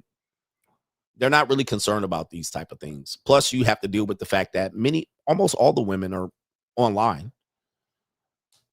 So just because you approached her and she says, I like women approach me, depending on what type of guy you are. And consequently, if she says she's open to it, doesn't mean she's not online. All right. So she's still taking approaches online as well. So you're not beating a system there. Shout out to Donnie Yee says, speaking of Rosa Parks, I experienced a similar event in Japan as a white guy just a few years ago. During the rush hour for trains, the railway staff directed the foreigners to go to the back of the train. No big deal. He says, I grabbed some fine Japanese hips later that evening. 100%. Yeah. Shout out to Innovator J says, out here in Panama on a solo trip looking for the flatbacks. There's a lot of Panama. And the beautiful thing about Panamanian women is that if you like women of color that speak Spanish, you're good and gold there. There are some flatbacks around there, but you're in the land of the booty. You're in the land of the booty. Guys, stop worrying about what women like approaching women all day long. Like most of the time, they're not worried about you. And if anything, you're kind of distracting yourself from your goals, trying to go cold approach women all day and worrying about what they look like and, do they see you and are they giving you attention? Are they giving you a signal? I was talking to a woman yesterday. She was a beautiful woman too. She was saying, and this is what she said. She said, black guys, and she was a white woman. She said, only black guys and Latinos do the cold approach the way they do it. And she said, what happens is that if a black guy, and she said, it's normally the black guys. She said, mostly it's almost never the white guys. If a black guy makes eye contact with her or she happens to smile or say hi, the black guy immediately is going to take that as a choosing signal and they're going to go in to the point where she's like, I try not to smile or look at them. And she likes black guys, right? So she likes black guys. It's not that she doesn't like black guys. She likes black guys. She actually has a preference for black guys. But she says she has to be careful because she's very attractive too. She says, I can't solo travel. I can't go to restaurants by myself because every time I sit down or go somewhere and happen to look or smile in somebody's direction, the niggas are gonna go, they're gonna go come in for the goddamn kill. And she was like, I didn't mean it to be a choosing signal. I didn't mean it as an open invitation. She was just being nice. Okay. But she said, oh, it's always the niggas that be holla, holla, holla. They immediately gonna go in for the kill. So she's like, I try not to look at people. I try not to look in their direction. I try not to smile. I try not to say hi because that's going to happen. But she did also implicate the Mexicans, right? The Mexicans were next, but she said it's almost rarely the white guys. And I say it comes from the whole game and cold approach, you know, this type of thing where they like, oh, that's an open invitation. I got to go in. And so it sounds like black women have that same thing. And this is why I always tell men the reason why women don't smile at men anymore or why they're not polite, why they act like they don't see you is because when they do, and we can all agree to this, if they give us the inkling that they recognize us, we're probably thinking that we need to approach her. All right. We think that's a choosing signal or open invitation for us to have a conversation. So now she's disrupted. She didn't intend for it to happen. She's married. She's in a relationship. She's in a boyfriend situation. She's not looking. But the fact that she spoke to you, then boom. So that's why they're almost never looking at you. They never look back at you. Even if they're interested, they're always going to keep their head forward. They're never going to smile. And that's their defense mechanism. Because if they do, we all know this, even myself. If a woman smiles at me, I'm going to be like, hey, she must like something about me. And then I must not miss this opportunity because she's only one of 3 women all day that have smiled in my direction. I missed the first 2. I'm going to get this one. So it's tough. But as a strategy, I would not do it because it's taking away. It's a low return of investment activity. Shout out to Austin Dunham.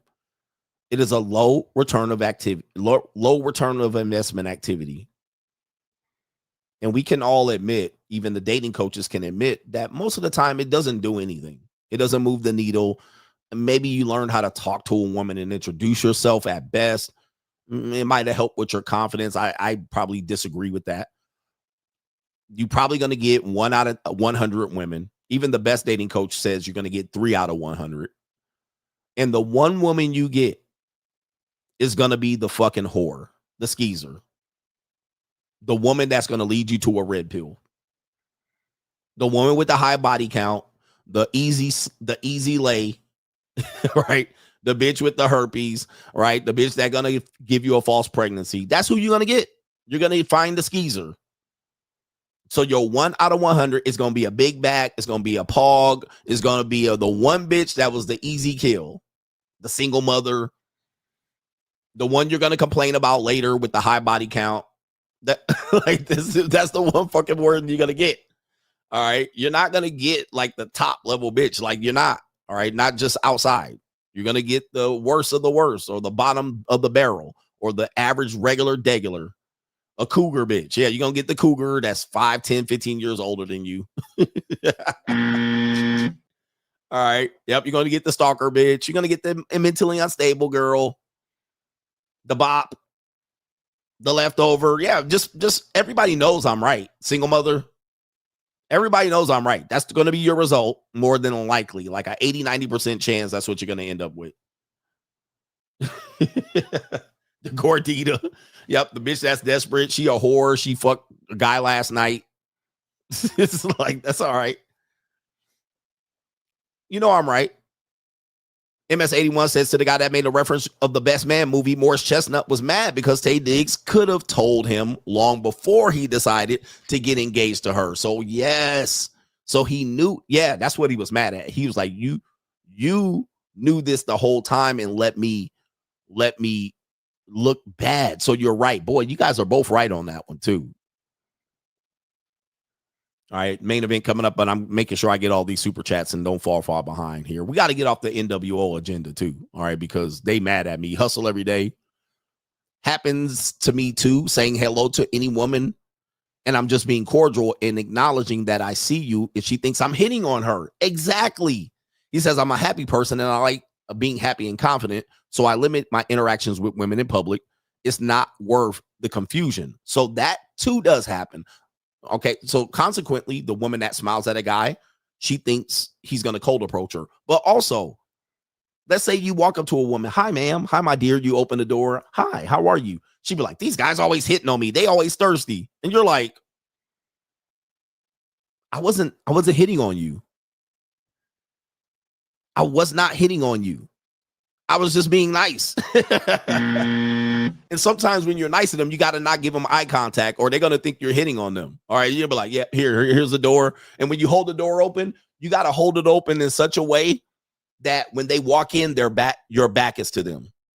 Right? Instead of holding it open like this and saying, here, right? Oh, this guy, he's just trying to look at my ass. What you do is you open the door like this and you stand in between the open space and you hold it open so that when she walks behind you, when she walks in, she walks behind you. All right. So now you're not getting a look. So that way you separate the I'm just hitting on you versus I'm being polite. All right, you know what I'm talking about. So I agree with that. Hustle every day. They get the mixed signals. Oh, he's talking to me, so he must like me. He thirsty. All right, that is interesting, but it's truthful. And then they call you thirsty. Shout out to our brother Eric Scott Sermon. And shout out to Joshua Moon says, why do women and poor niggies never want you to win? For sure. All right, for sure. They don't. All right. Joel says that debate gave you content for at least a year because, yes, the fallout to the debate is going to be just as important as the actual debate. You're actually right on that one. All right. Just talking to a woman is like, he's hitting on me. He's trying to get my number and name. That happened to me one time. I was at coaching a high school basketball team. I was 22 years old. I was the varsity girls basketball coach at the time. And for some reason, one of the women at the gym, it was I don't know if she was a high school girl or a girl that was known one of the girls, but one of my players came back and was like, oh, that girl said you would hit on her at some time. I was like, when? We were on a road game in Glendale. We were in the road game in Glendale. I didn't know none of them Armenian bitches. All right. But one of my players, because I was young at the time, I was 22. And one of my players was like, oh, that girl over there was some girl saying that you hit on her at some point. I was like, when? When? Who? I was like, I don't even be over in Glendale. But you never know what happened. It could have been at another game, another gym, and I might have been like, hi, how you doing? I don't know. But I was like, not me. But people are weird that way. Why is that? All right, let's do the main event. Here we go. Wait, that says India Love. It shouldn't say that. All right, fuck it. Why is that doing that? All right, we'll do it like that. Oh, it worked. This damn thing, this damn StreamYard is ridiculous. All right, anyway, let's do the main event here. We'll get through it quickly. All right, hopefully we can still hear. The main event topic here is this woman. One woman got up to four men in a tizzy. This is an important conversation that we need to have about even plus the monetized dating marketplace, plus how women advance in careers the old-fashioned way. They earn it. So this woman, her name is Olivia Nuzzi. She was a reporter for the New York Magazine. As you can see, you know, average or typical white woman. You know, I mean, listen, she ain't ugly. She ain't fine. She nice, I guess, you know. Well, apparently she has four men, mostly related to politics / entertainment, that have financed her, and now they're fighting over her. They're fighting mad. They're fighting for their lives because, well, she was cheating on all of them. Oh my goodness. All right. So not only was she cheating on them, using them for their resources, it's an evil world we live in, she was fronting as if she was a mainstream regular reporter. So there she is right there. Oh, no, that didn't work. All right. So everybody's like, she's a classy broad, right? She's been educated and she worked her way up the hard way and she did it the right way. Look at that jaw. You know that jaw been active. I've dated white women like this. Trust me, they be big time whores and skeezers, right? Like it is what it is. All right. And so this is her. She has a book coming out detailing some of her escapades. And boy, when you see a woman with eyebrows like this, no, she crazy. There's a lot of Latina women in Phoenix with eyebrows like this. All right. What's going on with your eyebrows?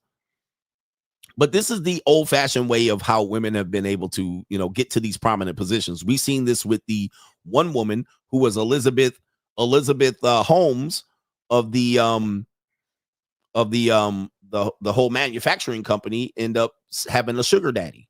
All right, financing the whole thing. Theranos.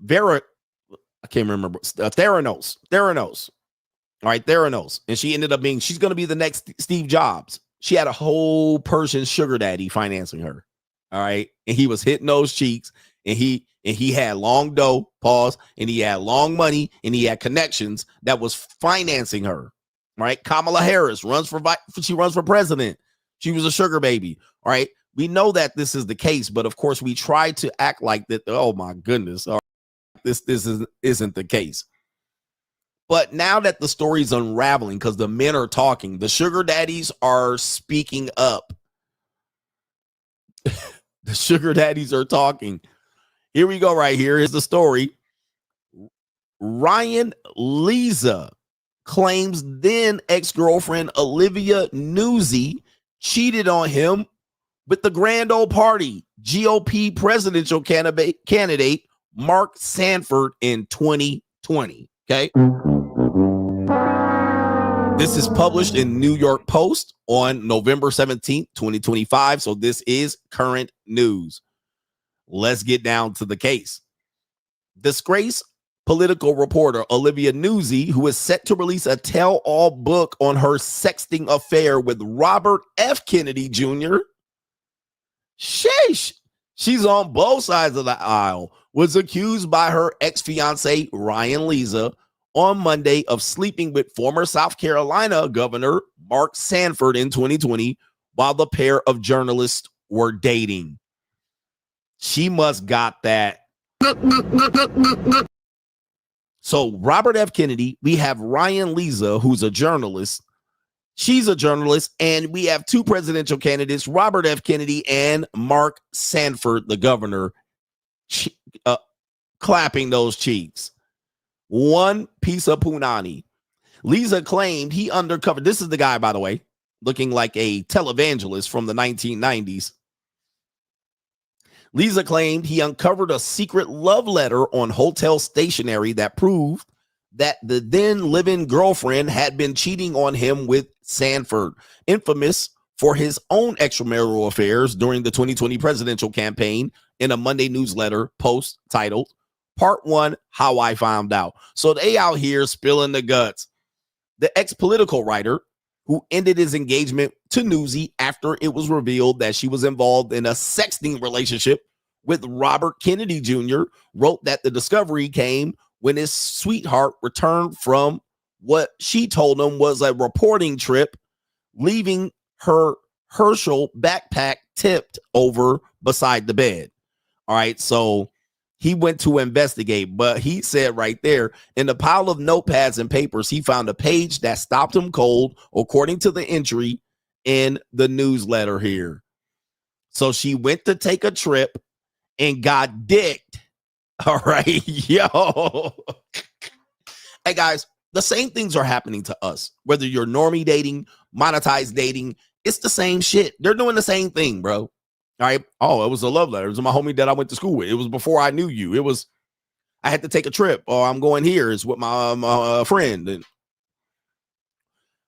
then it says, going down here, if I swallowed every drop of water from the tower above your house, I would still thirst for you. She had written in the note dated March 5th, 2020, according to Leza.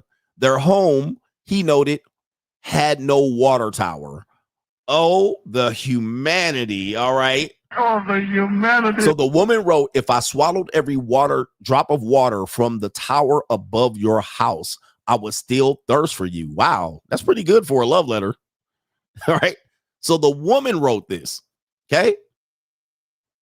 Speaking of swallowing water, swallowing shit, he wrote that another page named the recipient of the letter as Mark, who was married at the time, which he said confirms what he feared, an alleged physical relationship with Sanford, a presidential candidate she had profiled months earlier. It says by the early 2020s, the pair had signed a contract to write a book on the presidential race. Nuzzi, the woman, was spending more and more time in South Carolina, which Lizzie believed was for reporting. Well, it wasn't for reporting. It was for... All right, that jaw is strong there. Instead, the scorned ex now claims she secretly followed him on the campaign trail to pursue Sanford, allegedly sending him explicit photos and messages while telling Lisa she was dealing with the crisis concerning her sick mother. Ladies, for the ladies here, I want to say this for the ladies, because the ladies will always use these reasonings in their relationships, and when the man doesn't believe them, because Exhibit A, the women are like, are you insecure? Why you don't trust me? But as you can see, women have used these excuses with us previously, and we found them to be false. So women have to understand, we've heard this shit before. We've heard your grandmama died and my uncle is sick and he got cancer. We already heard this shit. My dog is dying. We already know this shit is to be false. You just got another bull in the ring. He said she admitted the relationship intensified, ultimately leading to a sexual encounter at Sanford's home the night she went dark and stopped answering messages. Same story. All right. Oh, I didn't have my phone. My phone battery died. She was getting those cheeks clapped. All right. Hours in between responses at 12:30 a.m. These are all lies. We know what's happening. They're fucking. You're fucking right now. Just tell me you're fucking right now. I'll leave you alone. How could we write a book about a presidential candidate if Olivia had a sexual relationship with one of the candidates? He wrote. Days later, Lisa wrote, he phoned his agent and delivered the news. We have a big problem. Olivia is sleeping with Mark Sanford. And all I'm going to say is I'm reading this article verbatim. Everything is alleged. Lisa said Nuzzi told him she had been infatuated with Sanford after their interview and could not shake him off her mind. By the way, this is Sanford. Is he a Republican or Democrat? All right. And by the way, the Democrats. All right. But there's Sanford right there. There's Sanford. So he's got to be in his 60s. She's got to be in her 20s or 30s. And I couldn't shake him off my mind. Could it be perhaps that there was some payday going on? Some payment? It says right here, going forward. Hey, what happened? This Streamlabs is crazy. It says right here, he wrote that she described sending explicit photos and messages as the obsession grew, and that she followed the candidate on the trail while claiming she was reporting on others. Lisa claimed the boyfriend, the fiance claimed that he had been used to clean up Olivia's messes, including what he described as her early entanglement with MSNBC former co-host Keith Olbermann. Now, wait a minute. Okay, Keith Olbermann? Uh-oh. Wait a minute. Who are you? So we got a Republican governor. We have a Democratic presidential candidate, Robert F. Kennedy. We have a political reporter and the fiance, and now Keith Olbermann? Yes. Let's take you to the scene of the crime. Okay. Let's take you to the scene of the crime. Reporting. Says right here, news break 2 days ago, alleged sugar daddy Keith Olbermann responds after article says he spent $15,000 on jewelry for Olivia Nuzzi. Holy shit. Wow. Former MSNBC host Keith Olbermann responds on Monday to an article which details his alleged former sugar daddy relationship with journalist Olivia Nuzzi. That pussy getting around. Get him, daddy. That pussy getting around, y'all. All right. That punani is on fire. What do I tell you about pussy, man? Pussy can get fucked all day long, bro. They can use that pussy to throw over here, over there. Don't think the pussy ain't getting thrown around. I don't care what woman you're dealing with. Never think a woman's just sitting on her punani for months and they ain't using it as a tool. Punani is a tool. Let's go ahead and break this article down. An article published by journalist Ryan Leza. So this is again the fiance. Went viral on Monday after he accused his ex-partner, Nuzzi, of cheating on him with 65-year-old South Carolina Governor Mark Sanford during the 2020 election. In the article, he detailed Nuzzi's alleged sugar daddy relationship with Olbermann and how he hatched a plan for Nuzzi to escape from the cable news host 34 years her senior. By that point, I was used to clean up Olivia's messes.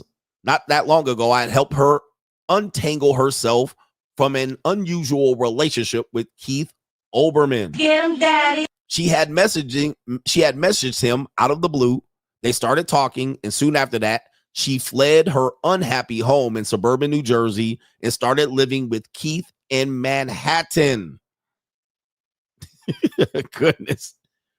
That punani is got mileage on it. According to Leza, Olbermann paid for her to attend college, outfitted her in Tom Ford and some other Hervé dresses, and some $15,000 worth of Cartier jewelry. Sheesh. All right, goodness. Oh, the humanity. Paid for her college? Olbermann also allegedly paid Nuzzi's rent. Okay. Your rent's due, and furnished her apartment in a Dorman building in West Village. While Keith, who was 35 years older, was generous, there were strings attached. No shit, Leza wrote. Olivia had concealed the relationship from me and other friends, but one day she told me everything, too much actually, and together we hatched a plan for her to escape. Wow. He added that Nuzzi had felt stalked by Keith after she left him and had a strict policy of never engaging with him. So we got a simp wolf whistle and we got him playing Captain Saberho to his now then fiance. Regarding the article and social media posts, Olbermann completely ignored the paragraphs about him, instead focusing on the allegations of Nuzzi's affair with Sanford. All right, Olbermann, yeah, he's like, I ain't in it. All right, my name is Bennett, I ain't in it. All right, Olbermann doesn't respond, essentially. Going back to the previous article here, just outlining some things. It says Leza wrote that Olbermann provided her with luxury clothes, jewelry, and housing before she eventually confided the relationship to her fiance and sought his help to leave it. Victim, right? Oh, I'm a victim. Basically, she cleaned this motherfucking clock out, right? She got all the school, the college tuition paid for. It says Leza also claims that Olbermann paid Nuzzi's college tuition while she attended Fordham University. Okay, Fordham University. So what I tell you about these damn New York sugar babies, they're number one. So a lot of these women that y'all be like, nah, they don't be out here having sugar daddies. Well, yes, she do.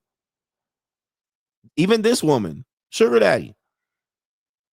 This is how a lot of women been getting through this way for a long time, y'all.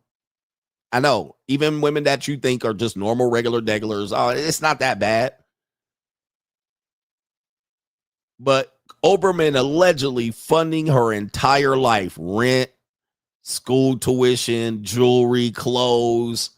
Yikes. All right. Yikes. Then it goes on to say Leza's romance with Nuzzi ended after it was learned that she was having a sexting affair with Robert Kennedy Jr.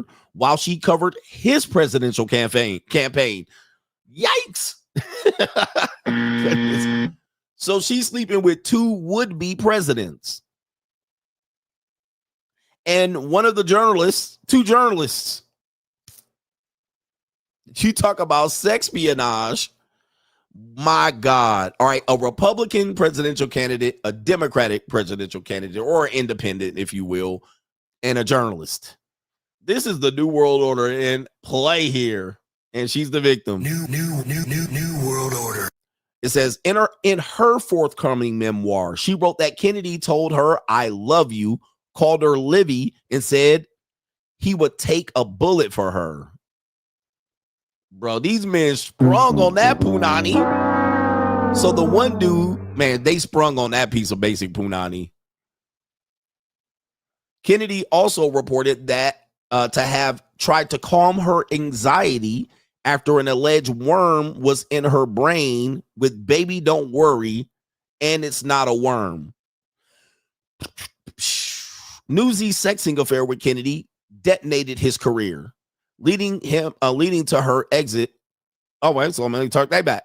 Nuzzi's sexting affair with Kennedy detonated her career, leading to her exit from New York Magazine in a year of public silence before resurfacing with a memoir in a role at Vanity Fair. All right, so she used that as leverage. That's what that sounds like to me.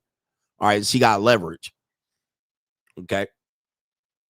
So that she got leverage and she used it. I'm going to write a tell-all book. All right, I'm going to tell you what happened. And then now she got a new role at Vanity Fair. Everything that I say, according to this, is allegedly. The scandal also blew apart her relationship with Lisa, who said she made false and defamatory allegations against him while she briefly sought and later withdrew a protective order accusing him of harassment and blackmail. Oh, my goodness. Meanwhile, Sanford's political career has long been defined by his extramarital affair with Argentine journalist Maria. I can't pronounce that, but he out here fucking everybody too. While he initially hid by claiming he was hiking on the Appalachian Trail before disappearing for 6 days. What the fuck? But you were in Argentina clapping Maria's cheeks. What in the hell is going on here, bruh? These white folks, I tell you. These motherfucking white folks, I tell you. And this is why I tell you about white folks. White folks, because they're plugged into the matrix, when they try to do shit, they got to unplug. They got to come up with doozies.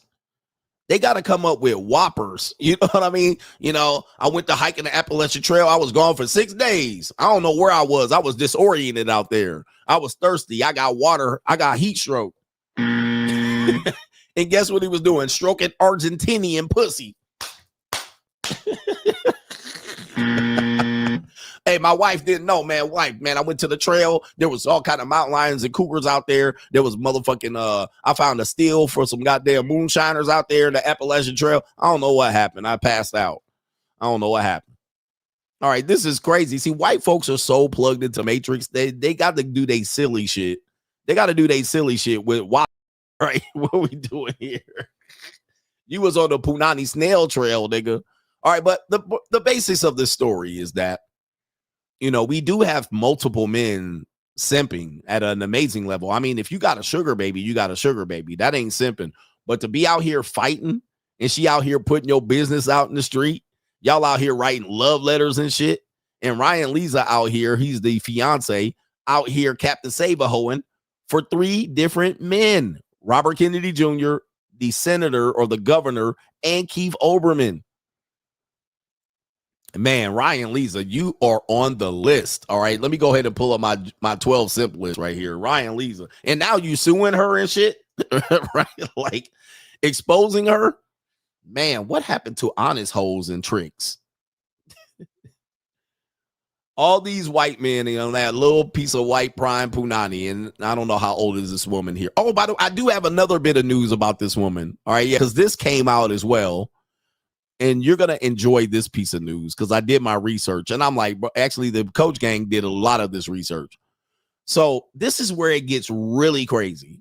All right, you think it was crazy. This is where it gets really crazy. Let me pull this up. So before her RFK Jr. and Mark Sanford scandals, Olivia Nuzzi had a teenage pop star ambitions. And Livy recorded the song Jailbait. Oh, my God. That's the picture. Jailbait. She was a teenager when she wrote the song Jailbait. with this fucking picture in her hand. Nigga, send it. Yo, that means this woman was on track for this. This woman basically an escort, if you will. I mean, allegedly. She was on this track at 16. Let's give you the details. Wait a minute. Let me stop sharing that. Where's the other news article related to this? Oh, here it is. Here it is. Okay, what are we doing here? This is crazy. All right, snap, StreamYard, get your shit together. So, New York Post. Olivia Nuzzi, come on, man. Olivia Nuzzi had teenage pop star ambitions before RFK and Mark Sanford, recording a song called Jailbait. Before she was secretly sexting Robert F. Kennedy, journalist Olivia Nuzzi, okay, is doing this.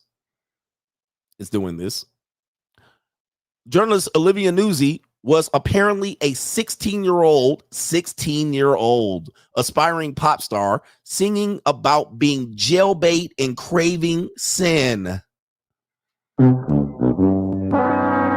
I told you about this age, man. I told you about this age women.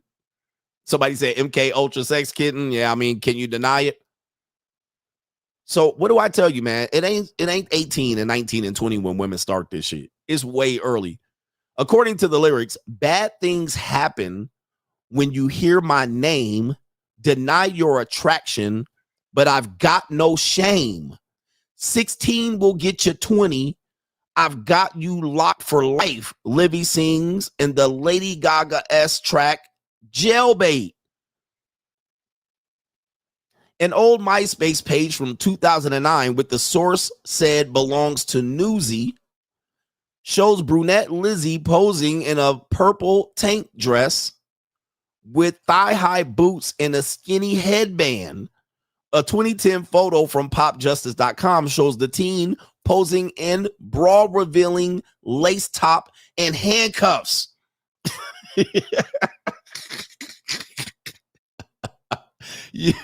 Kevin Samuels, you cannot make this shit up. Yo, I'm glad I didn't forget this part of the story, because this is the cherry on the fucking top. In this picture, she's 16, bro. Like, yo, we got to stop the bullshit. We got to stop the cap. All right, so continuing with the story here. The day that Madonna released Erotica. Okay, hold on for a second. Who says this? Okay, that's it right here. Okay, Lizzie is the future. Lizzie is the past. All right, this is some article ranking her shit right there. According to the spokesman for Nuzzi, this was a satirical prank from when Olivia was a child actor and was never meant to be taken seriously. Boy, it was a joke. That's Kamala Harris. It was a joke. It was satire. Do I need to read those lyrics again? Okay. It was satire, they said. Oh, we do have another picture of her. All right. At 16. Oh, my goodness. Protect your daughters out here. We do have another picture of her right here. Look at that. Look at that. Wow. Oh, boy. That is an overdeveloped teen. All right. That's crazy work. 16, y'all. She was on a mission. She was on a mission, and she saw her mission out. She got her college paid for. Okay, let me see here. And here we go right here. We got more lyrics. I'm not your girlfriend, not the girl next door, not your girlfriend. I'll give you just enough and leave you wanting more. She vows in the song Jailbait. Craving sin. We walk a fine line, a game I'll win. That word I define. A teenage queen right in front of you. A legal drunk killer to pursue. They call me Jailbait. She whispers at the end of the song. Woo-wee! Oh, the humanity. Damn. in these streets. Woo! Wait. So she already was on point. This is our game already. This is what she was set forth to do. She was on that shit as who wrote them lyrics? Her mama? Who wrote them lyrics, bro? Because that is crazy, bro. That is insane. All right, that was released. That was the cherry on the top of that story, man. Goodness gracious. Protect yourself. Well, I always tell you, man, protect yourself, man, because even teenage women, what they'll do is, we talk about it. They basically do something and then they are a victim. But teenage women will do that. They'll pursue, and then all of a sudden, you know, they'll get into a relationship, and then later on they'll be like, well, I was young when I did it, and I was a minor, and then he did, but they pursued the relationship. Like they were fine when the relationship was going. Now, when it doesn't work for her no more, victim.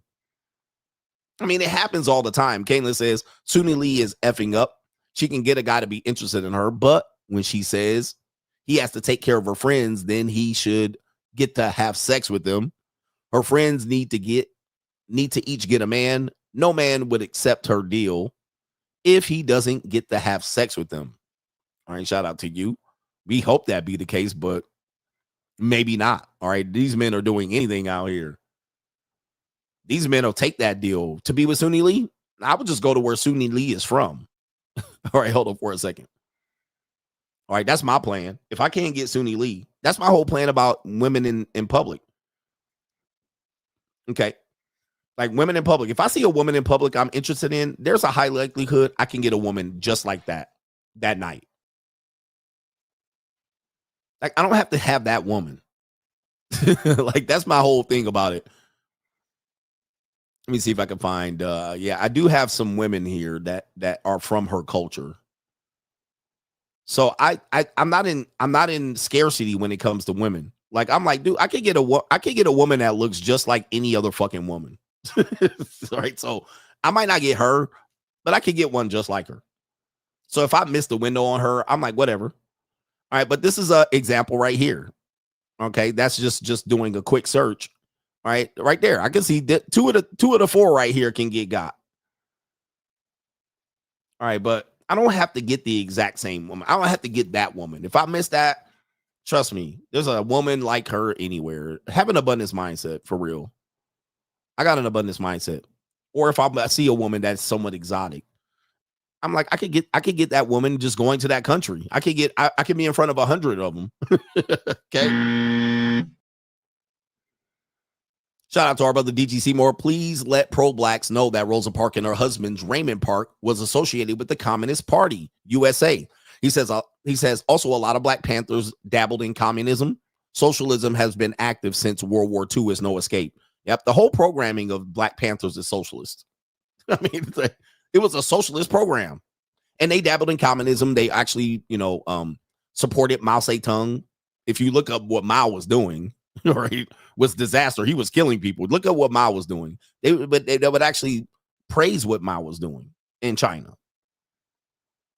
I mean, crazy shit. But yeah, I mean, the whole Black Panther 10-point program is just a socialist program.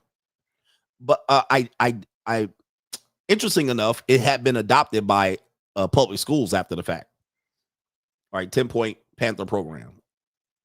Most people don't look this shit up, and not saying that it's socialist, that it's wrong, but it was. And they were funded by also the same people. The 10-point program of the Black Panthers, aka socialism. I remember one day, I was in my pro-black shit, and my mother had found me reading the 10-point program, right? And she picked it up and she tore that shit to shreds, bro. It was so funny. All right. And she was like, I'm going to read some of the 10-point program. I'm going to read it. All right. Damn, is this the one? All right. But it was funny as fuck the way she was reading it. And I was like, why you making fun of it like that? She was like just criticizing the shit. But damn, you know what? This isn't the one. This is the 10-point. I wonder if this is the actual 10-point program. Okay, here we go right here. Put this up. I wasn't wearing a dashiki. I probably was wearing a Malcolm X hat. It says we want freedom. We want the power to determine our own destiny of our own black community. That's a pipe dream. All right, that's not going to happen. You can't live separate and then get equal and then say you're going to live separately. All right, we're going to have things separately according to us. That doesn't work in the United States. We want full employment of our people. I mean, that's pretty broad. We want to end to the robbery by the white man of our black community. I mean, does this go for the women? I mean, because the white man been getting these women for the whole time. Can women go sell pussy to white men? We want decent housing and fit for shelters of human being. Again, this is socialism. Like you want look. This is the problem with this. You want full employment by white people who causing your problems. Like the very people causing your problems, you want them to fix it. You also want the white people to stop robbing you, but you also want them to give you decent homes built for human being. Like, how do you do this? How do you justify having the white man solve your problems when the white man caused the problems that you're trying to solve? And the full employment, somebody says, sounds like slavery. Yeah, okay, you were employed.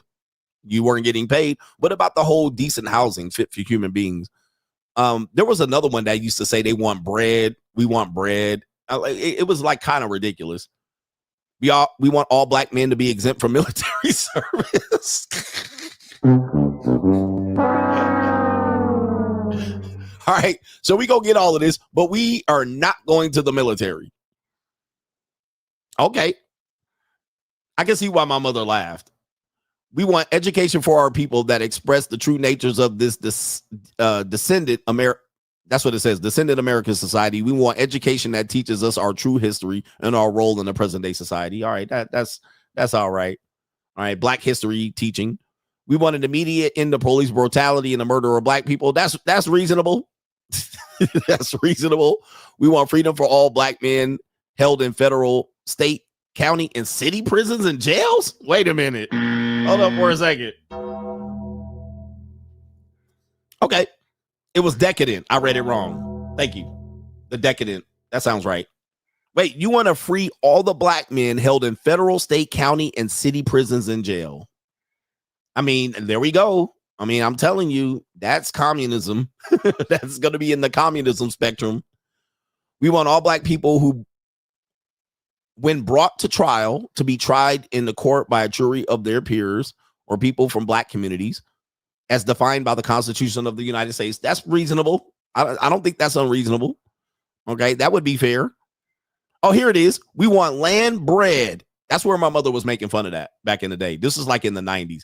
We want land, bread, housing, education, clothes, justice, and peace. Bread. We want bread. We want land. Yeah, the pro-blacks are leaving. I mean, 4 out of 10 of those are reasonable. All right, the other ones are ridiculous. All right, on face value, they're ridiculous because you want people to help you, but you also want to be separate from them. I mean, it's kind of weird. It was a good idea. I mean, they tried. I will. Right, they tried, but bread, free lunch program, free lunch program for all the people, for the kids. They introduced that to many black communities. And to this day, them niggas are still eating free breakfast. All right. They haven't contributed anything back other than taking. Right. So now public schools continue to adopt this programming because it was successful. They were able to feed kids who were impoverished. So the schools then took that over, kind of. All right. But there was a lot of free, and we want gimme. But shout out to DG Seymour saying they Rosa and the husband were part of the Communist Party. Indeed. Shout out to you. That is a co-sponsor. Unplug. For real, do you actually go to the JUCO campuses? Nope. He says, in my country, in St. Lucia, the women do not seem to be using the apps. I am having the cold approach, creating serendipitous situations. Do you go straight for the neck or do you reel them in? I reel them in. All right. I don't go straight for the neck. I'm very passive. I know where my bread is buttered, but I've never been to St. Lucia. I think that's an island. All right. So you're limited, but I don't go to straight to the campuses. Now, stay away from the campuses. All right, because you don't want to look like a predator preying on these young women. You will find that the young women will find themselves to make yourself available. But yeah, serendipitous. Right, serendipity. And a part of the serendipity that I forgot yesterday is that when a woman wants to be approached by a guy that she's interested in, when she's creating serendipity, what she'll do is she'll act like she doesn't know that guy's there, right? So which is weird.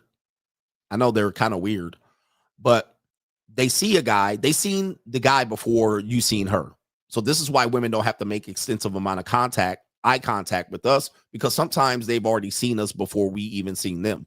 This is a part of their defense mechanism. So when she does this, by the time you walk up to her, she's not even looking at you. Right? She's not even looking at you. She might act like she's looking over there. All right. She might act like she's looking down there. She might act like she's looking at her phone. Right. So that when you tap her on the shoulder, excuse me, miss, can I meet with you? She's going to go, huh? Huh? Me? Poor old me? Little old me? Huh? Huh? Oh, you notice me? Am I lying? So this is part of the story she wants to create. She can't just be like, my black women are a little bit different. Sometimes they're a little bit more aggressive than that. But most of the time in these serendipitous moments, it's kind of like, hi, I just want to talk to you. Huh? Hi, me? Huh? Oh, I was just whistling in the wind, and I was just, dilly-dallying, and I was just, and then this guy tapped me on the shoulder out of the blue, and I turned around, and he was 6'5" with the blue eyes. He was totally my type. Right? And you're like, doing too much, right? All right, they be doing way too much to try to create some serendipitous moment of, I was just doing this, and I was just happened to be looking at Hallmark cards in Walmart and Target, and then all of a sudden this guy that I didn't even see where he come from, he must have fell from the heavens, and he tapped me on the shoulder. May we have a meeting? All right, excuse me, miss. All right, and may I have this dance? And I was just taken aback, and I looked up, and he had blue eyes and the 6'5" and the finance and the trust fund. All right. He was tall, dark, and handsome. He was totally my type. Yeah, that's a part of their story because they're always in a movie. Everything's a movie to them. Every time, everything's some sort of story that they want to create. And it was so romantic, and I wasn't expecting anything. And all of a sudden, we went to this dinner. Then we overlooked this bridge, and all of a sudden, he dropped down on his knee, and then he pledged his life to me. I was not totally expecting it. I didn't know there was a ring in his pocket. I didn't see it coming. It was totally out of the blue. Type shit. That's who they are, bro. That's the majority of them. You got to know that going in. If you want to deal with them, you got to play a part of their little fantasy. Right? Now, here's the problem. As soon as you say, I got some fantasies too. I got some fantasies that you be drooling on my dick every night. Oh, that's terrible. That's not a fantasy. That's perversion. No, you are dealing with perversion. I'm dealing with reality. I got a fantasy that you gobbling my dick every morning. All right. That's what my fantasy is. Can we play that game? Let's play that game. I got a fantasy that me and your sister, all right, and you having an orgy. There's my fantasy. We want to play fantasy games. I got some great fantasies that we can fucking do. I got some fantasies that my sister and me, your sister, not mine, your sister and me is tongue kissing, and I got me shoved up your Duke shoe right now. All right, that's my fantasy. I got fantasies of both of y'all underneath me, and I'm spraying y'all with the chocolate sprinkler. All right. All right. All right, can we fulfill that fantasy? Where's my serendipity at? All right, y'all both underneath me with your tongue hanging out like Daphne, what's her name is? I'm just sprinkling both of y'all. All right, that's my fantasy. Anyway, they don't want to hear that shit. All right, that's perversion for them. You're totally sick. You're a sick human being. You need to go to therapy. All right, okay. All right, but hey, I played your fantasy. Let's play mine. Shout out to Hustle Every Day says, love to hear how you resolved Yo, Black-itis. He says right here, yeah, the 10-step is commie and slavery-ish. It is very commie and slavery-ish. Like it's not very thought out, well out. All right, because you can become a victim. All right, they don't never want to hear my fantasies.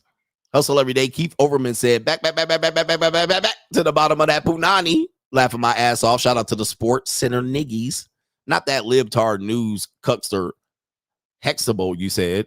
Hexable? Shout out to you. Yeah, I remember Keith Overman even before Sports Center. He was a sportscaster in Southern California in the 1980s and 90s. So to see what Steve Overman kind of turned into, not Steve Overman, Keith Overman, to see what Keith Overman later evolved to, knowing that he was just a sportscaster, everybody evolves. Everybody evolves. But to see him become what he was at MSNBC when I would just watch him, all right, him and Fred Rogan, right? All right. To see him become what he became as a political operative, aka a New World Order member, I thought it was kind of weird that he became that. He kind of was a weird dude already. And we also have to understand. I'm not going to say what race, what people. We know I can't say that. I'll leave it at that. All right. Shout out to the Coach Gang. Hit the like button on the way out. We enjoying the week. It's Thursday already. Woo. Enjoy the week. Enjoy the playback. Hit the like button on the way out. Peace.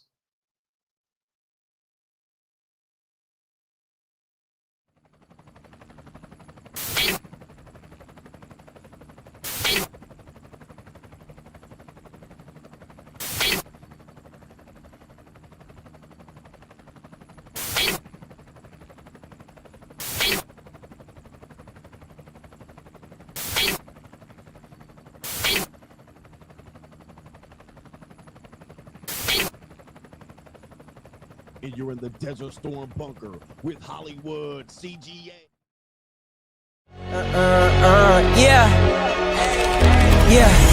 Legends ain't born, they built from the grind. From benches to banners, we sharpen the mind. We sharpen the sword and promise and swore that we going hard and leaving it all on the floor. Hey, yeah, we going hard and leaving it all on the floor. Hey, yeah, we going hard and leaving it all on the floor. Legends ain't born, they built from the grind. From benches to banners, we sharpen the mind. We sharpen the sword and promise and swore that we going hard and leaving